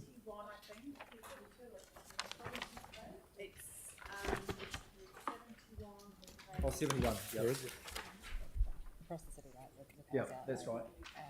over here from Lees Lane Road. Someone coming back home tomorrow. So I've just got some tweets. Yeah. I don't follow it, but. Because I just want to clarify something, if I may. Yes. Because the way that, sorry, can I just address the, so because the way it's written is it's pushed out by 3 years, but actually in the proposed capital program, it had been pushed all the way out. So all I'm really doing is going, if we started with our initial starting point, let's push it out 3 years, and then we could end, so we don't have to worry about it right now, and then just put a focus on the safety because there are safety elements to it. So that's, Comfortable with that? So it's moving out by 3 years from what it was originally rather than what was proposed. Yeah. If that makes sense. So can you come and work with the dates so we get the resolution right and the... Can I just ask a question of No, Lynette? sorry, can you just...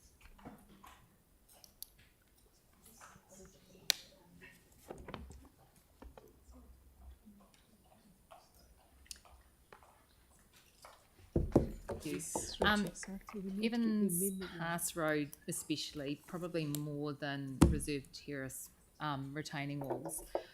The feedback we'd had in previous budgeting sessions has been that it was a piece of work that was needed because it's the resilience for the road to the port. Yes. Yeah. Exactly. So how soon could we get it done? It's like if we have, a tunnel closure or something like that, or a bit of an earthquake, having this piece of infrastructure, like the other side's done, but this side isn't. And I believe, if I can see the advice correctly through the chair, that we've identified a piece that is urgent to do. That's why it's on the profile as identified in the staff advice. There is a piece at that hairpin bend that does need to get done, and we have suggested that stays on. Councillor Fields is suggesting we keep all the budget on budget. Okay, so some of it's happening. The resurfacing of Evans Pass Road was originally going to happen in 2019, I think, and was deferred because it was going to be after all the remedial works, but the remedial works keep getting pushed out, and the surface of the road keeps deteriorating quite significantly. That's a different question, and will get done through the maintenance program. Yeah, but we could resurface now ahead of that. Can I just check? We may need to hold this over because we haven't got any financial information about this one either. So can we leave this one lying on the table and come back to it? Because there's not seen the amendment now, and we just need to check the financial. So leave this one lying on the 71 lying on the table. 71 on the table. Okay. Right, we're on to Debate. Right. Okay. Which one? So we have this club. We also, if you'd like to just hold it, have a look. We've got the two stall that are coming through that Councillor Harrison Hunt has now agreed to, and we have the one from Councillor McDonald. Would you like to look at those first and then do one debate for the whole lot? Okay, great. That makes sense. Yep. Can we put up the two from Harrison Hunt that were up there earlier, and Councillor Harrison Hunt wasn't quite happy. He's now refined them and happy with them.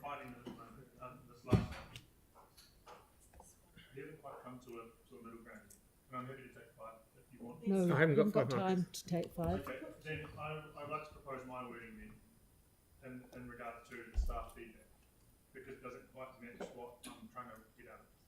So we can't. So you can't do it without advice about deliverability and financial impact. So we may have to leave it lying on the table. There's financials that are sitting here right now. What I'm wanting is prioritisation and for it to be set in stone, not being wishy-washy within budget lines. So Yeah, we'll leave I'm it more alone. than happy to do it next week. I just don't want to be But offside you're with okay stuff with- and make sure it's done. You're okay with the other one? Yep. There, and can we also then put up Councillor McDonald's one, and he may want to speak to his amendment, and people may have questions. So So everyone will have seen the draft. The initial advice that came through for the 1 year. It's been subsequently refined, and it just looks at changing our internal policy around rating for renewals. Just noting at the moment that there's a significant pressure on rates, and actually this is one of those drivers, one of the levers we can pull in the medium term and the short term to help with that.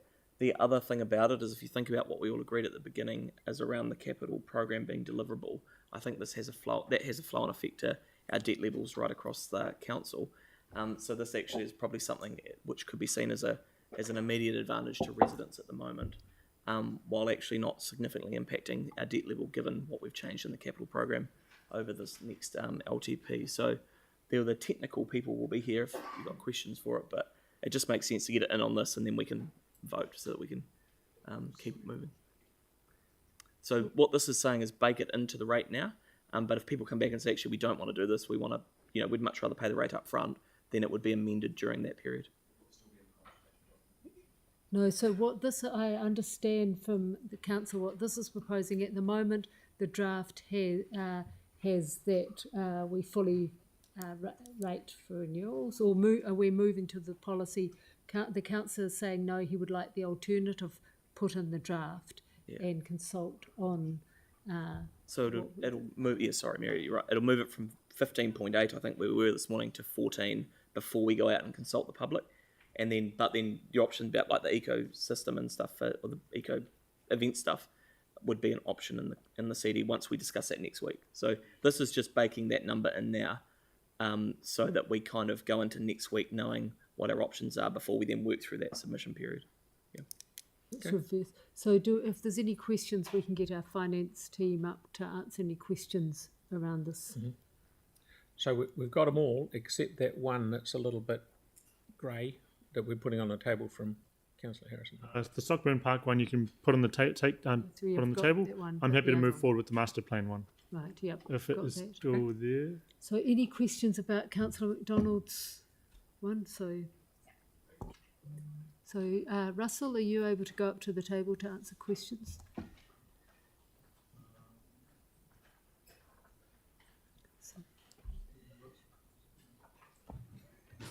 Councillor Templeton. Thank you. Just before, because we're doing this now instead of next week, just if you're able to outline the financial implications for future years and the impact it has on a balanced budget. For sure, Councillor, through you, Mr. Mayor. So what this proposal would do is pause the funding of renewal expenditure, well, reduce it, actually not pause it, just reduce it in years 1 and 2, and push that, I guess, that debt that would have been rate funded will now be debt funded. It's about $98 million over the term of the LTP, so it would be sitting out. So that would reduce the rates about 1.8% in year 1, 1.2% in year 2, slight increase in year 3, 0.3, 0.95, so almost 1% in year 4, and then it's decreasing over that, so 0.6 in year 5, 0.5 in year 6. Okay, so that's the rating impact. So far as the balanced budget goes, we've done a fair bit of work in this space. It's very delicate to get that balance right and still be prudent. So there'll be 3 years of where we won't meet the balanced budget benchmark. So that's years 1, 2, and 3. So we are 100% is meeting the balanced budget. We'll be sitting at 98.5, 99.6, and 98.7%. So slightly below being balanced. We'll run these numbers through audit just to get confirmation of their comfort with that or otherwise. Yeah, we've had initial discussions, but there'll be, I'll need to update them on this position. Sorry, and this is something that you're comfortable with doing with current information? I guess it's right on the border. You know, we've got 3 years of unbalanced. So, but we are projecting to be balanced after that. So that's positive. We're not starting off balanced and going unbudgeted. So we're in the positive trajectory. Yeah. Yeah. Overall, over the period of the long-term plan, does it end up costing ratepayers more to do this, acknowledging that it saves us a little bit in the short term when rates are so high? We will be putting more on debt. So yes, we've got to fund that debt. Okay. Yeah. So we'll be pushing the transition out by 1 year to 2032. So that's, you know, debt is on our books for longer before it comes off. Okay, Yep. thank you. Councillor McDonald.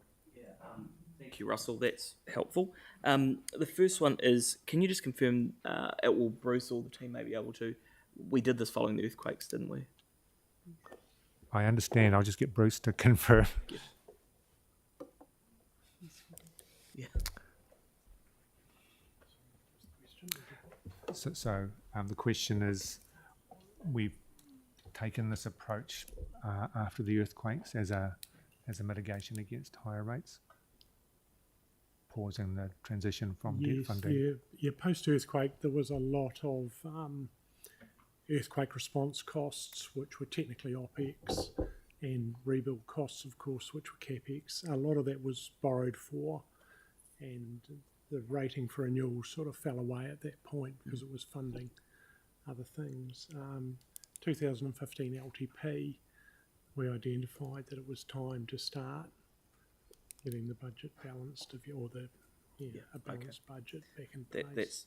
That's useful. So we've moved from 2015. We've delayed the proposed increase. Originally, it was to be done by 2025. It got pushed out. Yeah. And a couple of LTPs. And then we got it. Yeah. So we're back on track. We're just extending it a wee bit. So the only other one I just think, again, for public consumption is around the balanced budget, because I imagine people will have alarm bells going off in their mind. As I understand it, it may result in an emphasis matter on the audit opinion. Was the initial advice we had, wasn't it? So can you just talk me through the sort of consequences of an emphasis matter in the audit opinion should that occur? Because or any other downsides to not having a balanced budget, or is it a DIA technicality? You can talk about I guess the downsides are if you're not rating, you're borrowing for your renewal, because you're not reducing your renewals, so you're borrowing for what you're not rating. I'm sorry, I wasn't clear. What I'm wanting to understand for people watching is the consequence of if we don't strike a balanced budget, because people go, well, that doesn't make sense. What is the actual consequence in this year of not striking a balanced budget if it's 99%, not 100? Well, effectively, you're borrowing to balance your budget. Yeah. So it's a wee bit like your expenditure is 100,000 in a year and you earn 98,000. Yeah. So you have to. So you either borrow it or you cut your costs. Don't you? Yeah. Okay. Got to talk about and the DIA in terms of the DIA or the consequences, I guess, of the emphasis matter.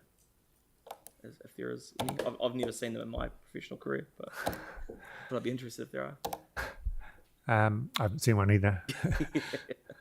I guess mostly it's reputational for council. It's an emphasis of matter. It's saying this is audit saying we can't form an opinion, or we just be careful of this.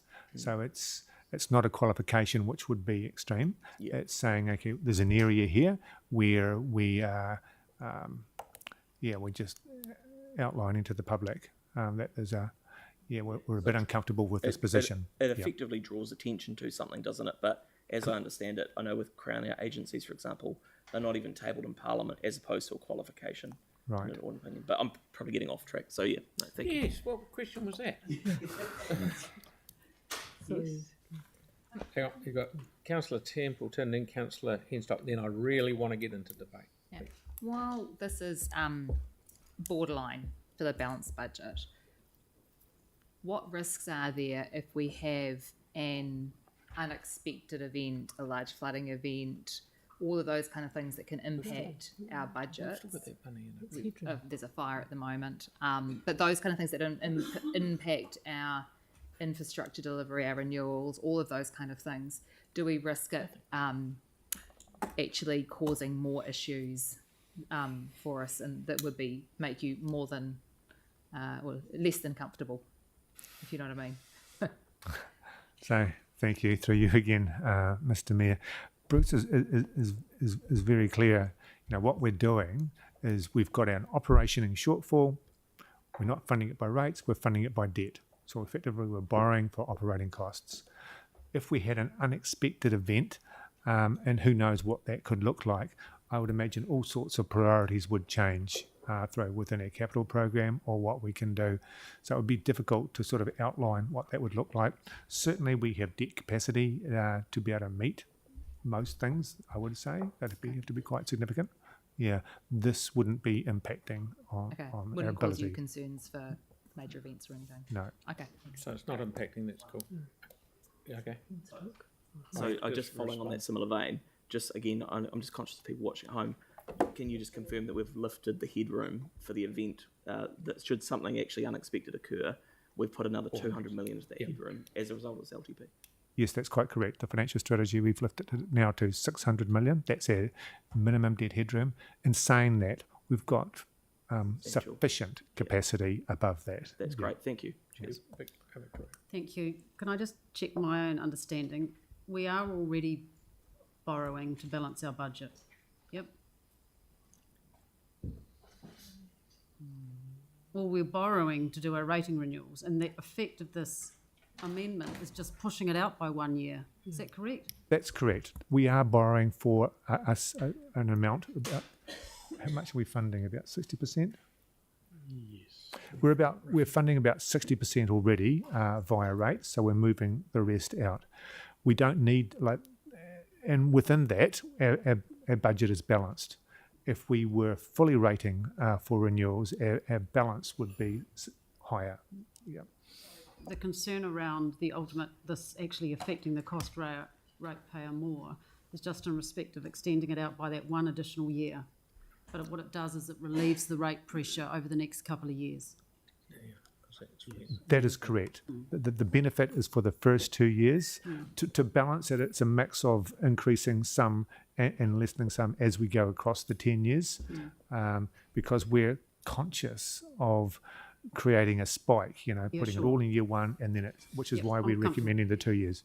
Yep. Right. Okay. You standing up for some particular reason? Okay. So we are now going to go into debate, please. Yeah. Thank you very much, guys, for coming up and explaining that. So as we did last time, we will have a debate on all of these together, and people can talk whatever they want to do. And Councillor Templeton would like to go first. Kia ora.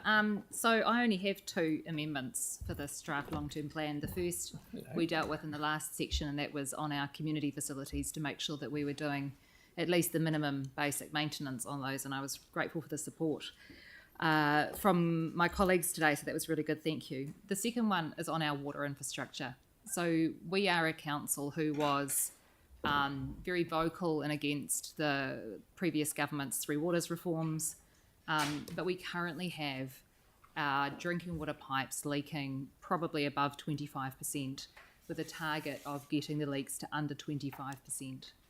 Back in 2018, we had an 18% leakage rate and a target of getting under 15%.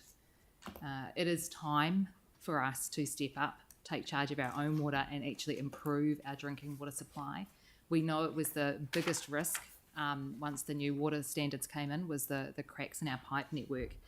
And it's time that we actually pulled finger and got our pipes fixed. We need targets that drive the organisation to lower the leakage rate in our pipes, having it under 20% by 2030 and then under 15% by the end of the long-term plan should be our goal. It is a stretch target, but it is one that we need to work towards because water is the lifeblood of our city. We cannot function if our water pipes break. It's bad for businesses, it's bad for residents, it damages our roads and causes a whole pile of additional maintenance costs that we simply don't need. Thank you. Okay, who's next? Councillor Cotter, please. Let's have the one too, and I just really want to speak to the establishment of the 20 million a year for the surface water flooding program or project. And just bearing in mind that our streets are meant to flood, so we don't want people jumping up and down saying my street floods. This is actually addressing the really serious impacted roads that are only going to get worse, and if we don't do something soon, a future council is going to find they'll be facing a massive investment. So this is just setting up the beginnings of an oversight project so that we can actually prioritise the whole city. So councillors who are also concerned around roads that are not in here, rest assured there'll be opportunity to feed into that matrix. And so particularly in Edgware, we've got a whole commercial area with 3, 4, 5 shops being impacted, sometimes for a couple of days, and that's an economic loss to the city. And although we don't traditionally take on commercial premises, we concentrate more on residential. I think it's time we started to move into caring about some of these people. Now that we have addressed the Flockton Basin and the Heathcote, where people's homes were flooding underfloor, we can move on to beginning this project. So I do hope that you support this today. Thank you, that's all. Councillor Peters. Thank you. Firstly, I want to pick up on that flooding and pick up on the point that I raised with Waterloo Road and Templeton and the fact that they've had 40 years of flooding, and whilst there's really only a couple of properties that are experiencing above floor, and it's been repeated over recent times. So I'm keen to work with the Three Waters team when they come out with that work and that matrix. I'll certainly be supporting that. Also want to speak to Councillor Moore's need to put these amendments in for the safe crossings and the footpaths. I find it a little frustrating as councillors that we have to come to this level to try and get these minor safety improvements and the footpaths addressed. I would hope that going forward we can have far more constructive ability through our boards to have access to get the needs we have in the way of footpaths and crossings points, so we can have our communities safe to be able to get in and around. There's any number of footpaths missing in the Hornby and the Horsell areas, and I'm sure there's many others around the city, and having this footpath budget hopefully increased to a more realistic number and doing a bit of a case study around the city to try and identify where these missing points are, and then be able to strategise and prioritise to get them actually implemented and fixed, I think is really positive to try and get this working. So good on you, Andre, for bringing this, and I'm fully supportive, and I'm certainly got 1 or 2 examples in the Hornby area that I put amendments in for that I'll look to wheel into this program, and hopefully together we can get some progress in our wards and also around the city for those that are missing footpaths and links. Because for me, the fact there's a missing footpath right in the CBD of Hornby, where you can't get from Woolworths Countdown to the hub on a path and a crossing, is just incredible. And what's really raised that for me has been seeing the transport choices going into places like Linwood, and to have transport choices in any neighbourhood is critical, and we need to try and find ways of making this work for everyone rather than having to come to this level and do an amendment to a long-term plan to try and get a simple footpath or a crossing point. So the other thing I want to ask, I'm still got 30 seconds. Last we one don't I'll have touch to on. use it all up. Yeah, Sorry. well, I'm going to. The Awatea Amy Springs lights. You'll see this back here is an amendment. That was one we brought back to our annual plan this year. And to see it disappear from the 10-year plan for this long-term plan was a little frustrating. To remind you, this has been waiting since before the earthquakes. We've had thousands of more homes put into this area that are using these intersections every day. It is dangerous. We've had pedestrians knocked over there in the last couple of months. So we need to get this onto plan and continue the work that was brought back to this year's annual plan and get this done. It's been far too long to wait, so thank you. Thank you, mate. Councillor Moore.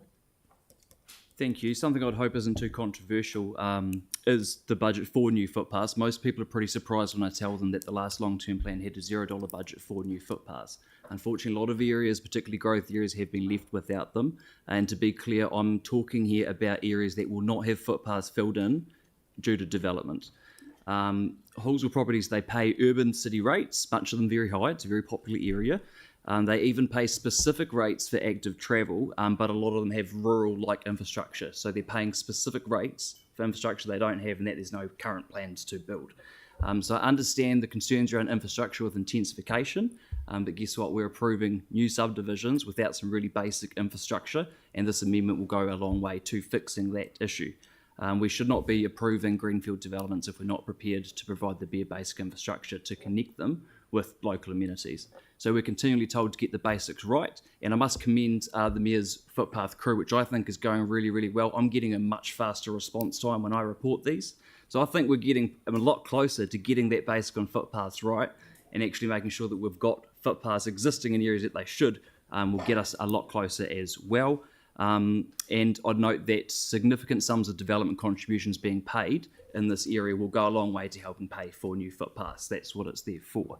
On the school crossings, what I'm asking for is very, very simple crossing points. I'm not asking for anything gold-plated or expensive or overly complicated. It's just for school kids to be able to get across the road, and indeed for all pedestrians as well. So there's a few examples here. Sabies and Dunbars Road, if those subdivisions were built in 2024, the requirements on the developer would be to build a crossing point. But 20 years ago, those requirements didn't exist. So we're having to pick up the pieces for infrastructure that should have been there 20 years ago. It wasn't, but it can be done now. Last year in the chamber here, we all looked a father in the eye whose child had been hit crossing Halswell Junction Road. And you can imagine what that did for the confidence of the local community there and letting their kids cross that road to go to a playground that is across the road. We can't stop idiots on the road, but we can put the basic infrastructure in to allow kids to cross the road. We're raking in massive amounts of development contributions from those houses along Halswell Junction Road. They each pay $34,000 a pop for every new property. So for Copper Ridge residents to be paying that sort of money into development contributions and to not have any safe way to cross Halswell Junction Road, I feel they do have the right to be frustrated. So anything we can do there is worthwhile. We're just putting together a work program with this amendment. The wording doesn't go as far as I would like it to, but it is a start and I would urge you to support it, so at least these basic crossings can be considered and hopefully get on with as soon as possible. Thank you. Councillor Harrison-Hunt, please. Kia ora, team. I have 4 amendments before us because of the last citizens' recommendations being a bit late. So I'm going to make it nice and informative today. The first one is around the Church Corner Revitalisation Master Plan, and Bruce gave some really good information that was fair and accurate. However, the corridor for the Riccarton Water is multifaceted in the fact that substantial development has already been completed on the northern end of Riccarton and its corridor. Pedestrianisation, done. Safer streets, done. Traffic improvements, done. Public transport, done. All across that Riccarton Road catchment that goes to the north, from Ilam all the way to Hagley Park, already done. Didn't need a master plan. So here is why my priority is lying in the upper Riccarton catchment. And just for a bit of background knowledge, all of those transport works that are proposed for the next 10 years, a totaling of $56 million over 10 years, including the water.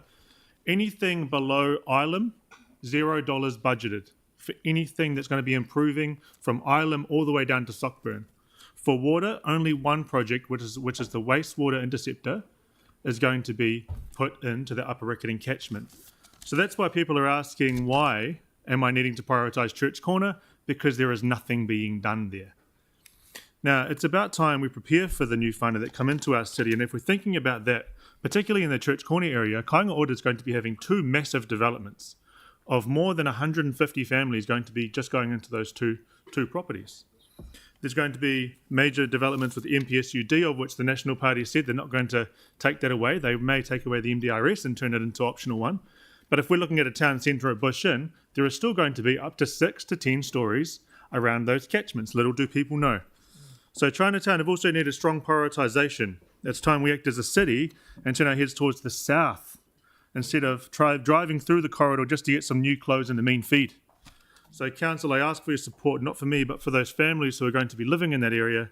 And throughout this process, I've had the pleasure of advocating for all corners of the ward of the city. There's visions for waste management at UC, prioritising CRAF in Dean's area, cleaning up Harrington Park and surrounds, and looking at enterprise and safety at the bus lounge.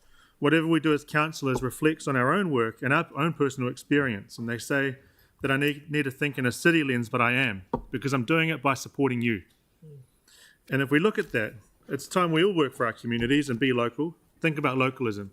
So I implore you to kindly support my really, really simple amendments today. And I thank you all for continuing to do that. And I will continue to support you. Kia ora. Thanks, mate. Okay, Councillor Fields, please. I've actually, in the run-up to doing these amendments, I've actually asked for about $2 million worth of capital expenditure to be pushed down the road, but you haven't seen these in the amendments today because it's been done ahead of time. But I know if we, plenty of my colleagues have done the same, and if we all did it, we'd probably push about $50 million worth of immediate demand and take the heat out of rates rises. So that'd be quite good if we all did that. But it's only going to take some of the heat out because the reality is a lot of it's out of our control. But I'm up for anything to help our people through this. I've asked for bugger all in this round of amendments, and only things that really need to happen. Diamond Harbour Village, the community spent years thinking about what it wants. I want us to walk beside them and give them hope, please. Robinson's Bay Stormwater, this is digger territory, Mr Mayor. I'll give you the You'll know keys. all about it. Dig a trench. Done. Reserve Terrace, Evans Pass stuff. Now, Councillor Templeton mentioned that this is a bigger item, but basically it's about resilience of the port. It's the alternative route. So all I'm asking for is that we retain visibility and keep it safe. You know, it doesn't need to be done tomorrow. It doesn't need to be done next year or the year after. So they're quite smallish things, and they pale into insignificance compared to some of the massive stuff that we haven't even really mentioned at all today, because we've talked about single-digit increases. Well, I mean, do you know how to do it? Because it seems the only thing stopping us is the wherewithal of fellow councillors, because we're not going to do it by snipping around the edges today and voting against like tiny little rates rises like we've done today. Look, the reality is that Te Kaha is a quarter of our entire capital program for the next financial year. The money we're pouring into it is the equivalent of the 30 next biggest CapEx projects on our books. The next 30. So what do we cut? Do we cut road and footpath reseals and renewals next year? Because that's a lazy 40-odd million we could save. Who's putting their hand up for that? Let's sweat those assets, team. There's barely a councillor in this room who doesn't have a multi-million-dollar mains renewal scheduled for the award in the next financial year. I'm looking forward to you all telling your constituents that it's only a leak and we'll fix it next year or the year after. Or we won't fix it at all. Are we going to push the wastewater treatment plant work out? That's $40 million over the next couple of years. So if you're really serious about cutting rates down, start looking at the things that really suck up the funds. So I'm keen to see the mettle of councillors in this and see if we're keen to make the big decisions or if it's just bluster. Kia ora. Councillor Henster. Thank you, Mr Mayor. Like the earlier category this morning, I won't be supporting some of the non-essential works. I think there's a few here that I simply don't have enough information about the financial implications, and I think that it's really irresponsible to progress amendments without that information. I mean, think of your own household budgets. You really wouldn't progress or sign off on a rebuild or a repair or renovation project at home without actually knowing what the full sums are. There's a couple of things here that I won't be supporting because the staff comments raise issues about deliverability and about timing. There are other things that I will be supporting because it's the right thing to do. Bulk of the cost is later in the LTP, and some of them are critical infrastructure like footpaths and safe access for kids getting to school. Thank you, Councillor Moore. A couple that I want to touch on specifically, no surprises here, supporting Councillor Kewen with this number 85 in relation to Wheels to Wings. Need I remind you that I've got a mandate from my community to support this amendment, and I'm asking, and I'm supporting Councillor Kewen and asking that this project be put on hold pending the updated budget information being released and confirmation of the Crown contribution. You've heard from staff today that the budgets in the long-term plan are based on the original costings, which we all know are out of date, so we just don't have enough information. And all too often we've sat here and we've seen transport projects blowing out. We've been told on average that they're blowing out at about 27%. So you do the math on that. We don't need to be a rocket scientist to know that the cost is going to go up on this. So I think to go out in the long-term plan with those current figures that we've got actually is misleading, and it's irresponsible for us to be proceeding with those at the moment. I ask you to show some respect to the people of Christchurch, to give them the full costs and let them decide on the priority of some of our spending when they are really suffering under extreme financial pressures. The other couple I want to comment on is number 43 with the improvements to urban waterways. I'm really happy to support this. No impact in the early years. And staff have indicated it will have a huge difference and it's deliverable.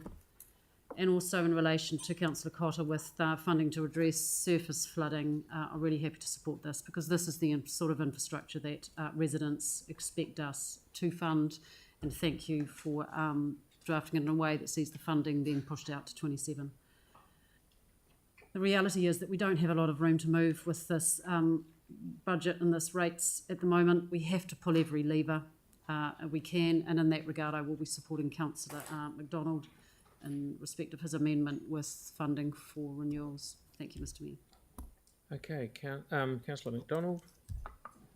Yeah, thank you. I've probably contributed enough today for this other than just say a couple of things. I think firstly, Andre's raised some really good points around footpaths and again, reiterating what Councillor Hensock said, that is the kind of thing our community would expect to fund. So well done for bringing that to the table. I think that will make a really big change over the next wee while. I did want to acknowledge, and I appreciate Tyron's, we have different views on stuff, but you know the reality is it's really good you express them here.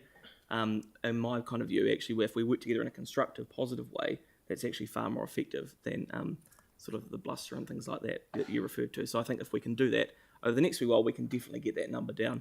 And I guess the other thing, just to allude to, again, people watching on TV, so we think about the capital program, and I think there was reference to it being such a core part of it. It absolutely is, but I think as everyone will remember, the unanimous letter we voted on at the beginning of this program, at the beginning of actually this work program, was to deliver a deliverable capital program, which excluded Te Kaha. So that has not been at the sacrifice of other work. In fact, we've all been quite open about the fact that if you take inflation and Te Kaha, you get to 9.5%, that's a single-digit rate rise that we can work within. So I would just hate for people out there to have the perception that Te Kaha is draining this whole thing, when actually it's been a project that has been kicked around for quite a while. We've now got it on track, it's on time and on budget, but it's a very, in terms of the rating issue we've got to deal with this year, again, it's certainly not the bluster that we're sort of hearing. So I think we're actually at a really good point. I think if we look at what Pauline has put forward along with me around that funding, around the flooding, that is fantastic. And I think that's a work program that I would 110% support because it's delivering into communities that I think both of you have been advocating for quite some time. So I actually think there are some really good amendments in there. But again, I just take up that point. If we all work together, we've still got a lot of time to get this number down, and we can certainly do that when we work in a constructive manner. Okay, thank you. I'll just have a wee... Oh, Councillor Keon. Yeah, I'll just go really quickly. Yeah, it will be good to see some of the suggestions that people make and councillors and come from their community on how not to spend money. I hope that's the big takeaway, is how not to spend it. And I was sitting here excitedly with Councillor Moore waiting for what Tyrone's examples were going to be of where we were going to make the cuts. And then you got to the end of your 3 minutes. So in the coming weeks, I look forward to where you can show us where we can save some of that money, because I'm more than happy to put in some myself as well. And if we all put in like 20 each, we'll be in good shape. So a couple of things. I will ask you to support the two amendments that I've got in, one around the traffic lights that have been asked for decades to help the kids along there get to school, and the other one is around the cycleway along Herwood Road. More than happy that bits and pieces are adjusted in that amendment. Remember, we're only going out for consultation on this. If there's efficiencies in the pipework being done at the top end by the railway line, absolutely go ahead and get it done. Why would you not? But as far as the rest of it goes, we've got to get the local community on side, and part of that is about being transparent with the cost, then get them on side. I think the only way forward for cycleways, because we every year we hear of more and more we want, and we want more connections, and Celeste raised some really good ones. We've got to get, it's not the what, it's the how we deliver it. We've got to get that cost down. The linear metre cost has got to drop dramatically. Then we can deliver way more. So, what's that, sorry? The what? Okay. All right, like Park Terrace. Yes, let's do more of Park Terrace everywhere. That's Harewood Road, right there. So let's. I look forward to that. So I support it. Let's just get the number and then find out from NZTA, especially the new version, if they're committed to supporting it. If not, it probably needs to sit out a lot further in the thing. Or as a council, we come up with ways of delivering, like Park Terrace, a lot cheaper versions of cycleways. Get people on bikes and get the wins, rather than just our big win always being the heavy infrastructure. Okay, I will just wrap up. There's a couple of things. The surface flooding thing, I'm passionate with this with Councillor Cotter. There are areas in town where the road, fair enough, the road floods. We don't really need it to flood. It's in areas where people pay rates, whether it's high rates or low rates. They don't expect to see the road flooded for any amount of time, but even if it did, it could run away quickly. The work that the staff will be doing on this, because I've been behind it a little bit with Pauline, what they're suggesting is very good, and it will solve a few issues for solving an area. One area will then downstream help alleviate the pressure on other areas. As far as Councillor Templeton's one about water leaks, I thoroughly agree with her. I think we should be prioritising though, and I reckon we can do it in our existing budgets. What we are doing is, because the computer says this pipe in this street is 60 years old, change it, we're going and changing it, because that's it. We should be concentrating, which we do. We go out at night time with headphones on and find these leaks.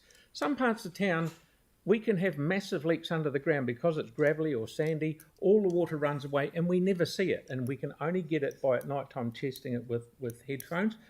We should be concentrating on finding those big leaks ahead of maybe changing a 60-year-old pipe which is not leaking, and let's sweat that for a little bit longer, because if we want to get anywhere towards getting chlorine out, which I think is a very big ask, and I personally don't think we'll ever get there. No matter what we do, the goalposts will keep getting moved out. But I think we can.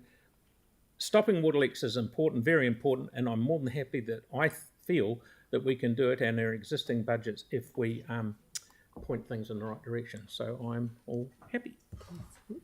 Done. Done. So we're going to the vote. We're going to debate. So no, we've done debate. We've done debate. We don't want to do it again, do we? No, going to the votes. Right.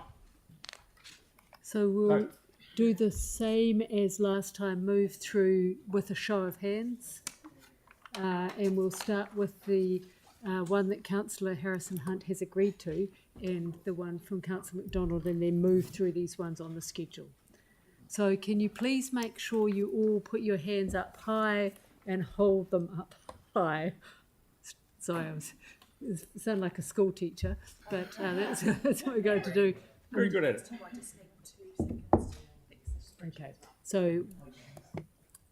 Okay, so what we see on the screen here, number 5, and then we go down to that one of Sam's underneath. Yes, yep. Right? All those in favour of that one that's highlighted in grey, yep, please put your hand up.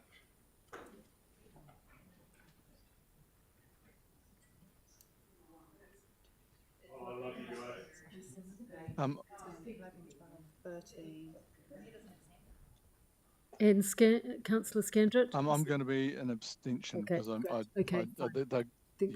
No. And Councillor Johansson's on there too. I think I just saw him. Yeah.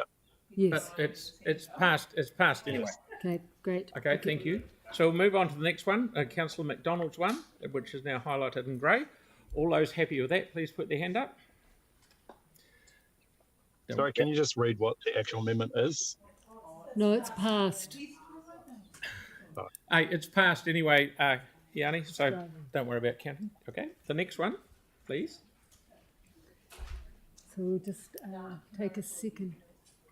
Here we go. Okay.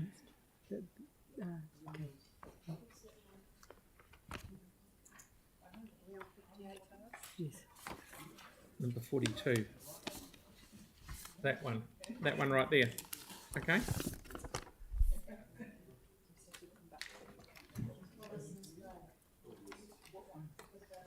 So it's 42. All right, you've got the alternative wording there. Okay, so if everyone is for that, please put their hand up.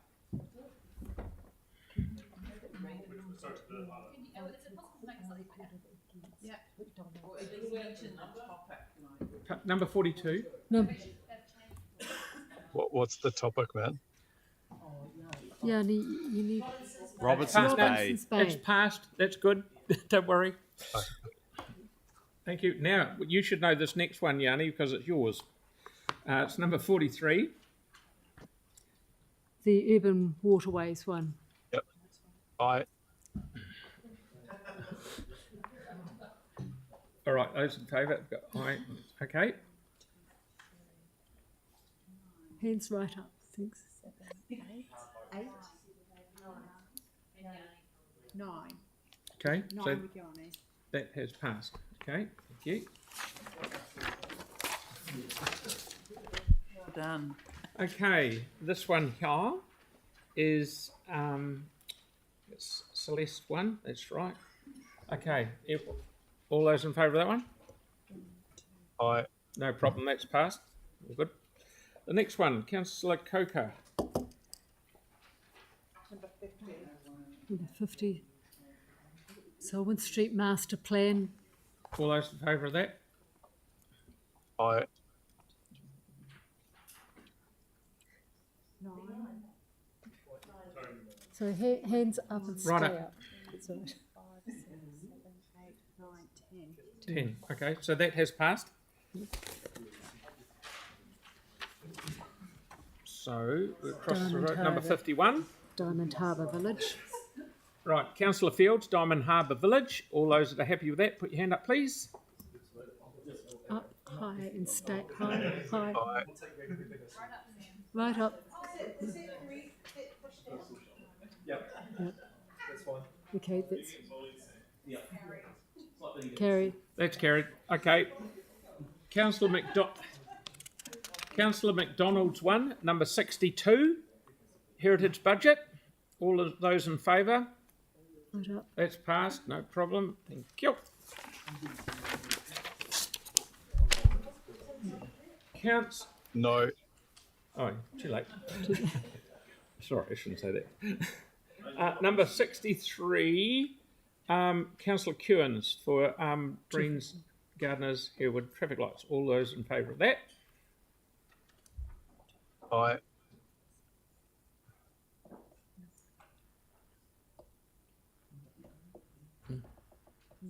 Yeah, Excellent, that's yep, passed. Wonderful.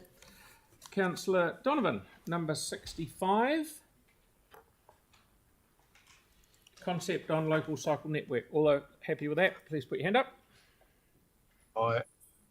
That's passed. Easy. Right, over the page. Councillor Peters. Awatea Springs Road, Amy's intersection improvements. All those that are happy with... Oh, all got their hands up already. That's passed. That's no problem. Good. There we go. We are going to save some money somewhere, aren't we? Okay. Is it... Oh, number 71's lying on the table. Yep. Is that right? Yeah. Yep. And the number 72 is now in Schedule 3. Have I understanding that correctly? Yes, we covered Yes. that earlier. I believe. Covered it. Yes, in. that's correct. Yep, so we've done that. Okay. Councillor Johansson, the council retained the budget for the provision of the Apauroho Heathcote MCR. All those that are happy with that, please, it's number 73. Put your hand up. Aye. It's lost. Okay, all those against that? Okay, that's lost. lost. Thank Yep. you.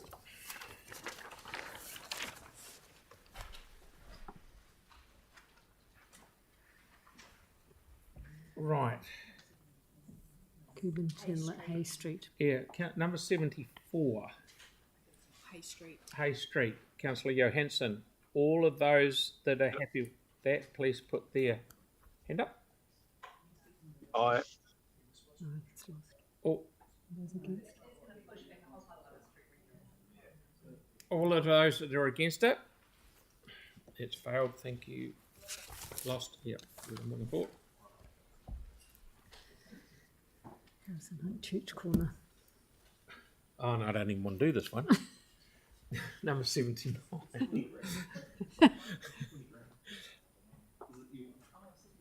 Okay. All of those that are happy with number 79, Church Corner Revitalisation Master Plan. That's passed. Thank you. Aye. Thank you. And number 85, Councillor Kewen, that we put a hold on Harewood Road. All those that are happy with that.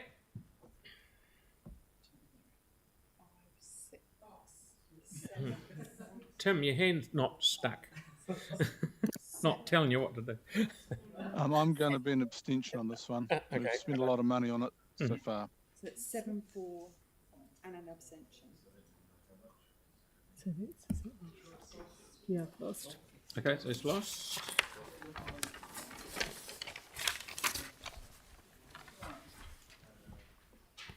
The Councillor Moore, pedestrian improvements in Ensign Street. All those that are happy with that? That's passed. Councillor Moore, new footpaths here, there and everywhere. Number 118. That's passed. This one will pass. I won't even put it. No, put it. The Councillor Cotter's 129, the surface flooding thing. Yep, that's passed. Thank you. Aye. And Councillor Templeton's one on water leaks.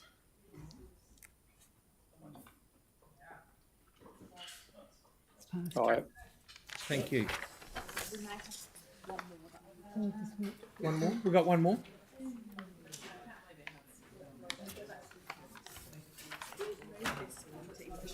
No, I didn't. Isn't that the one we passed one of his? And isn't that the one? It was this one we Has he got the information from? Is that the last one? Oh yes. Okay. Okay. Can we put that now? I don't know if he's got the information. Well, we could put it. I don't know why. We Okay. didn't. Yeah. So we'll do it next week. Do it next week. Do it next week. Okay. So we're Karaoke? adjourning the meeting. Oh, we're adjourning the meeting, so there's no till karaoke. Wednesday after council meeting.